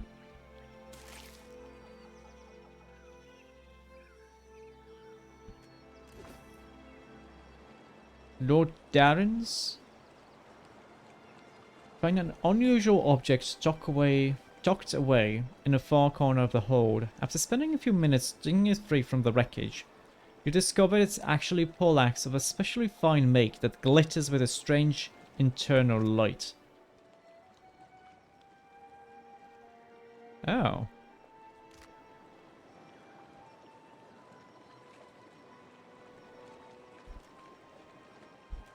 Took me long enough.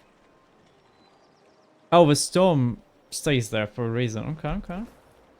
Principe collars. Hammer and chisel. The wooden hog nose. Do I want to go into... Oh, is this a soul... Oh, it is a soulbound weapon. It's two-handed. If a barbarian druid and fighter. It interacts with lighting. Oh, that's why the storm is here, huh? Is it gonna follow me? No.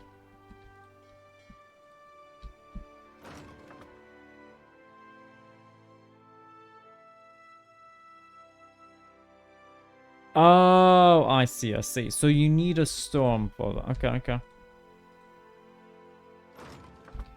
Well, it's a two-handed weapon. If anything, Pelagina's gonna get it.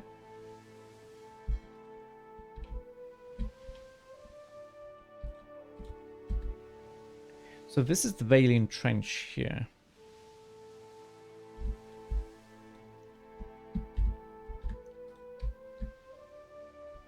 You put it on Tekehu or Rekka. Oh yeah, yeah, because Rekka can be a barbarian and Tekehu is a druid. There.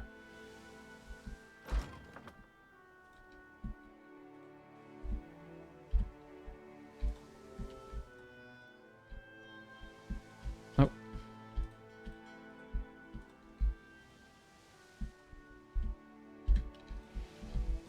Let's just explore everything thoroughly. What's this? The Windless Wastes.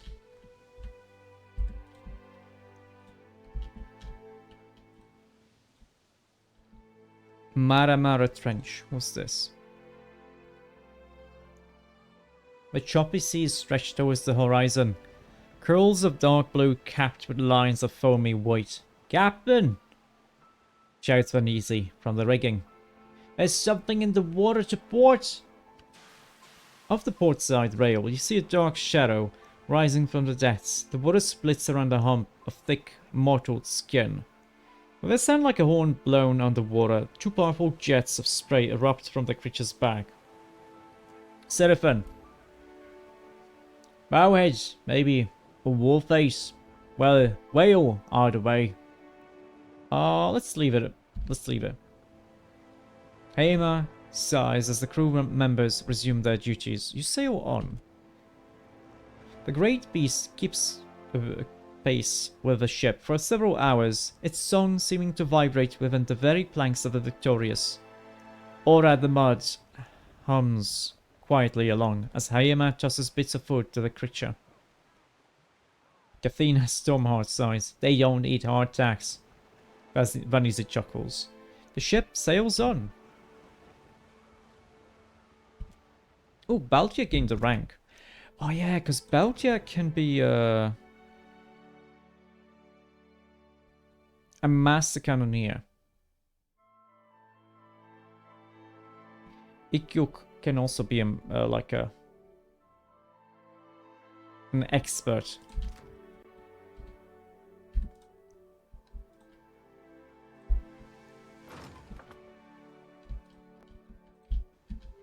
What's this?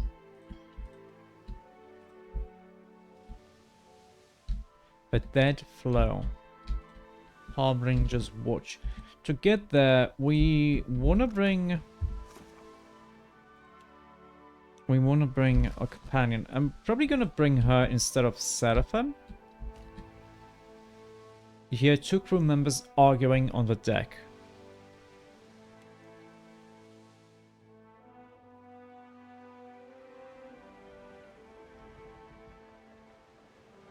We can do it easily and we should. Yeah, I'm gonna explore the water first. An argument from the deck pulls your attention away from the gentle rocking of the ship and the smooth expanse of the blue on the horizon. "Half those fish were floating belly up," cries Belcher.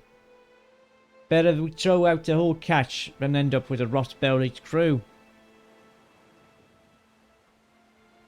"They looked alive enough when we hauled them out," Lendrith retorts, gesturing violently at the pile of fish on the deck. "Fish die when you pull them out of the water. That's what fish do."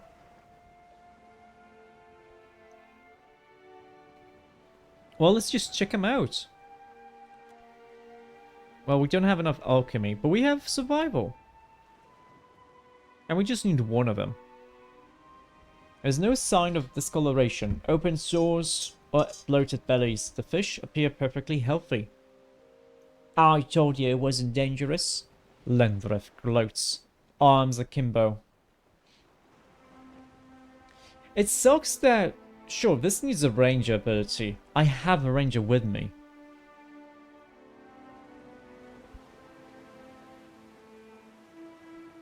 Yeah, we're not gonna throw it away. Stow them. "See, Belcher, the captain knows we can go throwing away perfectly good meals." Belcher sighs. "If we take these on, Captain, there's every chance..." "Stow it," Lendrith barks. "The captain's words is law. Let's get these fish below." The pair heave the barrow and move it towards the hatch, leaving you to return aft.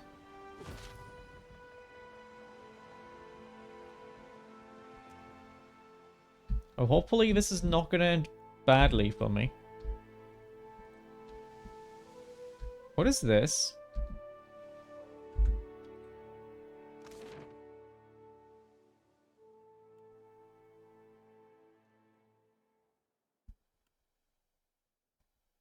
Oh. This is a late game area?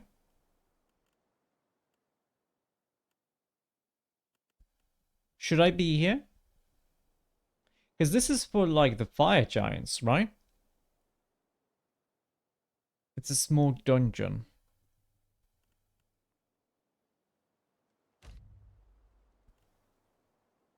Oh. Well, as long as it doesn't take too long. You encounter veil thick fog. Yeah, I know it did. A series of flimsy docks connects scattered stretches of dry land. On all sides you are flanked by the hulks of splintered wrecked ships.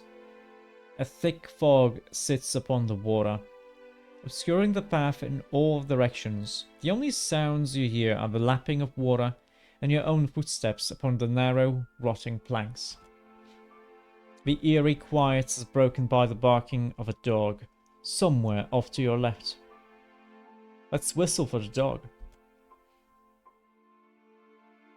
Your whistle is met with renewed barking, and then a sharp whine, abrupt and shrill. After several moments of silence, you hear running threads upon the docks. A dog bounds from the fog, its dark fur matted with blood. Two figures stumble after the hound, their maws stained red. Out of the fog they are revealed for what they are, withered, rotting human only in silhouettes, gargoyles. They halt, swaying at the sight of you, but make no further move. From the darkness of the fog, a third robed figure emerges, a twisted staff raised high in their hands. A flash of light emerges from the staff. As you look on, runes seared into the Dargul's forehead flared to life, glimmering like beacons in the darkness. Snarling, the Dargul's rushed for you, their blood-slick claws slicing at the air. Am I gonna be able to adopt that doggy? Oh, we should check the supply shop. We should.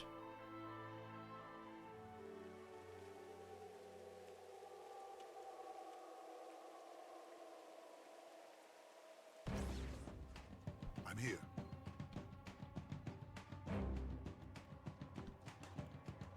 Maida! Why are you jumping as a wizard? Oh, you have a lot of defenses.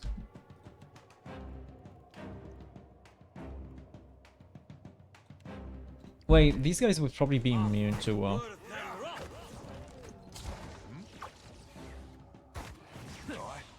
Only takes a finger to blow her away. It did. What the hell are you doing? Just attack this guy. That must have hurt.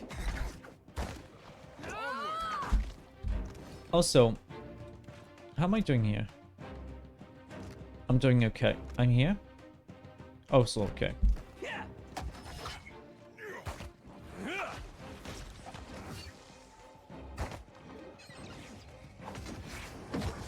Oh, he's a piggy now. Stay behind me.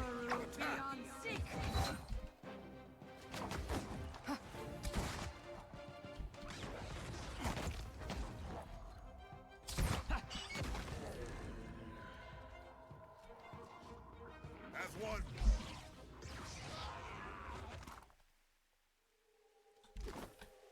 I'll have.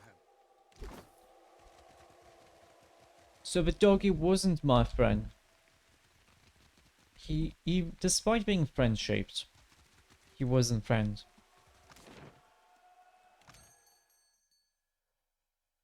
Dragon wing sails. Oh.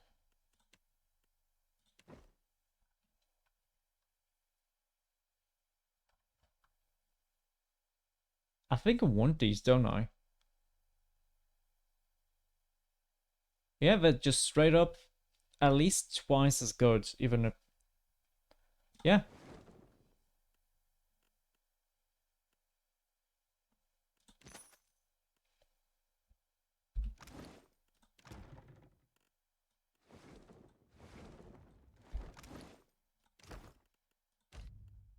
Let's go to the boathouse.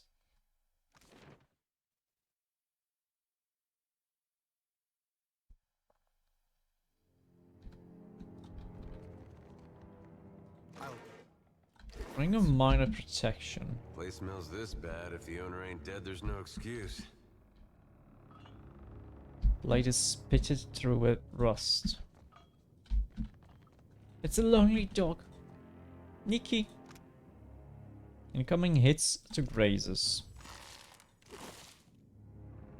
And you level up. Let's just give you some religion. Why not? And some athletics, yeah.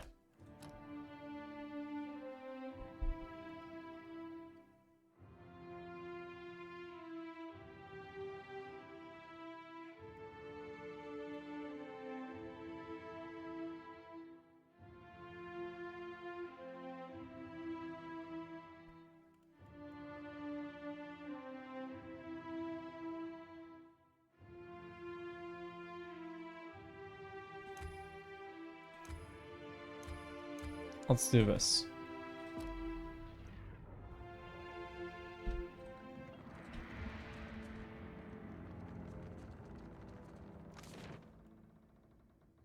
A pickled eel.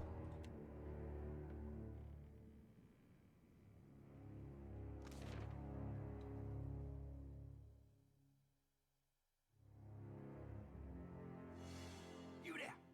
How are you up here? What? Up on the balcony, a tall and lanky figure waves frantically for your attention. That done, he ducks down again behind the railing. It's not an effective hiding place. Wait, these guys actually... Tell me this is a Looks costume. like someone new in town. Let's get a cat. Just arrived? I'll wager you've a thirst. Did these guys not realize they're dead? Good, good. I thought for sure you'd wander off. Get yourself into trouble. The man before you, or creature, perhaps, as his skin is as greyed and withered as that of the other patrons, wears a helmet 2 sizes too large for him. It tips from side to side as his head moves. I'm Copperhead. That's what they call me. Friendly nicknames. You know how it is. I know you're different from the others. I can see it. What is this place? Ain't it plain? It's a paradise. A land free of all the troubles of home. All the food and drink you want, and nary a frown in sight. But I know it isn't so simple. It's not safe here. Not where everyone's looking, listening. I have a house, out on the outskirts. But don't mind me keeping to myself. We can talk there. Okay, I'm gonna meet you there then. Oh, the boathouse, so. Look out for the ones in charge. Them with the staffs. They spy you, things will get bad in a hurry. Zulka, especially she. I have to go. Okay, the necromancers, huh? Vampires. A woman strides into the tavern, bearing a staff whose ornamental head glows with arcane energy. She strikes the staff upon the ground once, and the tavern fills with eerie lights, as the runes carved upon each vessel's forehead begins to glow.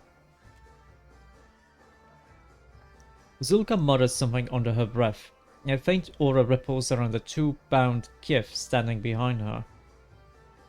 That done, she makes a sweeping gesture of the arm, with all the showmanship of a theater performer. Menzago has brought you a feast, my friends. Livestock and game. Tonight, we eat well. Everyone in the tavern cheers as the Kif are carted into the back room. Copperhead, you are not staying for the celebration? Copperhead freezes mid-slink, grinning insipidly. Not today, Zulka. I've had my fill, really. Another mouthful and I'll split down the seams. He bobs his head in a feeble bow, then scuttles away, back towards the crowd.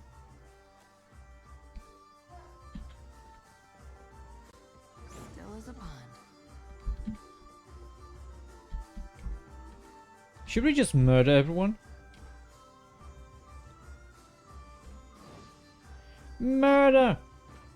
The vampire's gaze falls upon you, and for an instant, it seems that she will overlook your presence. And then her eyes narrow, and she raises her staff with great violent motion. Look here. Someone a little too eager to climb into the stew pot.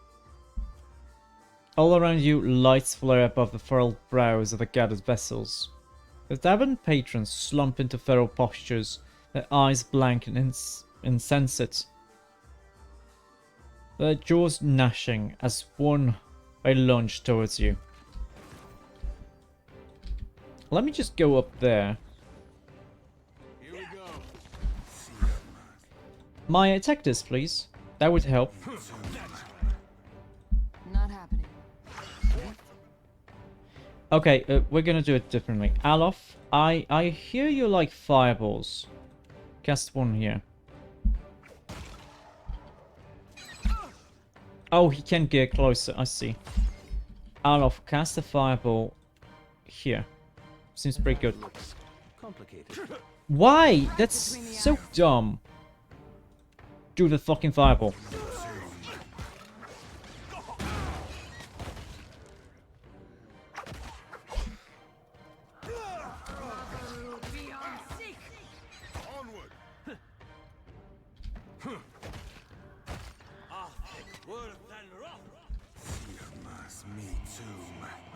Okay.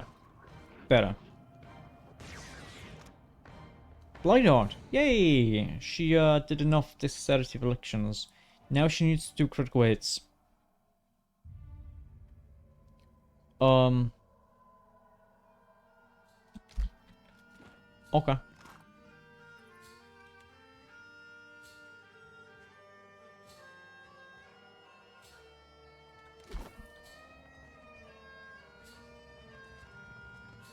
I'll take care. Hey, the captives? What's up?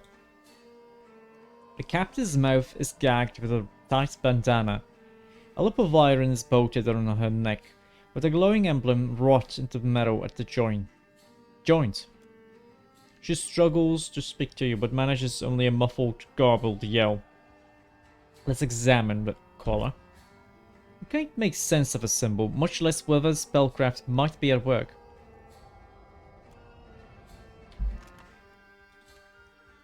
Really? Like, we have decent amounts of arcana. I would imagine that we would be able to decipher this. Let's, do we have, like, incense? No, this is not arcana.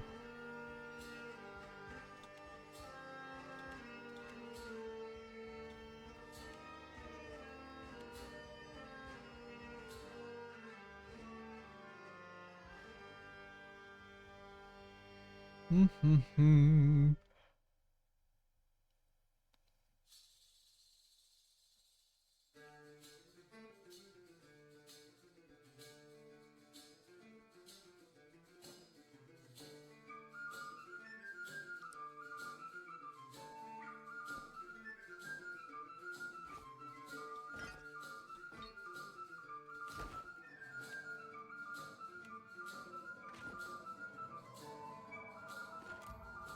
15. Okay. You suspect that the symbol on the collar has something to do with the same magic that governs the vessels in this place. The spell itself was hard to determine, but you're confident it involves illusion magic. Okay, let's remove the gag. The woman takes a few gasping breaths for air before lowering her voice to a conspiratorial whisper. What in blazes is going on? Have you seen those monsters? There's a spell at work. It makes them believe you're livestock, or fish, maybe. It's unclear. Haven't seen or heard of magic like that anywhere in the Deadfire. Seen my share of curses aimed my way, but not like this. Uh-huh. We were sailing under Lofel, captain of the Antelope, and making good time. A clear sky and a good wind until, out of nowhere, this fog bank rolled in. Then, a great hulk came gliding through the water towards us. Nearly stove us there and then. The floating hangman. Oh. I got hit so hard it surprised me to wake up again. But the next thing I knew, those things were carting me and Kasungo down the road. Daimo here started hollering, and they all but cracked his skull in two. I have to get him back to Fort Deadlight. You've gotten past them. Help us do the same. Yeah, the way is clear, don't worry. Our gratitude, stranger. Come by Fort Deadlight sometime, and we'll give you a grand welcome. Though, mayhaps we'll follow your ship a while. Wouldn't do to get caught again.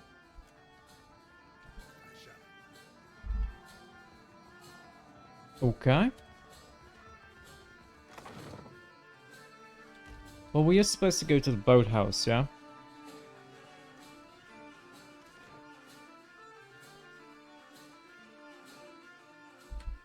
Oi, Copperhead, what's up? Over here. Over here. Mind your step. I've collected things. Spent years collecting.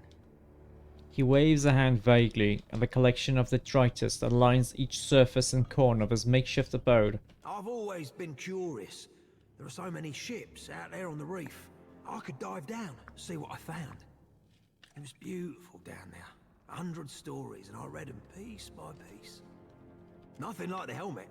And nothing's been the same since the helmet. I put it on.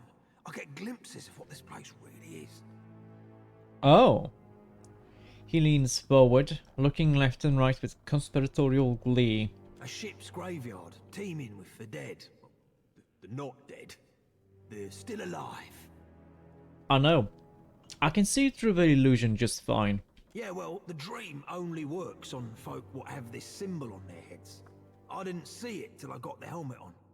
And all of us, dead, or something like it, feeding off the living to stay alive a little longer. Oh, Not something you'd want to wake up to. No, it were a shock, I'll tell you true. Maybe I did go a little mad, just a little. I can't see as to what we've been charmed for, but I know it's got something to do with the crypt. Uh-huh. That's where Mentzago is, the man in charge of this place, and where Lucia Ravan's old keep used to be. Mm-hmm. Anytime new settlers turn up, they come out of that place. When they start to lose their senses, get too hungry, that's where they get taken. The strongest get fed to Mentzago's most loyal servants, the protectors. The rest of the kith, they bleed slow in the tavern. Once in a while, the protectors treat us to a whole body. Copperhead hangs his head, trailing off. Point is, whatever they're doing to keep us living in this little fantasy, it's got to be in there somewhere. The same ribbon that captains the floating hangman? I don't know the ship, but Ravan's supposed to be some great captain. She founded this place, made it what it is now. Okay, I'm gonna take a look at the crypt then. Hold on, you can't just walk on in. It's guarded. Really, really well guarded. Do you have any idea? The guards don't really leave their posts, unless the hunters are back with fresh meat. But them got a schedule. They come and go as they please. Or maybe we can create a diversion. Me? Yeah, alright. I can do that. I can help. I'll meet you out there. Okay. Oh, we can go through here. Okay.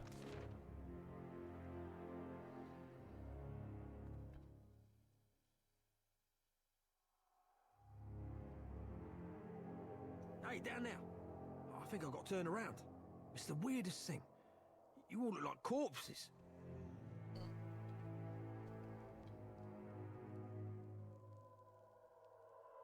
What was I thinking?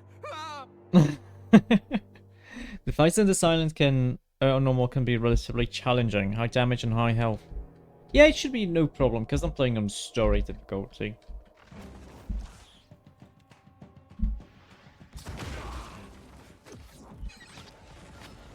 Oh shit! No! Run! Birdie, attack the skeleton. Like, these skeletons are super weak.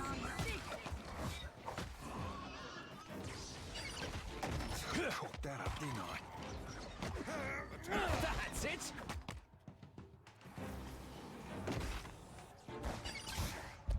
What do you need to do? Still need to do some fire damage.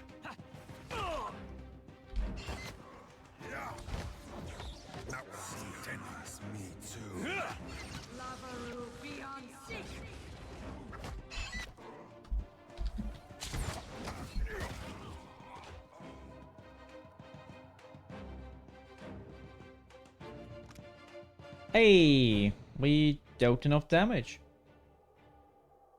Travel to the Oathbinder's sanctum and rest at the altar. Oh, okay, I'm gonna be able to do that.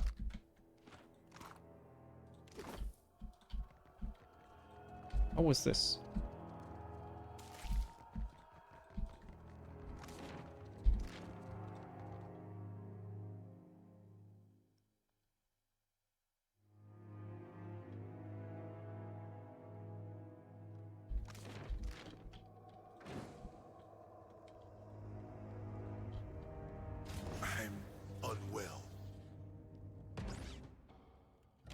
Unwell. Oops. And don't want to go into a trap. No, that's too annoying.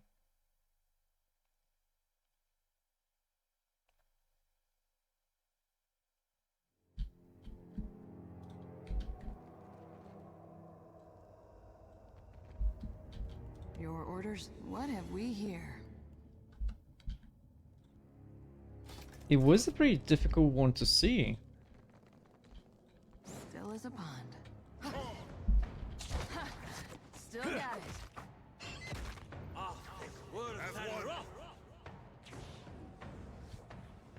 Anyone behind us? No. A light's foot and an heavy bullet, I cap. Of course.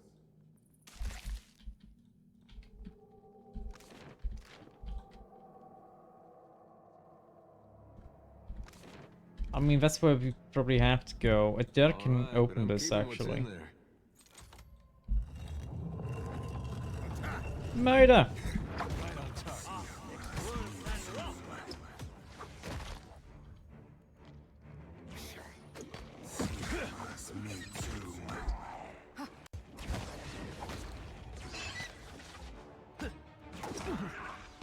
Too slow.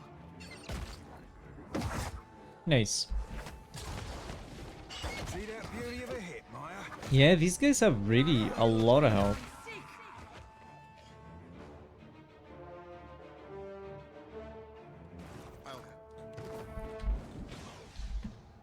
This looks like a hidden door. What have we here?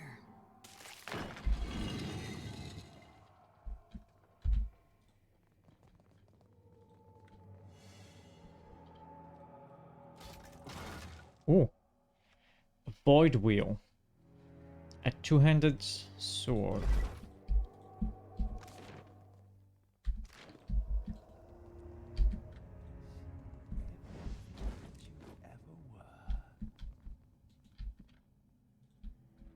Oh, but just a little bite.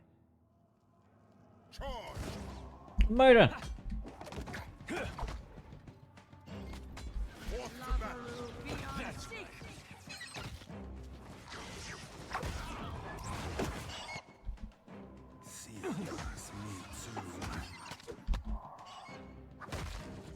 Very nice.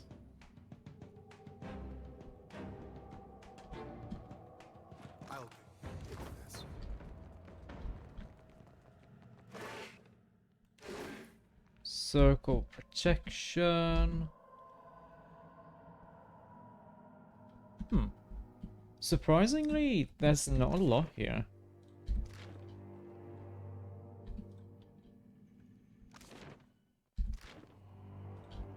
I'll see what I can find.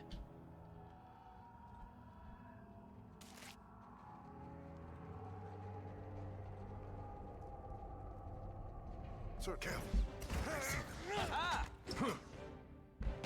I'll off do a fireball, please. Let's make it smaller, actually. Actually, no, make it regular.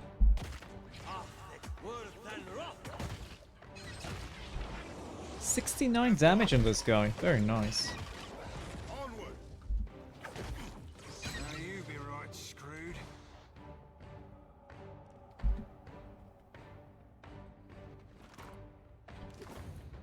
The better part of valor.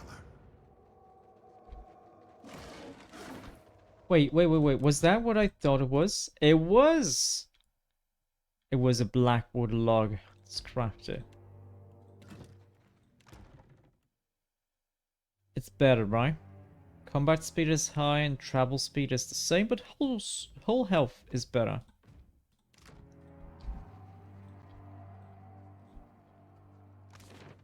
Super strong now.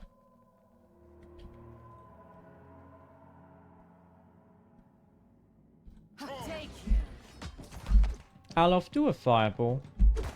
You like doing fireballs, right? Would you mind, like... doing this?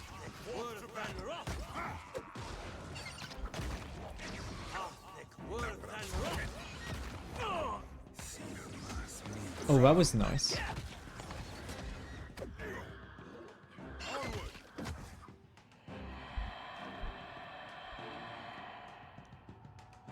So we killed two guys. Ooh.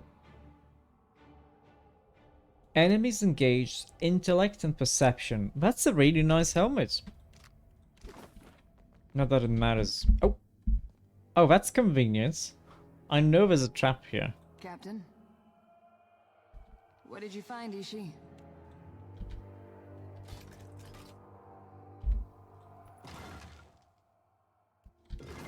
Sure. Okay, that's about it. Just go here.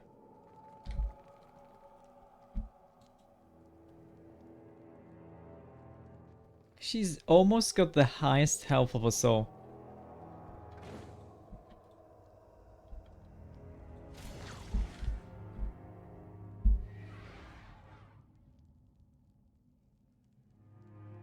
We didn't get wounds. That's curious. I guess the trap missed. I'll handle this. The brazier doesn't appear to hold any obvious mechanism for lighting itself, but you notice a basin at its base that is coated with dried blood. Let's pour vampire blood into the basin. You hear faint rumbling, though you cannot be sure where it's from. All at once the brazier flares to life, its flame casting dancing shadows upon the surrounding walls. This one's the same. Once the second brazier is lit, you hear a loud scraping rumble of stone, followed by a rush of air like the sigh of a great beast. A glowing outcrop. Okay.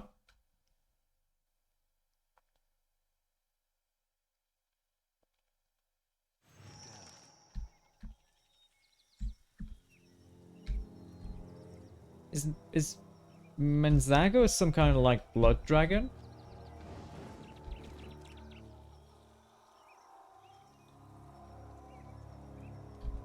No, he seems like a dude. I'll take care of it.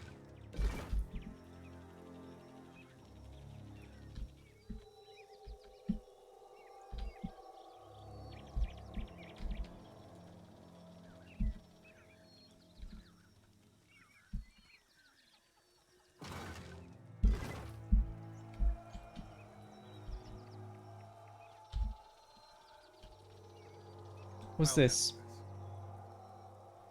A sphere floats before you, bobbing under the force of its own magical power. Touch that, Aimoro, and I will split your head like a rotten gourd. I'm gonna touch it. You reach, undaunted. For the gleaming sphere, before your fingers can make contact, Menzago whips his scepter for your head. You were fairly warned, and now you will have no reward but the sights of hell. Corres, you gourdhead. Give my regards to the gods.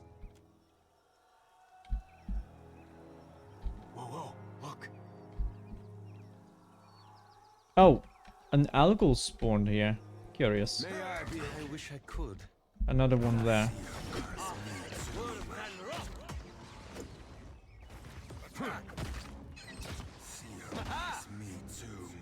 It's good, that's fine. We're still gonna be sneaking here.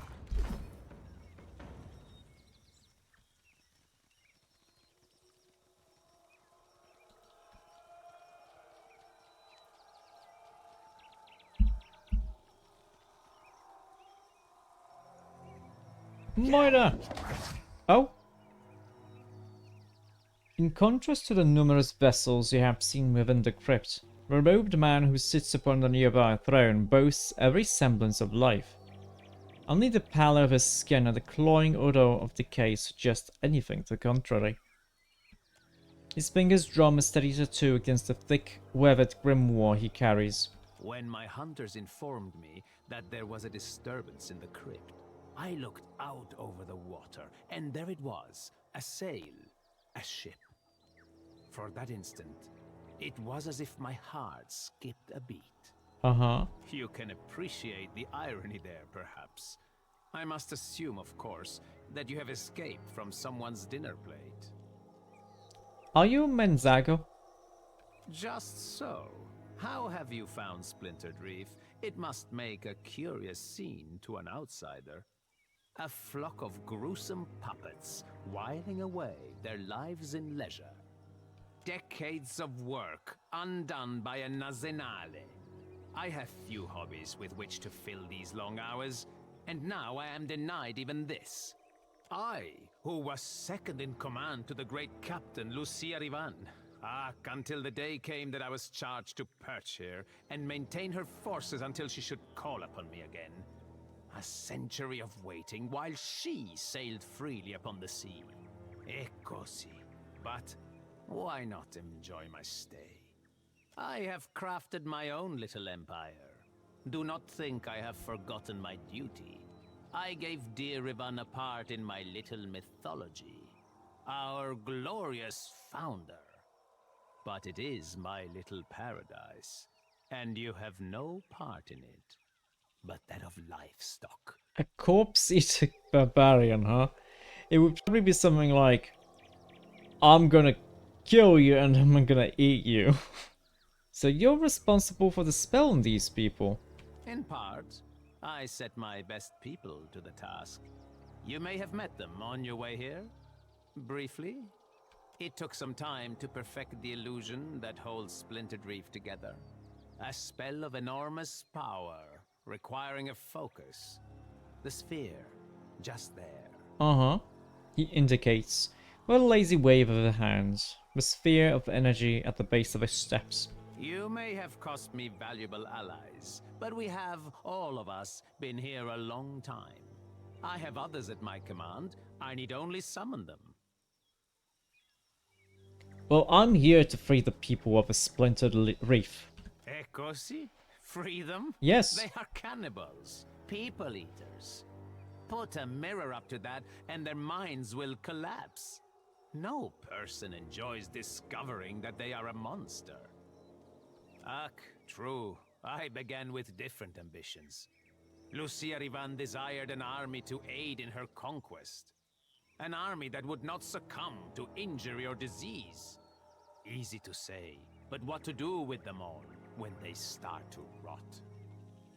Hard for any man to keep his senses when he begins to see the inside of his face. And so, my advisors devised a means by which to make these wretches unaware of their sorry fate. Enough of this.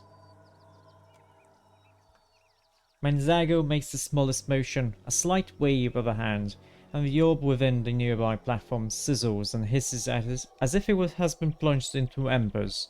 A chorus of anguished howls rises along the southern face of the cliff.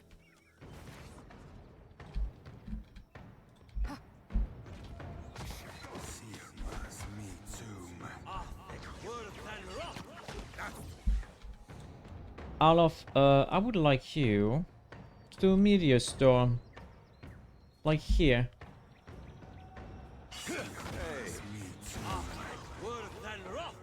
No, Alof, don't cast a meteor storm in a place that's gonna have that happen. No, everyone attack here. And you just do this. Too slow. Oh shoot! Oh, that's a lot of damage that happened. Wait, what happened?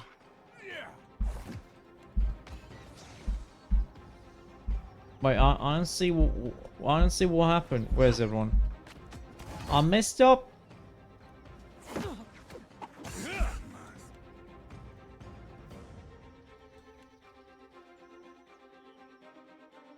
Wait, is Shiza charmed?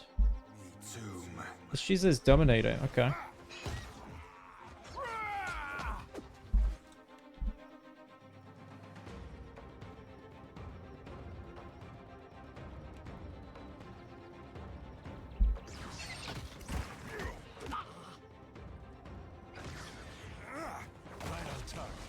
Okay, we're fine. Alof almost killed everyone. Oops.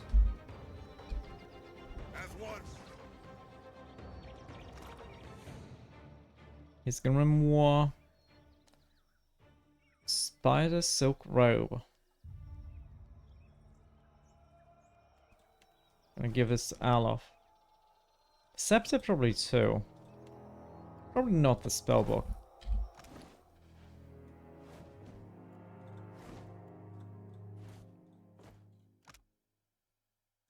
And this, yeah, it's a lot better.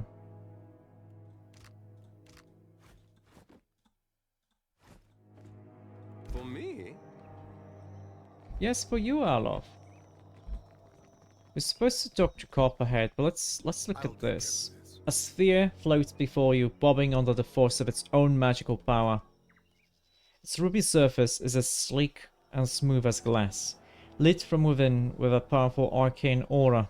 You can feel that energy press against its confines. Shattering the orb would free it. The wood effect that might have, you're not certain. Destroy it. You strike the glass. Cracks appear on the surface, spreading with a discordant crackle. All at once the orb shatters, and the energy it held bursts outwards in a radiant flare of light. Everybody can go back to being normal, hungry monsters.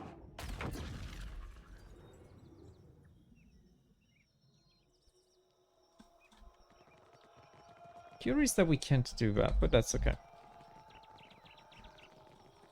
Okay, go to Copperhead. I did destroy the orb.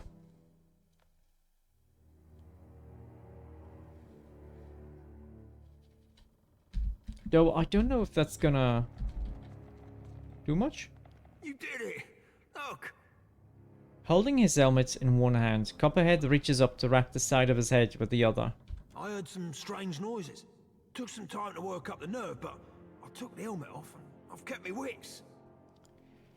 Well, I killed the big guy and shattered the orb. His spell was broken. You can't know what this means. I had a long time to get my head right. Figure out what I was. Make peace with that. Maybe it'd be different if everyone else had the same chance. Not sure what I'll do now. At least I know for sure I ain't mad. He looks down at the helmet. Here. I don't need this thing anymore. Maybe it'll be some use to you. Thanks. If you need somewhere to go, I could use you on the crew. You mean it? Uh-huh. Because I don't know if you've thought this through. Hardtack won't do the trick with things like me.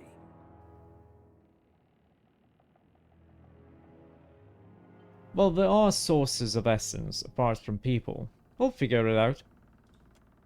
Small, disbelieving smile creeps across Copperhead's face. As he takes in your words, it spreads into a wide and crooked grin of delight. The sea. A real ship. Thank you, Captain. A more loyal sailor you'll never find. Let's see what he's good at. Copperhead, Copperhead. Where is he? I don't see him here.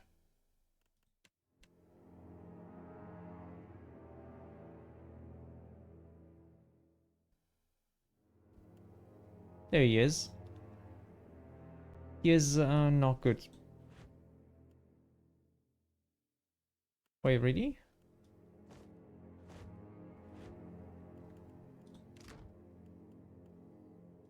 Okay, we're done here.